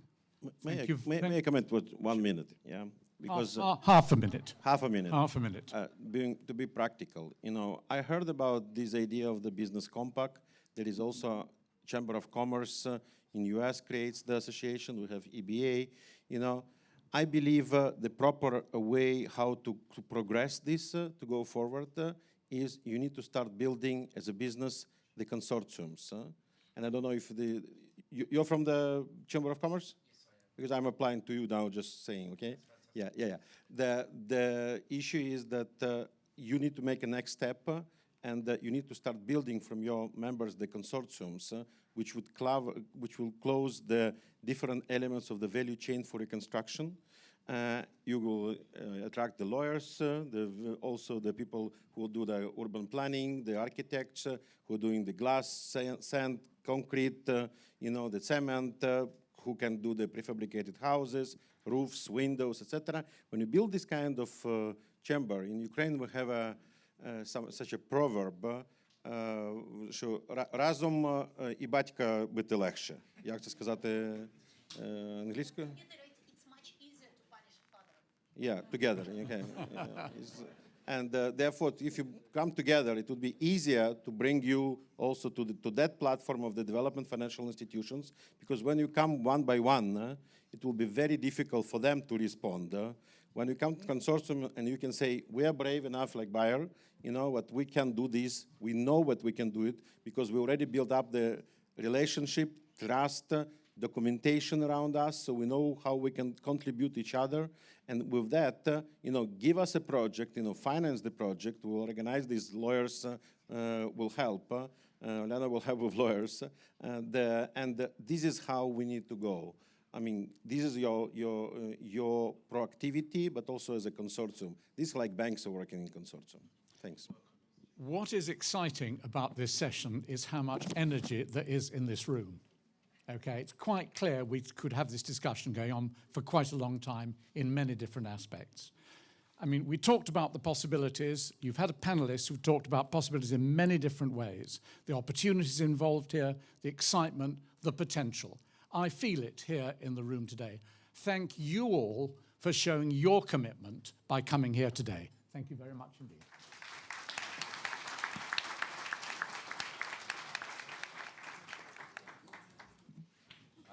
I'll ask you all to remain seated, and you too, and that guy also, please. We will ask for half an hour of your time, but we will give you amazing stories back, and really inspiring things back. Because we've been thinking about, should we do some component of related to charity, to volunteering? We decided that we kind of don't want to, because there were so many events throughout the week where volunteering initiatives has shown what they do. So we decided that we want to show what business is doing to support Ukraine in these days. And we invited just 3 initiatives, just 3 amazing initiatives that will tell you what they do. It's not to advertise them or to fundraise to them at any extent. It's just to show an example, just to show this leadership. So 3 pitches, up to 10 minutes each. And for the first pitch, I will invite Dan Pasko from the first panel, so he could tell about his amazing project, Children of Heroes.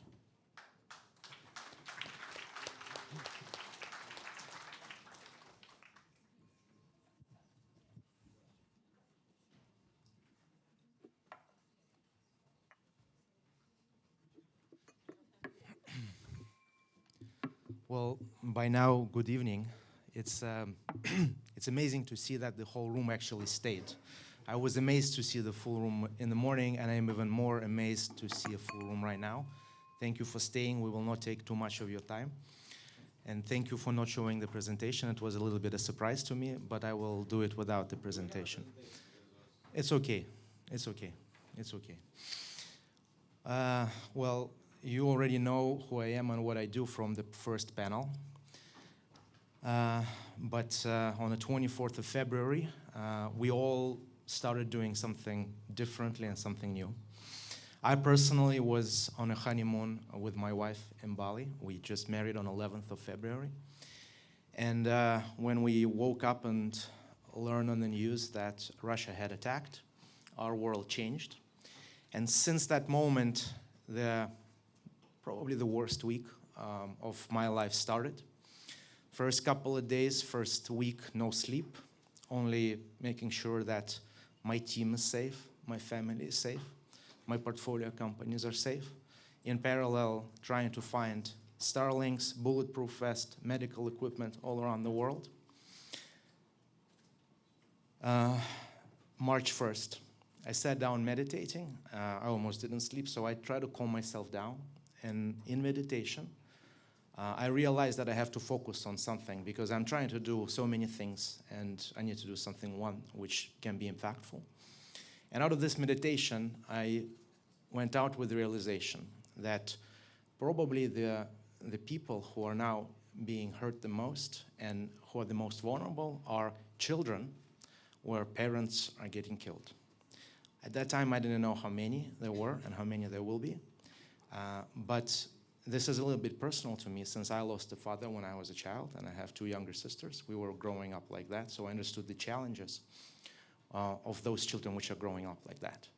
So I went to my wife and I said, Tonya, I would like to start a charity which will help all those children who lost one or both parents due to this terrible aggression. She said yes. I went down the stairs, I saw my uncle. I said, Uncle, we will be doing that.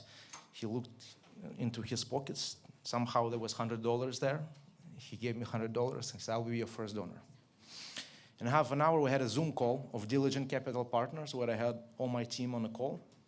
And I said, guys, I know that each one of you, besides trying to work on our portfolio, is doing something else for the country.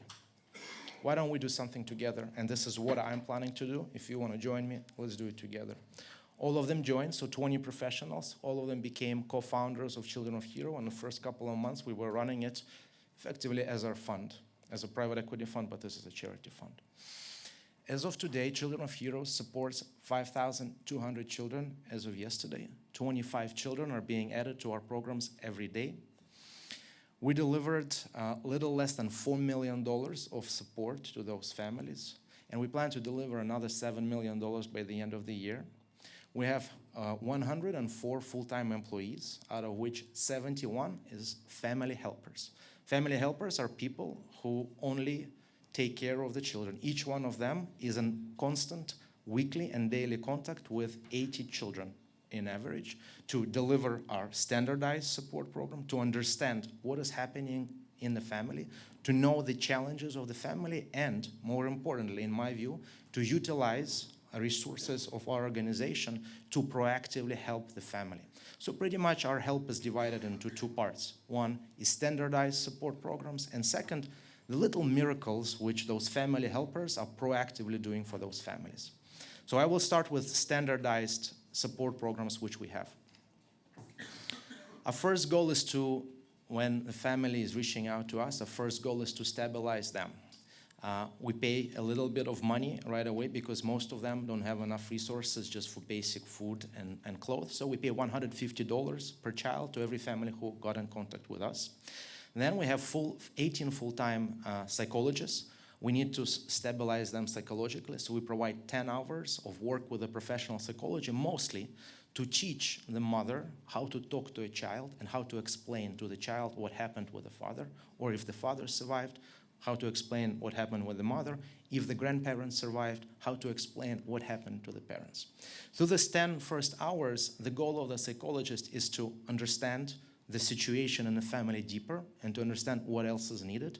Most families after those 10 hours are stable, but there is a category of families which are not stable. And for those families, we send them to third-party professional support programs which help them stabilize further. And so far, we sent almost 500 children to psychological rehabilitation camps with various partners for deep stabilization. Second, financial support. We delivered over $1 million directly to the families who need it. And once family helper starts to work with the family, they assess the financial status of the family, because part of the families receive government pension for the lost warrior. In our cases, a little more than 20% of them had received so far. So that's the fourth category. And the first two categories, which live on less than $500 per month, both the mother and the child or the father and the child, which is a little more than $10 per day. For them, we deliver most of our financial support directly to the family, so they can buy food, clothes, pay for electricity, pay for gas. So far, we delivered more than $1 million directly to those families. Third program, education.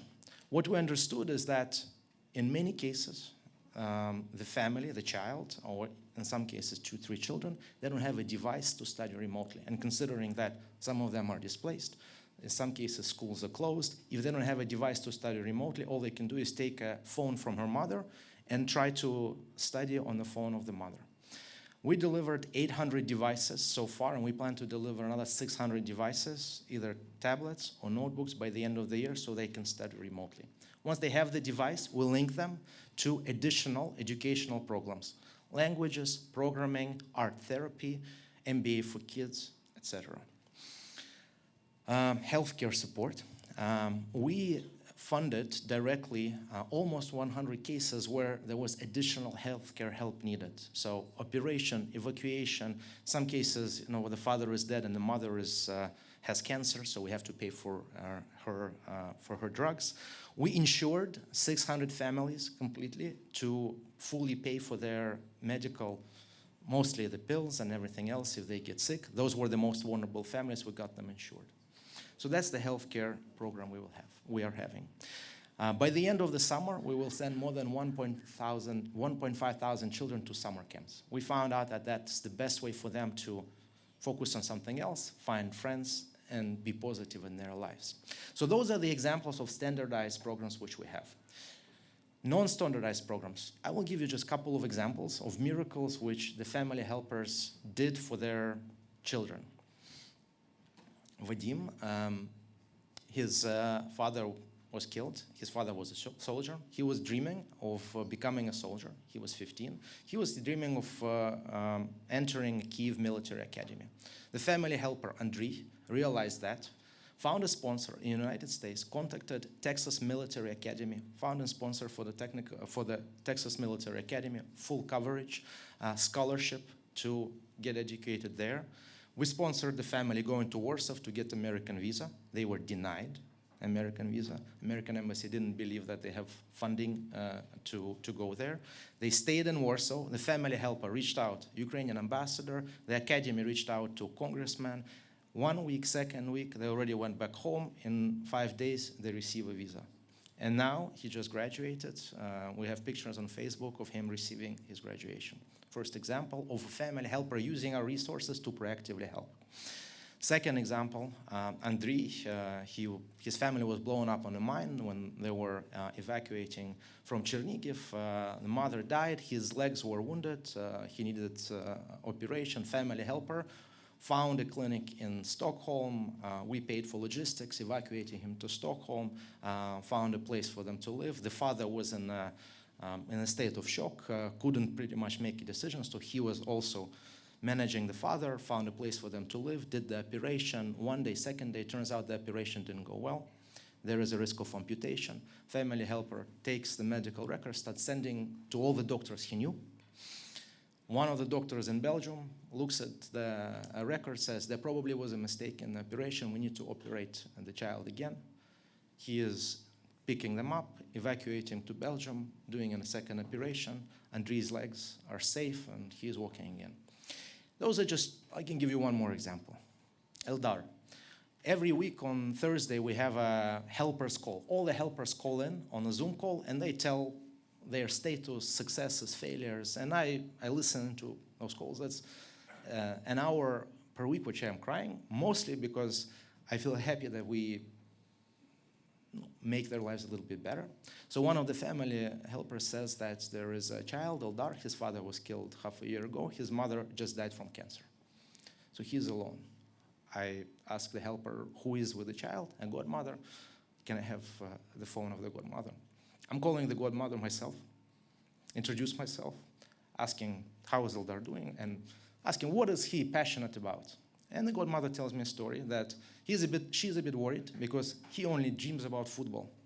He doesn't want to study, he only thinks about football, and in fact, on Sunday they're going to Lviv for a football academy, which is an academy where the children live and play, and he only thinks about getting into this academy. Okay, I hang up the phone, I'm thinking, how can I help Eldar? There is one prominent football player which is helping our organization.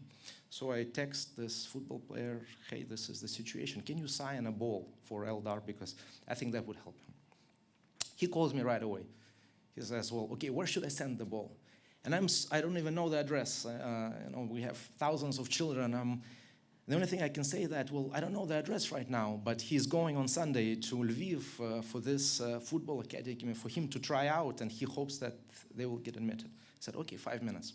In 5 minutes, the director of the football academy calls me. Says, well, this football player called me, Eldar has accepted, he can come, and he still studies and plays football. So these are just examples. These are just cases, and then we have hundreds and thousands of them where those family helpers are doing miracles for those families and those children. I think with that I will stop. For me, no, I will conclude with saying that over the course of this year, I think my biggest discovery, and I've never been in charity, I actually, in some even cases, I thought that charity is not effective. I thought that business can solve everything for some reason. But over the course of this year, my biggest discovery was that when you're helping someone else, you're actually helping yourself, even more than you help anyone else. For me,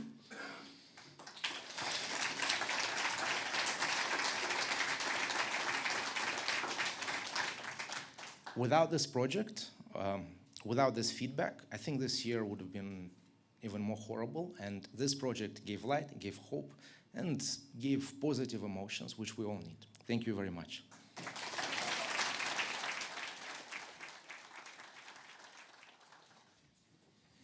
I don't know how Duncan speaks so calm about these cases. Another great example, we have a team, we have 2 people here, Andriy Stavnitser and Olga Rudneva, founder and CEO of the great project Superhumans Center. And please guys, the floor is yours, 10 minutes, as I promised to the audience. You can sit, you can walk, you can do anything you want. We can dance, right? My name is Olga. Yes. My name is Andrei. Andrei is my partner. Partner in crime. A year ago, at this exact time, we only had an idea. We had an idea to do a center in Ukraine, prosthetic center. That's how we saw that. And a year later, today, we have it operating full scale in Lviv, and we are discharging patients on a daily basis. What is behind the whole idea and why we put it all our lives that we had before on full stop? I was raised in the context of the World War II. And my grandma kept telling me all my childhood that the war is horrible, but trust me, the worst comes after the war. She kept telling me all my childhood that the worst comes after the war. And I was a child. I never thought that war is going to happen to me. And I was asking why. And she kept telling me, Olga, you will see a lot of people with disabilities on the streets, people without limbs. You will see less and less men on the streets. So that's going to be the worst time ever. When the war started, we thought that it could be a picture of Ukraine. So we thought that we want to change the picture of Ukraine after the war. We want the same people on the street, but not victims of war, because we strongly believe in our team that in this country there is no victims of war. Every person who went on the front lines did it consciously. Every person who stayed in their homes under shelling did that consciously. So we don't believe in victims of war in Ukraine. So we want to see the same people on the streets, but having cool prostheses. We want to see people on the streets not with the wounds, but with the scars, because you can live with the scars. And we want these people to share the stories of the war. And this is actually how we came up with the idea of the name of the center, because we realized that in Ukrainian or in Russian language, there is no positive connotation for a person with disabilities. It's all pretty negative. It's either limited or et cetera, et cetera. So we thought, we don't want people to wear a prosthetics that looks like a normal arm and pretend it's the yellowish average arm as everybody would have. We want them to wear bionic arms, bionic legs, and be proud of it, and not to hide it. And we keep telling them that you guys can be faster than normal humans, you can be stronger than normal humans, so you are actually superhumans. And then we reached out to the guys who own the domain www.superhumans.com, and we said, can you sell us the name? And they said, sure, it's $60,000. So we send them the presentation, and the next day they come back and say, you can have it for $5, no problem. And right now, when we walk anywhere in Europe or elsewhere in the world, we see a person with prosthetics, we see a lot of them. And we always reach out, and people are extremely proud. They keep telling us, okay, this is the new model. It comes from Ottobock, it comes from Open Bionics. It can do this, it can do that. And what we are doing is we're bringing the expertise into the country that did not exist in Ukraine. It's a massive job. It's not just building a hospital or building walls or production facility. It's bringing people, it's bringing knowledge, it's bringing expertise, it's bringing protocols, and implementing that into the Ukrainian healthcare system. We right now have more than 20,000 people waiting for prosthetics after 18 months alone. So with this counteroffensive, it's going to be even more. And before the war, I was thinking that $1 million is a lot of money. Now I understand that $1 million is only 50 patients to receive prosthetics.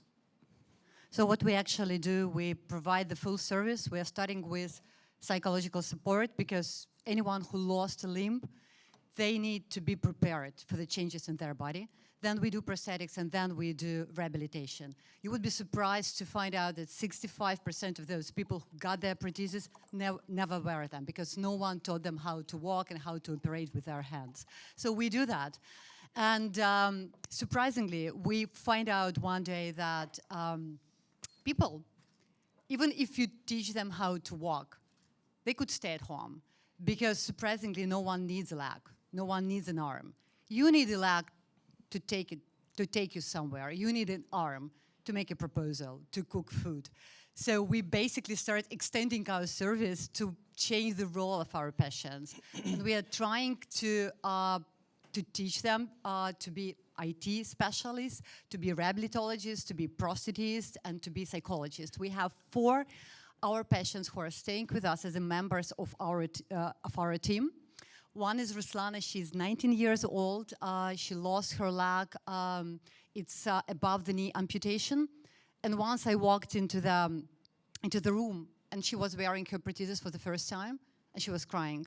And I thought that something went wrong. And I was like, Ruslana, do you feel pain? Is it uncomfortable? And she said to me, you will not believe. I'm crying because for the first time in the 6 months I see both of my shoes. And I feel normal. And we try to take only those people who are ready to work hard to rehabilitate, because we don't take governmental money, we use donations. We have to make sure that the person who is enrolled in our program is ready, is prepared to work hard mentally, psychologically, physiologically, to get verticalized. A good example of what Olga is saying is that you don't need legs just to have legs. You need legs to go somewhere. So we have 2 patients with very, very similar trauma. One of them got up on his prosthetics after 2 weeks, and he is already running. The other one we still cannot verticalize after 5 weeks. So we come and try to check what is happening. We talk to his rehabilitologist, and we say, okay, what is the trick? And it's very simple. This guy has a baby coming up in 2 months. He promised to himself he's going to hold the baby on his 2 legs straight, and he's ready to work hard. And the other guy is not that motivated. So our job is to find this motivation, to get these people up and running, to work hard together with us, and to release as many patients as possible. Yeah, we started with rehabilitating people to their goals, because we ask the patient what he or she wants to do afterwards. If he or she wants to run a marathon, we will bring him or her to this point. If they want to have a baby, that's another goal. So we are bringing people to their goals. But at a certain point, we realize that dreams are more important than goals. Dreams can take you further, and they are bringing you a great dynamic. And we realize that after talking to this patient who is expecting a baby. So now we are rehabilitating our patients to the goals. And the goal of our medical director is for our patients to live superhuman center with abilities better than they have before the trauma. Better than they had before the trauma, and it's possible. And just to give you a flavor of how complex and difficult our job is, we have a patient, she's 56 years old. She was in a bus which was shelled by the Russian soldiers, if you can call them soldiers. And the bus was burning, and her son dragged her out of the bus. She lost a leg, and she had a lot of burns. So we waited for her burns to heal up, and then it was difficult to install prosthetics to her. So we sent her to Germany, and they couldn't do it too, because she was in pain. She came back, and she started talking to our medical director, Andrei Vilensky. And he realized the problem is not physiological, it's psychological. So he sent her to our psychology team. They talked to her, and they realized that she has a diagnosis. I keep forgetting it. What is the name? Psychogenic pain. Psychogenic pain, thank you. Psychogenic pain. After 3 days, she's on prosthetics, she's up and running, no problem. The trick was that she was afraid, subconsciously, that if she will be treated and she will be cured, she would have to go back home, and the home is not there. It doesn't exist. She doesn't have a place to go. So her body, subconsciously, was protesting, and she was really feeling real pain. So after they fixed it, she is up and running. We employed her. She is now working in a it's not a rehabilitation center, not in our, center, but in another one. So this is our goal. We try to fix people, and we try to integrate them into companies, into businesses, be it IT or agri or whatever, and then we try to accommodate them. We follow up on this because these people are heavily traumatized psychologically, so they're not easily integrated into any company. We work with the HR department to facilitate them how to handle these people, and after a few months we finally release them. So this is the goal of Superhumans. So where we are right now, we opened in the mid of April the state-of-the-art prosthetic lab in Lviv, rehabilitation center and psychological department. We work as multidisciplinary team, and we trained our specialists as a specialist for the rest of Ukraine to do ergotherapy, to do occupational therapy, and to do hydrotherapy. Right now, we are reconstructing 9-floor buildings because we're going to open surgery rooms and inpatient department, and we're going to move to reconstructive surgery. We're going to bring the best international experience into Ukraine to do reconstructive surgery, because people who lost their faces, they basically lost their identity and they can't leave their apartments. We are building educational center where we're going to train psychologists, rehabilitologists, and prosthetists because we have a huge lack of specialists in Ukraine, especially when we are talking about such a high demand. We have These people are not going to only work for us. We're training them for the whole country. for the rest of Ukraine. Yeah, absolutely. And when we are building educational center for our patients to change their roles. The next step, we are moving to Kharkiv. Everyone call us crazy, but we're going to announce new location for Superhuman Center in Kharkiv in September. A year ago, everybody told us that we are absolutely crazy to build something in Ukraine during the war times. We said we're going to do that. We built it in 3.5 months.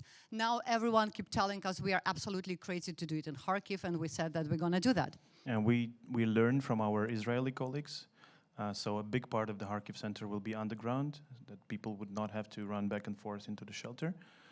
And every time we hear from somebody who is saying that, look guys, are you crazy? You're building something in the middle of war. It can be destroyed. It can be demolished.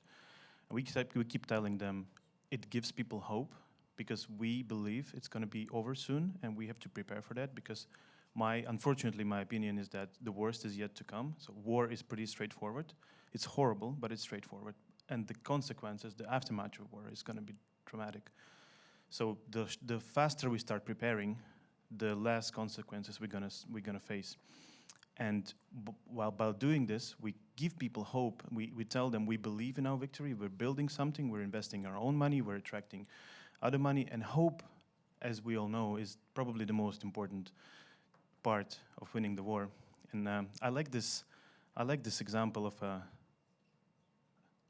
very short. I like this example of an experiment with mice. British scientist, of course, would put a few mice into a jar of water, and they would measure the time when the mice would drown. That would be approximately 15 minutes. So the next group of mice, they put in and they take them out just 13 minutes after, so 2 minutes before they would drown. They would give them a little bit of food, a little bit of time to rest, and then they would put them back. Can you guess how long they would last on the second try? Anybody? No? No? 60 hours. Because they knew they have hope, they will be rescued. They knew they already were rescued once, so they'll be rescued again, and the hope was giving them so much power to continue. And I think really what we give to the people, not only technology and protocols and new legs, but we give them hope, and this is impossible to measure. I think this is it. Yep.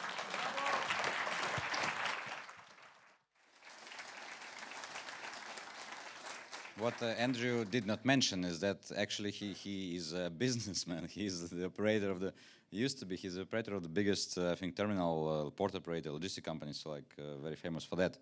So was like born to be a volunteer or something like that. So the final presentation for today, Natalia Yemchenko. She's a public relations director in one of our biggest companies in Ukraine, System Capital Management. And you have the slides, right?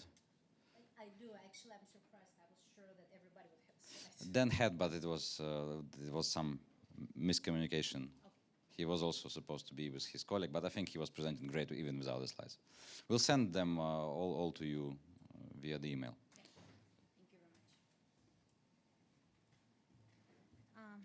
Good evening, all. It's always a big pleasure to be the last one. I will try to be short. As Kirill said, I do represent the big, structured, industrial, mainly business. But we are, as a business and as a business group, we are actually quite, for a long time in a charity, and I'm responsible for the charity direction from 2014, because for us this war started in 2014, literally. I'm from Donetsk. I was born in Donetsk. I grew up in Donetsk. I made my first education, my first profession, my first higher education in Donetsk. I was married in Donetsk, delivered first 3 kids in Donetsk. Everything was connected with Donetsk, and definitely my job was over there. So in 2014, we experienced the real war for the first time. And in 2014, we started the huge humanitarian mission in Renata Akhmetov Foundation. This mission never stopped, so we are very experienced and structured. This is why our presentation would be a little bit business-like. Sorry for that. But I will try to do it a little bit. I will try, yeah. So I will spend just a minute and a half to explain who we are. So we have more or less, before war, 400 companies employing in Ukraine 200,000 people. At the moment, 15,000 of our employees are on the front line. It means that we would hopefully re-employing them back after the victory, and reintegration of veterans is one of our biggest topics. So we will come back to that. Before the war, we were responsible for something like 4% of Ukrainian GDP, 5.2% of taxes, and more or less 10% of all capex. From the beginning of the full-scale invasion, we deliver like 1 billion hryvnias already, almost 6 billion hryvnias already, solely as a donation. So it's not about investments. I don't know. We are owners of the tech companies, so money which we need to rebuild and mend our grids is not here. Definitely, so it's only charity, like our charity investments. And for the first moment of our existence, I mean, for the first time in our history as a business, we are not focused on business as a business this year. So the whole year, what we focus in is our input to the victory.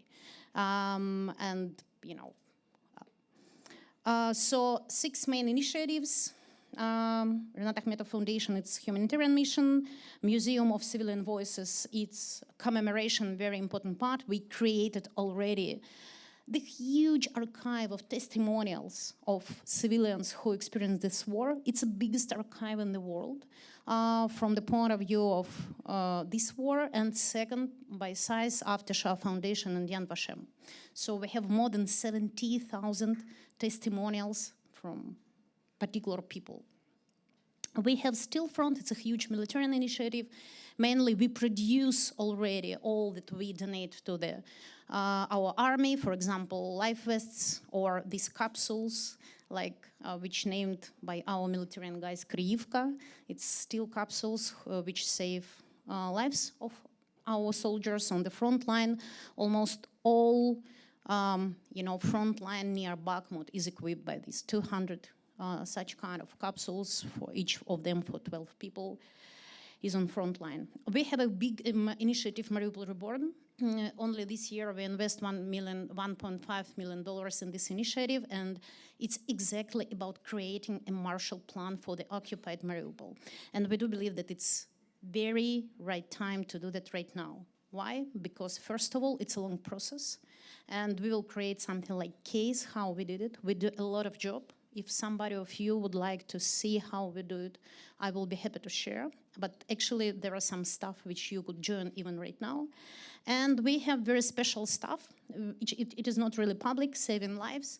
So we're big industrial business. We have a lot of big industrial partners in Europe. We have 2 steel plants in Italy. We have steel plants here in UK. We have steel plants in Bulgaria.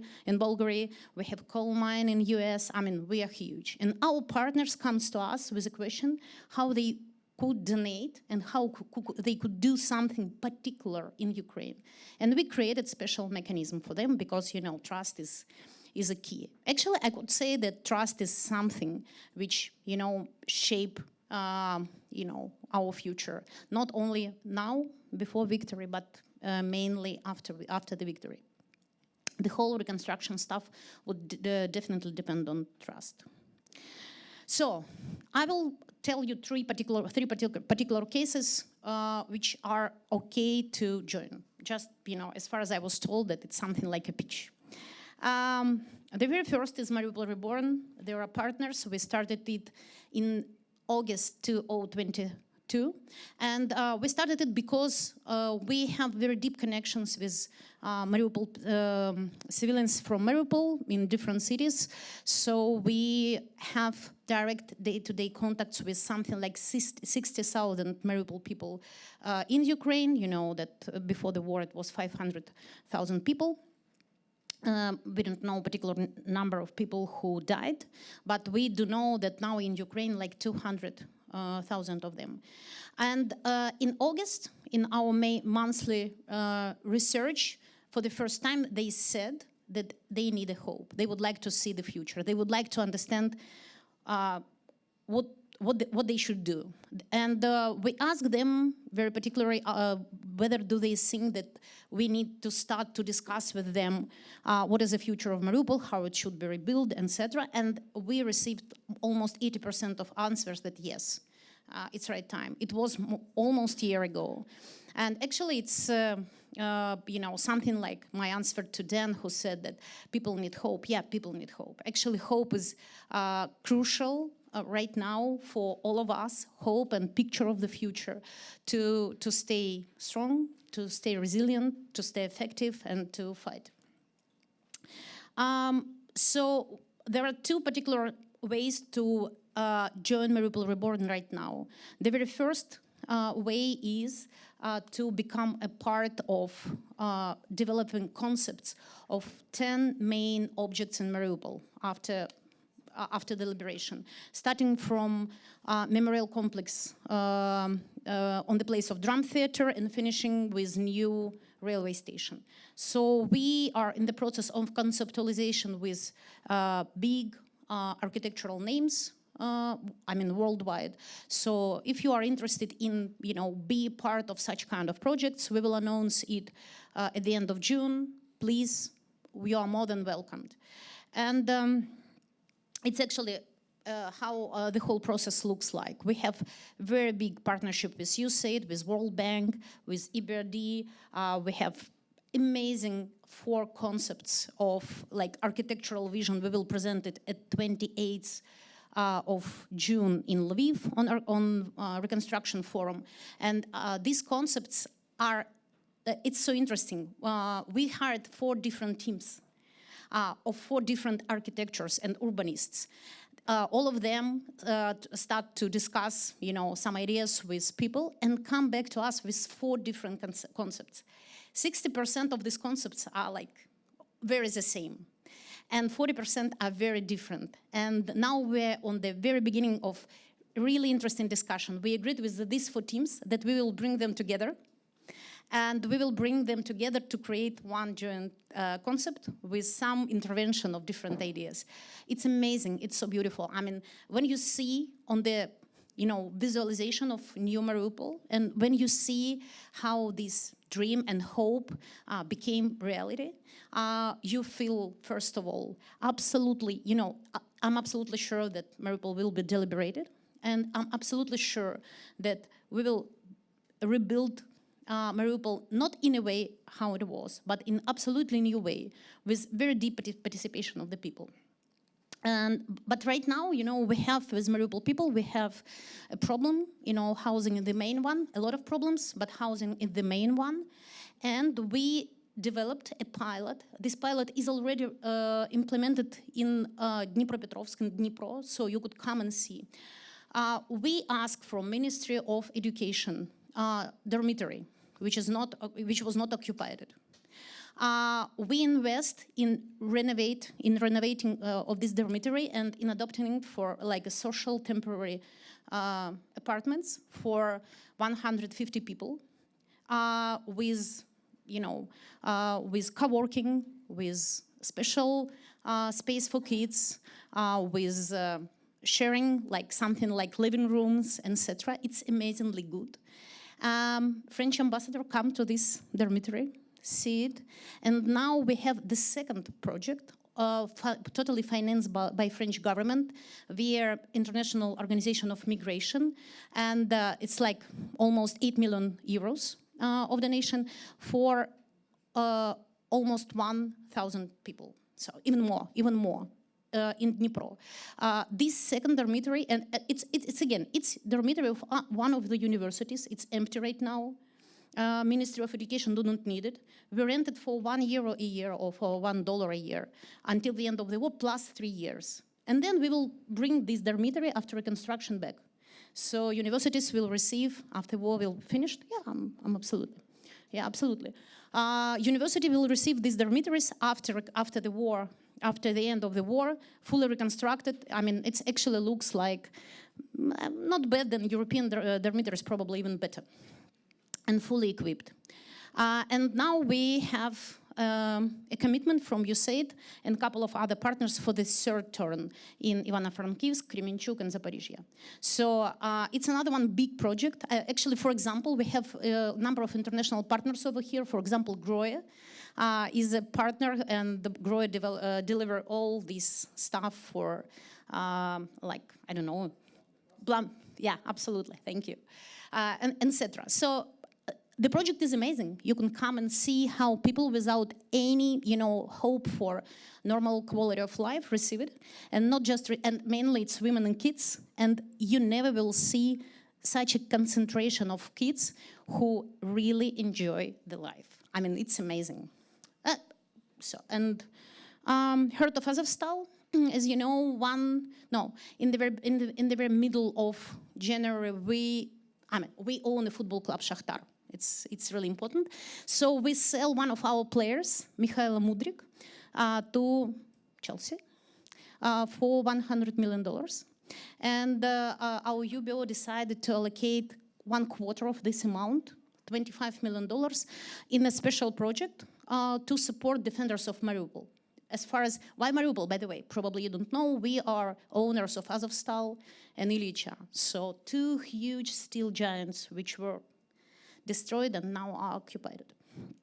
And we feel, this duty to help people who defended Mariupol for 86 days, to support them. We don't, actually nobody knows exact number of people who were involved in this defense, but we know that it's more or less 12,000 people.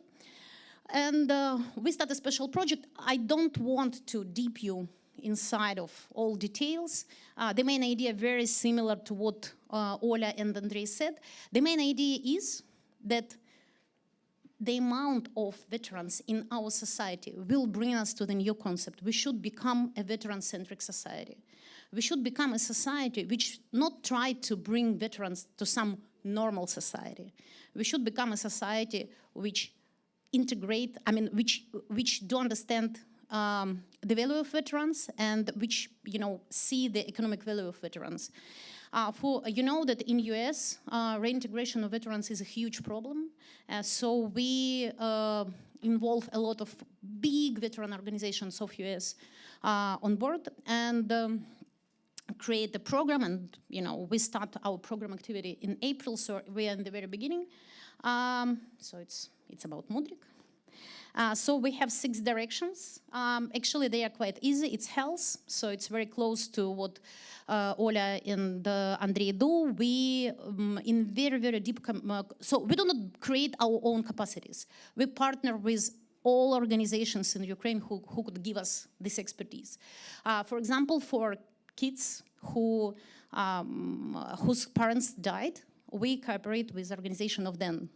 And for prosthetics, we cooperate with different prosthetic organizations. Our main partner is Protest Hub, which creates not only like association or society of all doctors who focus on prosthetics, but also knowledge base. And we are a partner of this knowledge base.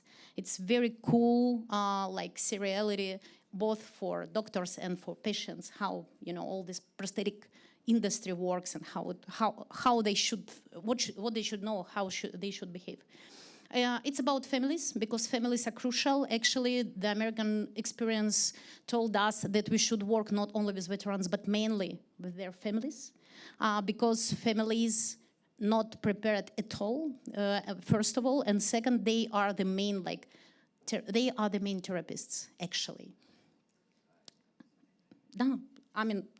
So we have legal support, We have sport, it's very important for veterans, it's big separate story. We have a story connected with the future, and future is about reintegration. I just would like to ask you to remember this word, reintegration of veterans, and 4 pillars. Reintegration in families, it's extremely important. Reintegration in communities, and actually America believes that veterans should be reintegrated in small cities, not big ones. Big cities are not really good for people with new traumatic experience. Reintegration on the workforce, and reintegration in, new friendship. If you would like to know more, or if you have any ideas how we could cooperate, this is a QR code and the name of the leader of this project, Ksenia Sukhova. And the last project you probably would like to know a little bit more about. It's saving lives. It's very simple. We are, as a business in Ukraine, are ready to create for you, for your businesses, for your corporations, special programs with joint financing. For example, you will bring $1, we will double it, and we will do something in what you believe. Food security, we are ready. Prosthetics, we are ready. Mental health, we have a joint project with Global Compact, UN Global Compact, so we are ready. Our idea is like this. Big business would like to see the result. Big business time to time knows in what particular spheres they would like, European big business. It would like to help. We could be your partners, like a corporate foundation. Your partner, more than then, we will double or triple your money. And this is, we have 200 companies, mainly industrial, as far as we are industrial business, with whom we do such kind of stuff. It's very effective. It's not very public because it's not for publicity. It's for our international peers. And it's examples, how it works. And it's QR code. And Yulia Ryakhovskaya, the person who will be happy to sit with you and to think how we could do more together. Thank you.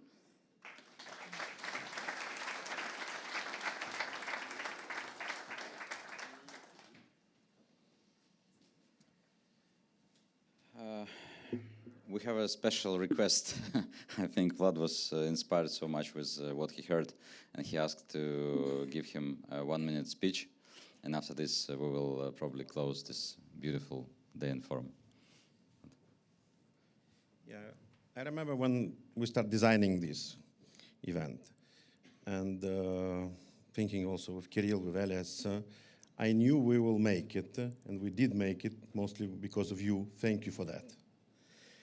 But I'm also sure that we will make the reconstruction of Ukraine. I don't have any doubts of that. And this is also about the infrastructure, business, but also about the lives of people which we discussed just now. I heard 2 important concepts during the URC now. One was about the bravery of business, and Bayer was today also saying about that. And now one was about emotional capital. So people coming now also with emotions, and we had now some emotions. So I think if we put it together, brave business and emotional capital, and you will be the first, and I know that many of you, especially Ukrainian business, already do this, I'm absolutely sure you will win.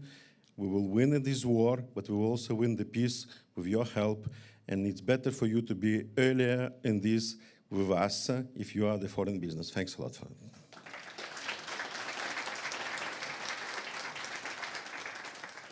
So on behalf of the organizing team, I also want to thank to our partners and co-organizers, EBA, London Chamber of Commerce, all those who support us, of course, like our Center for Economic Recovery, our team, you are really great.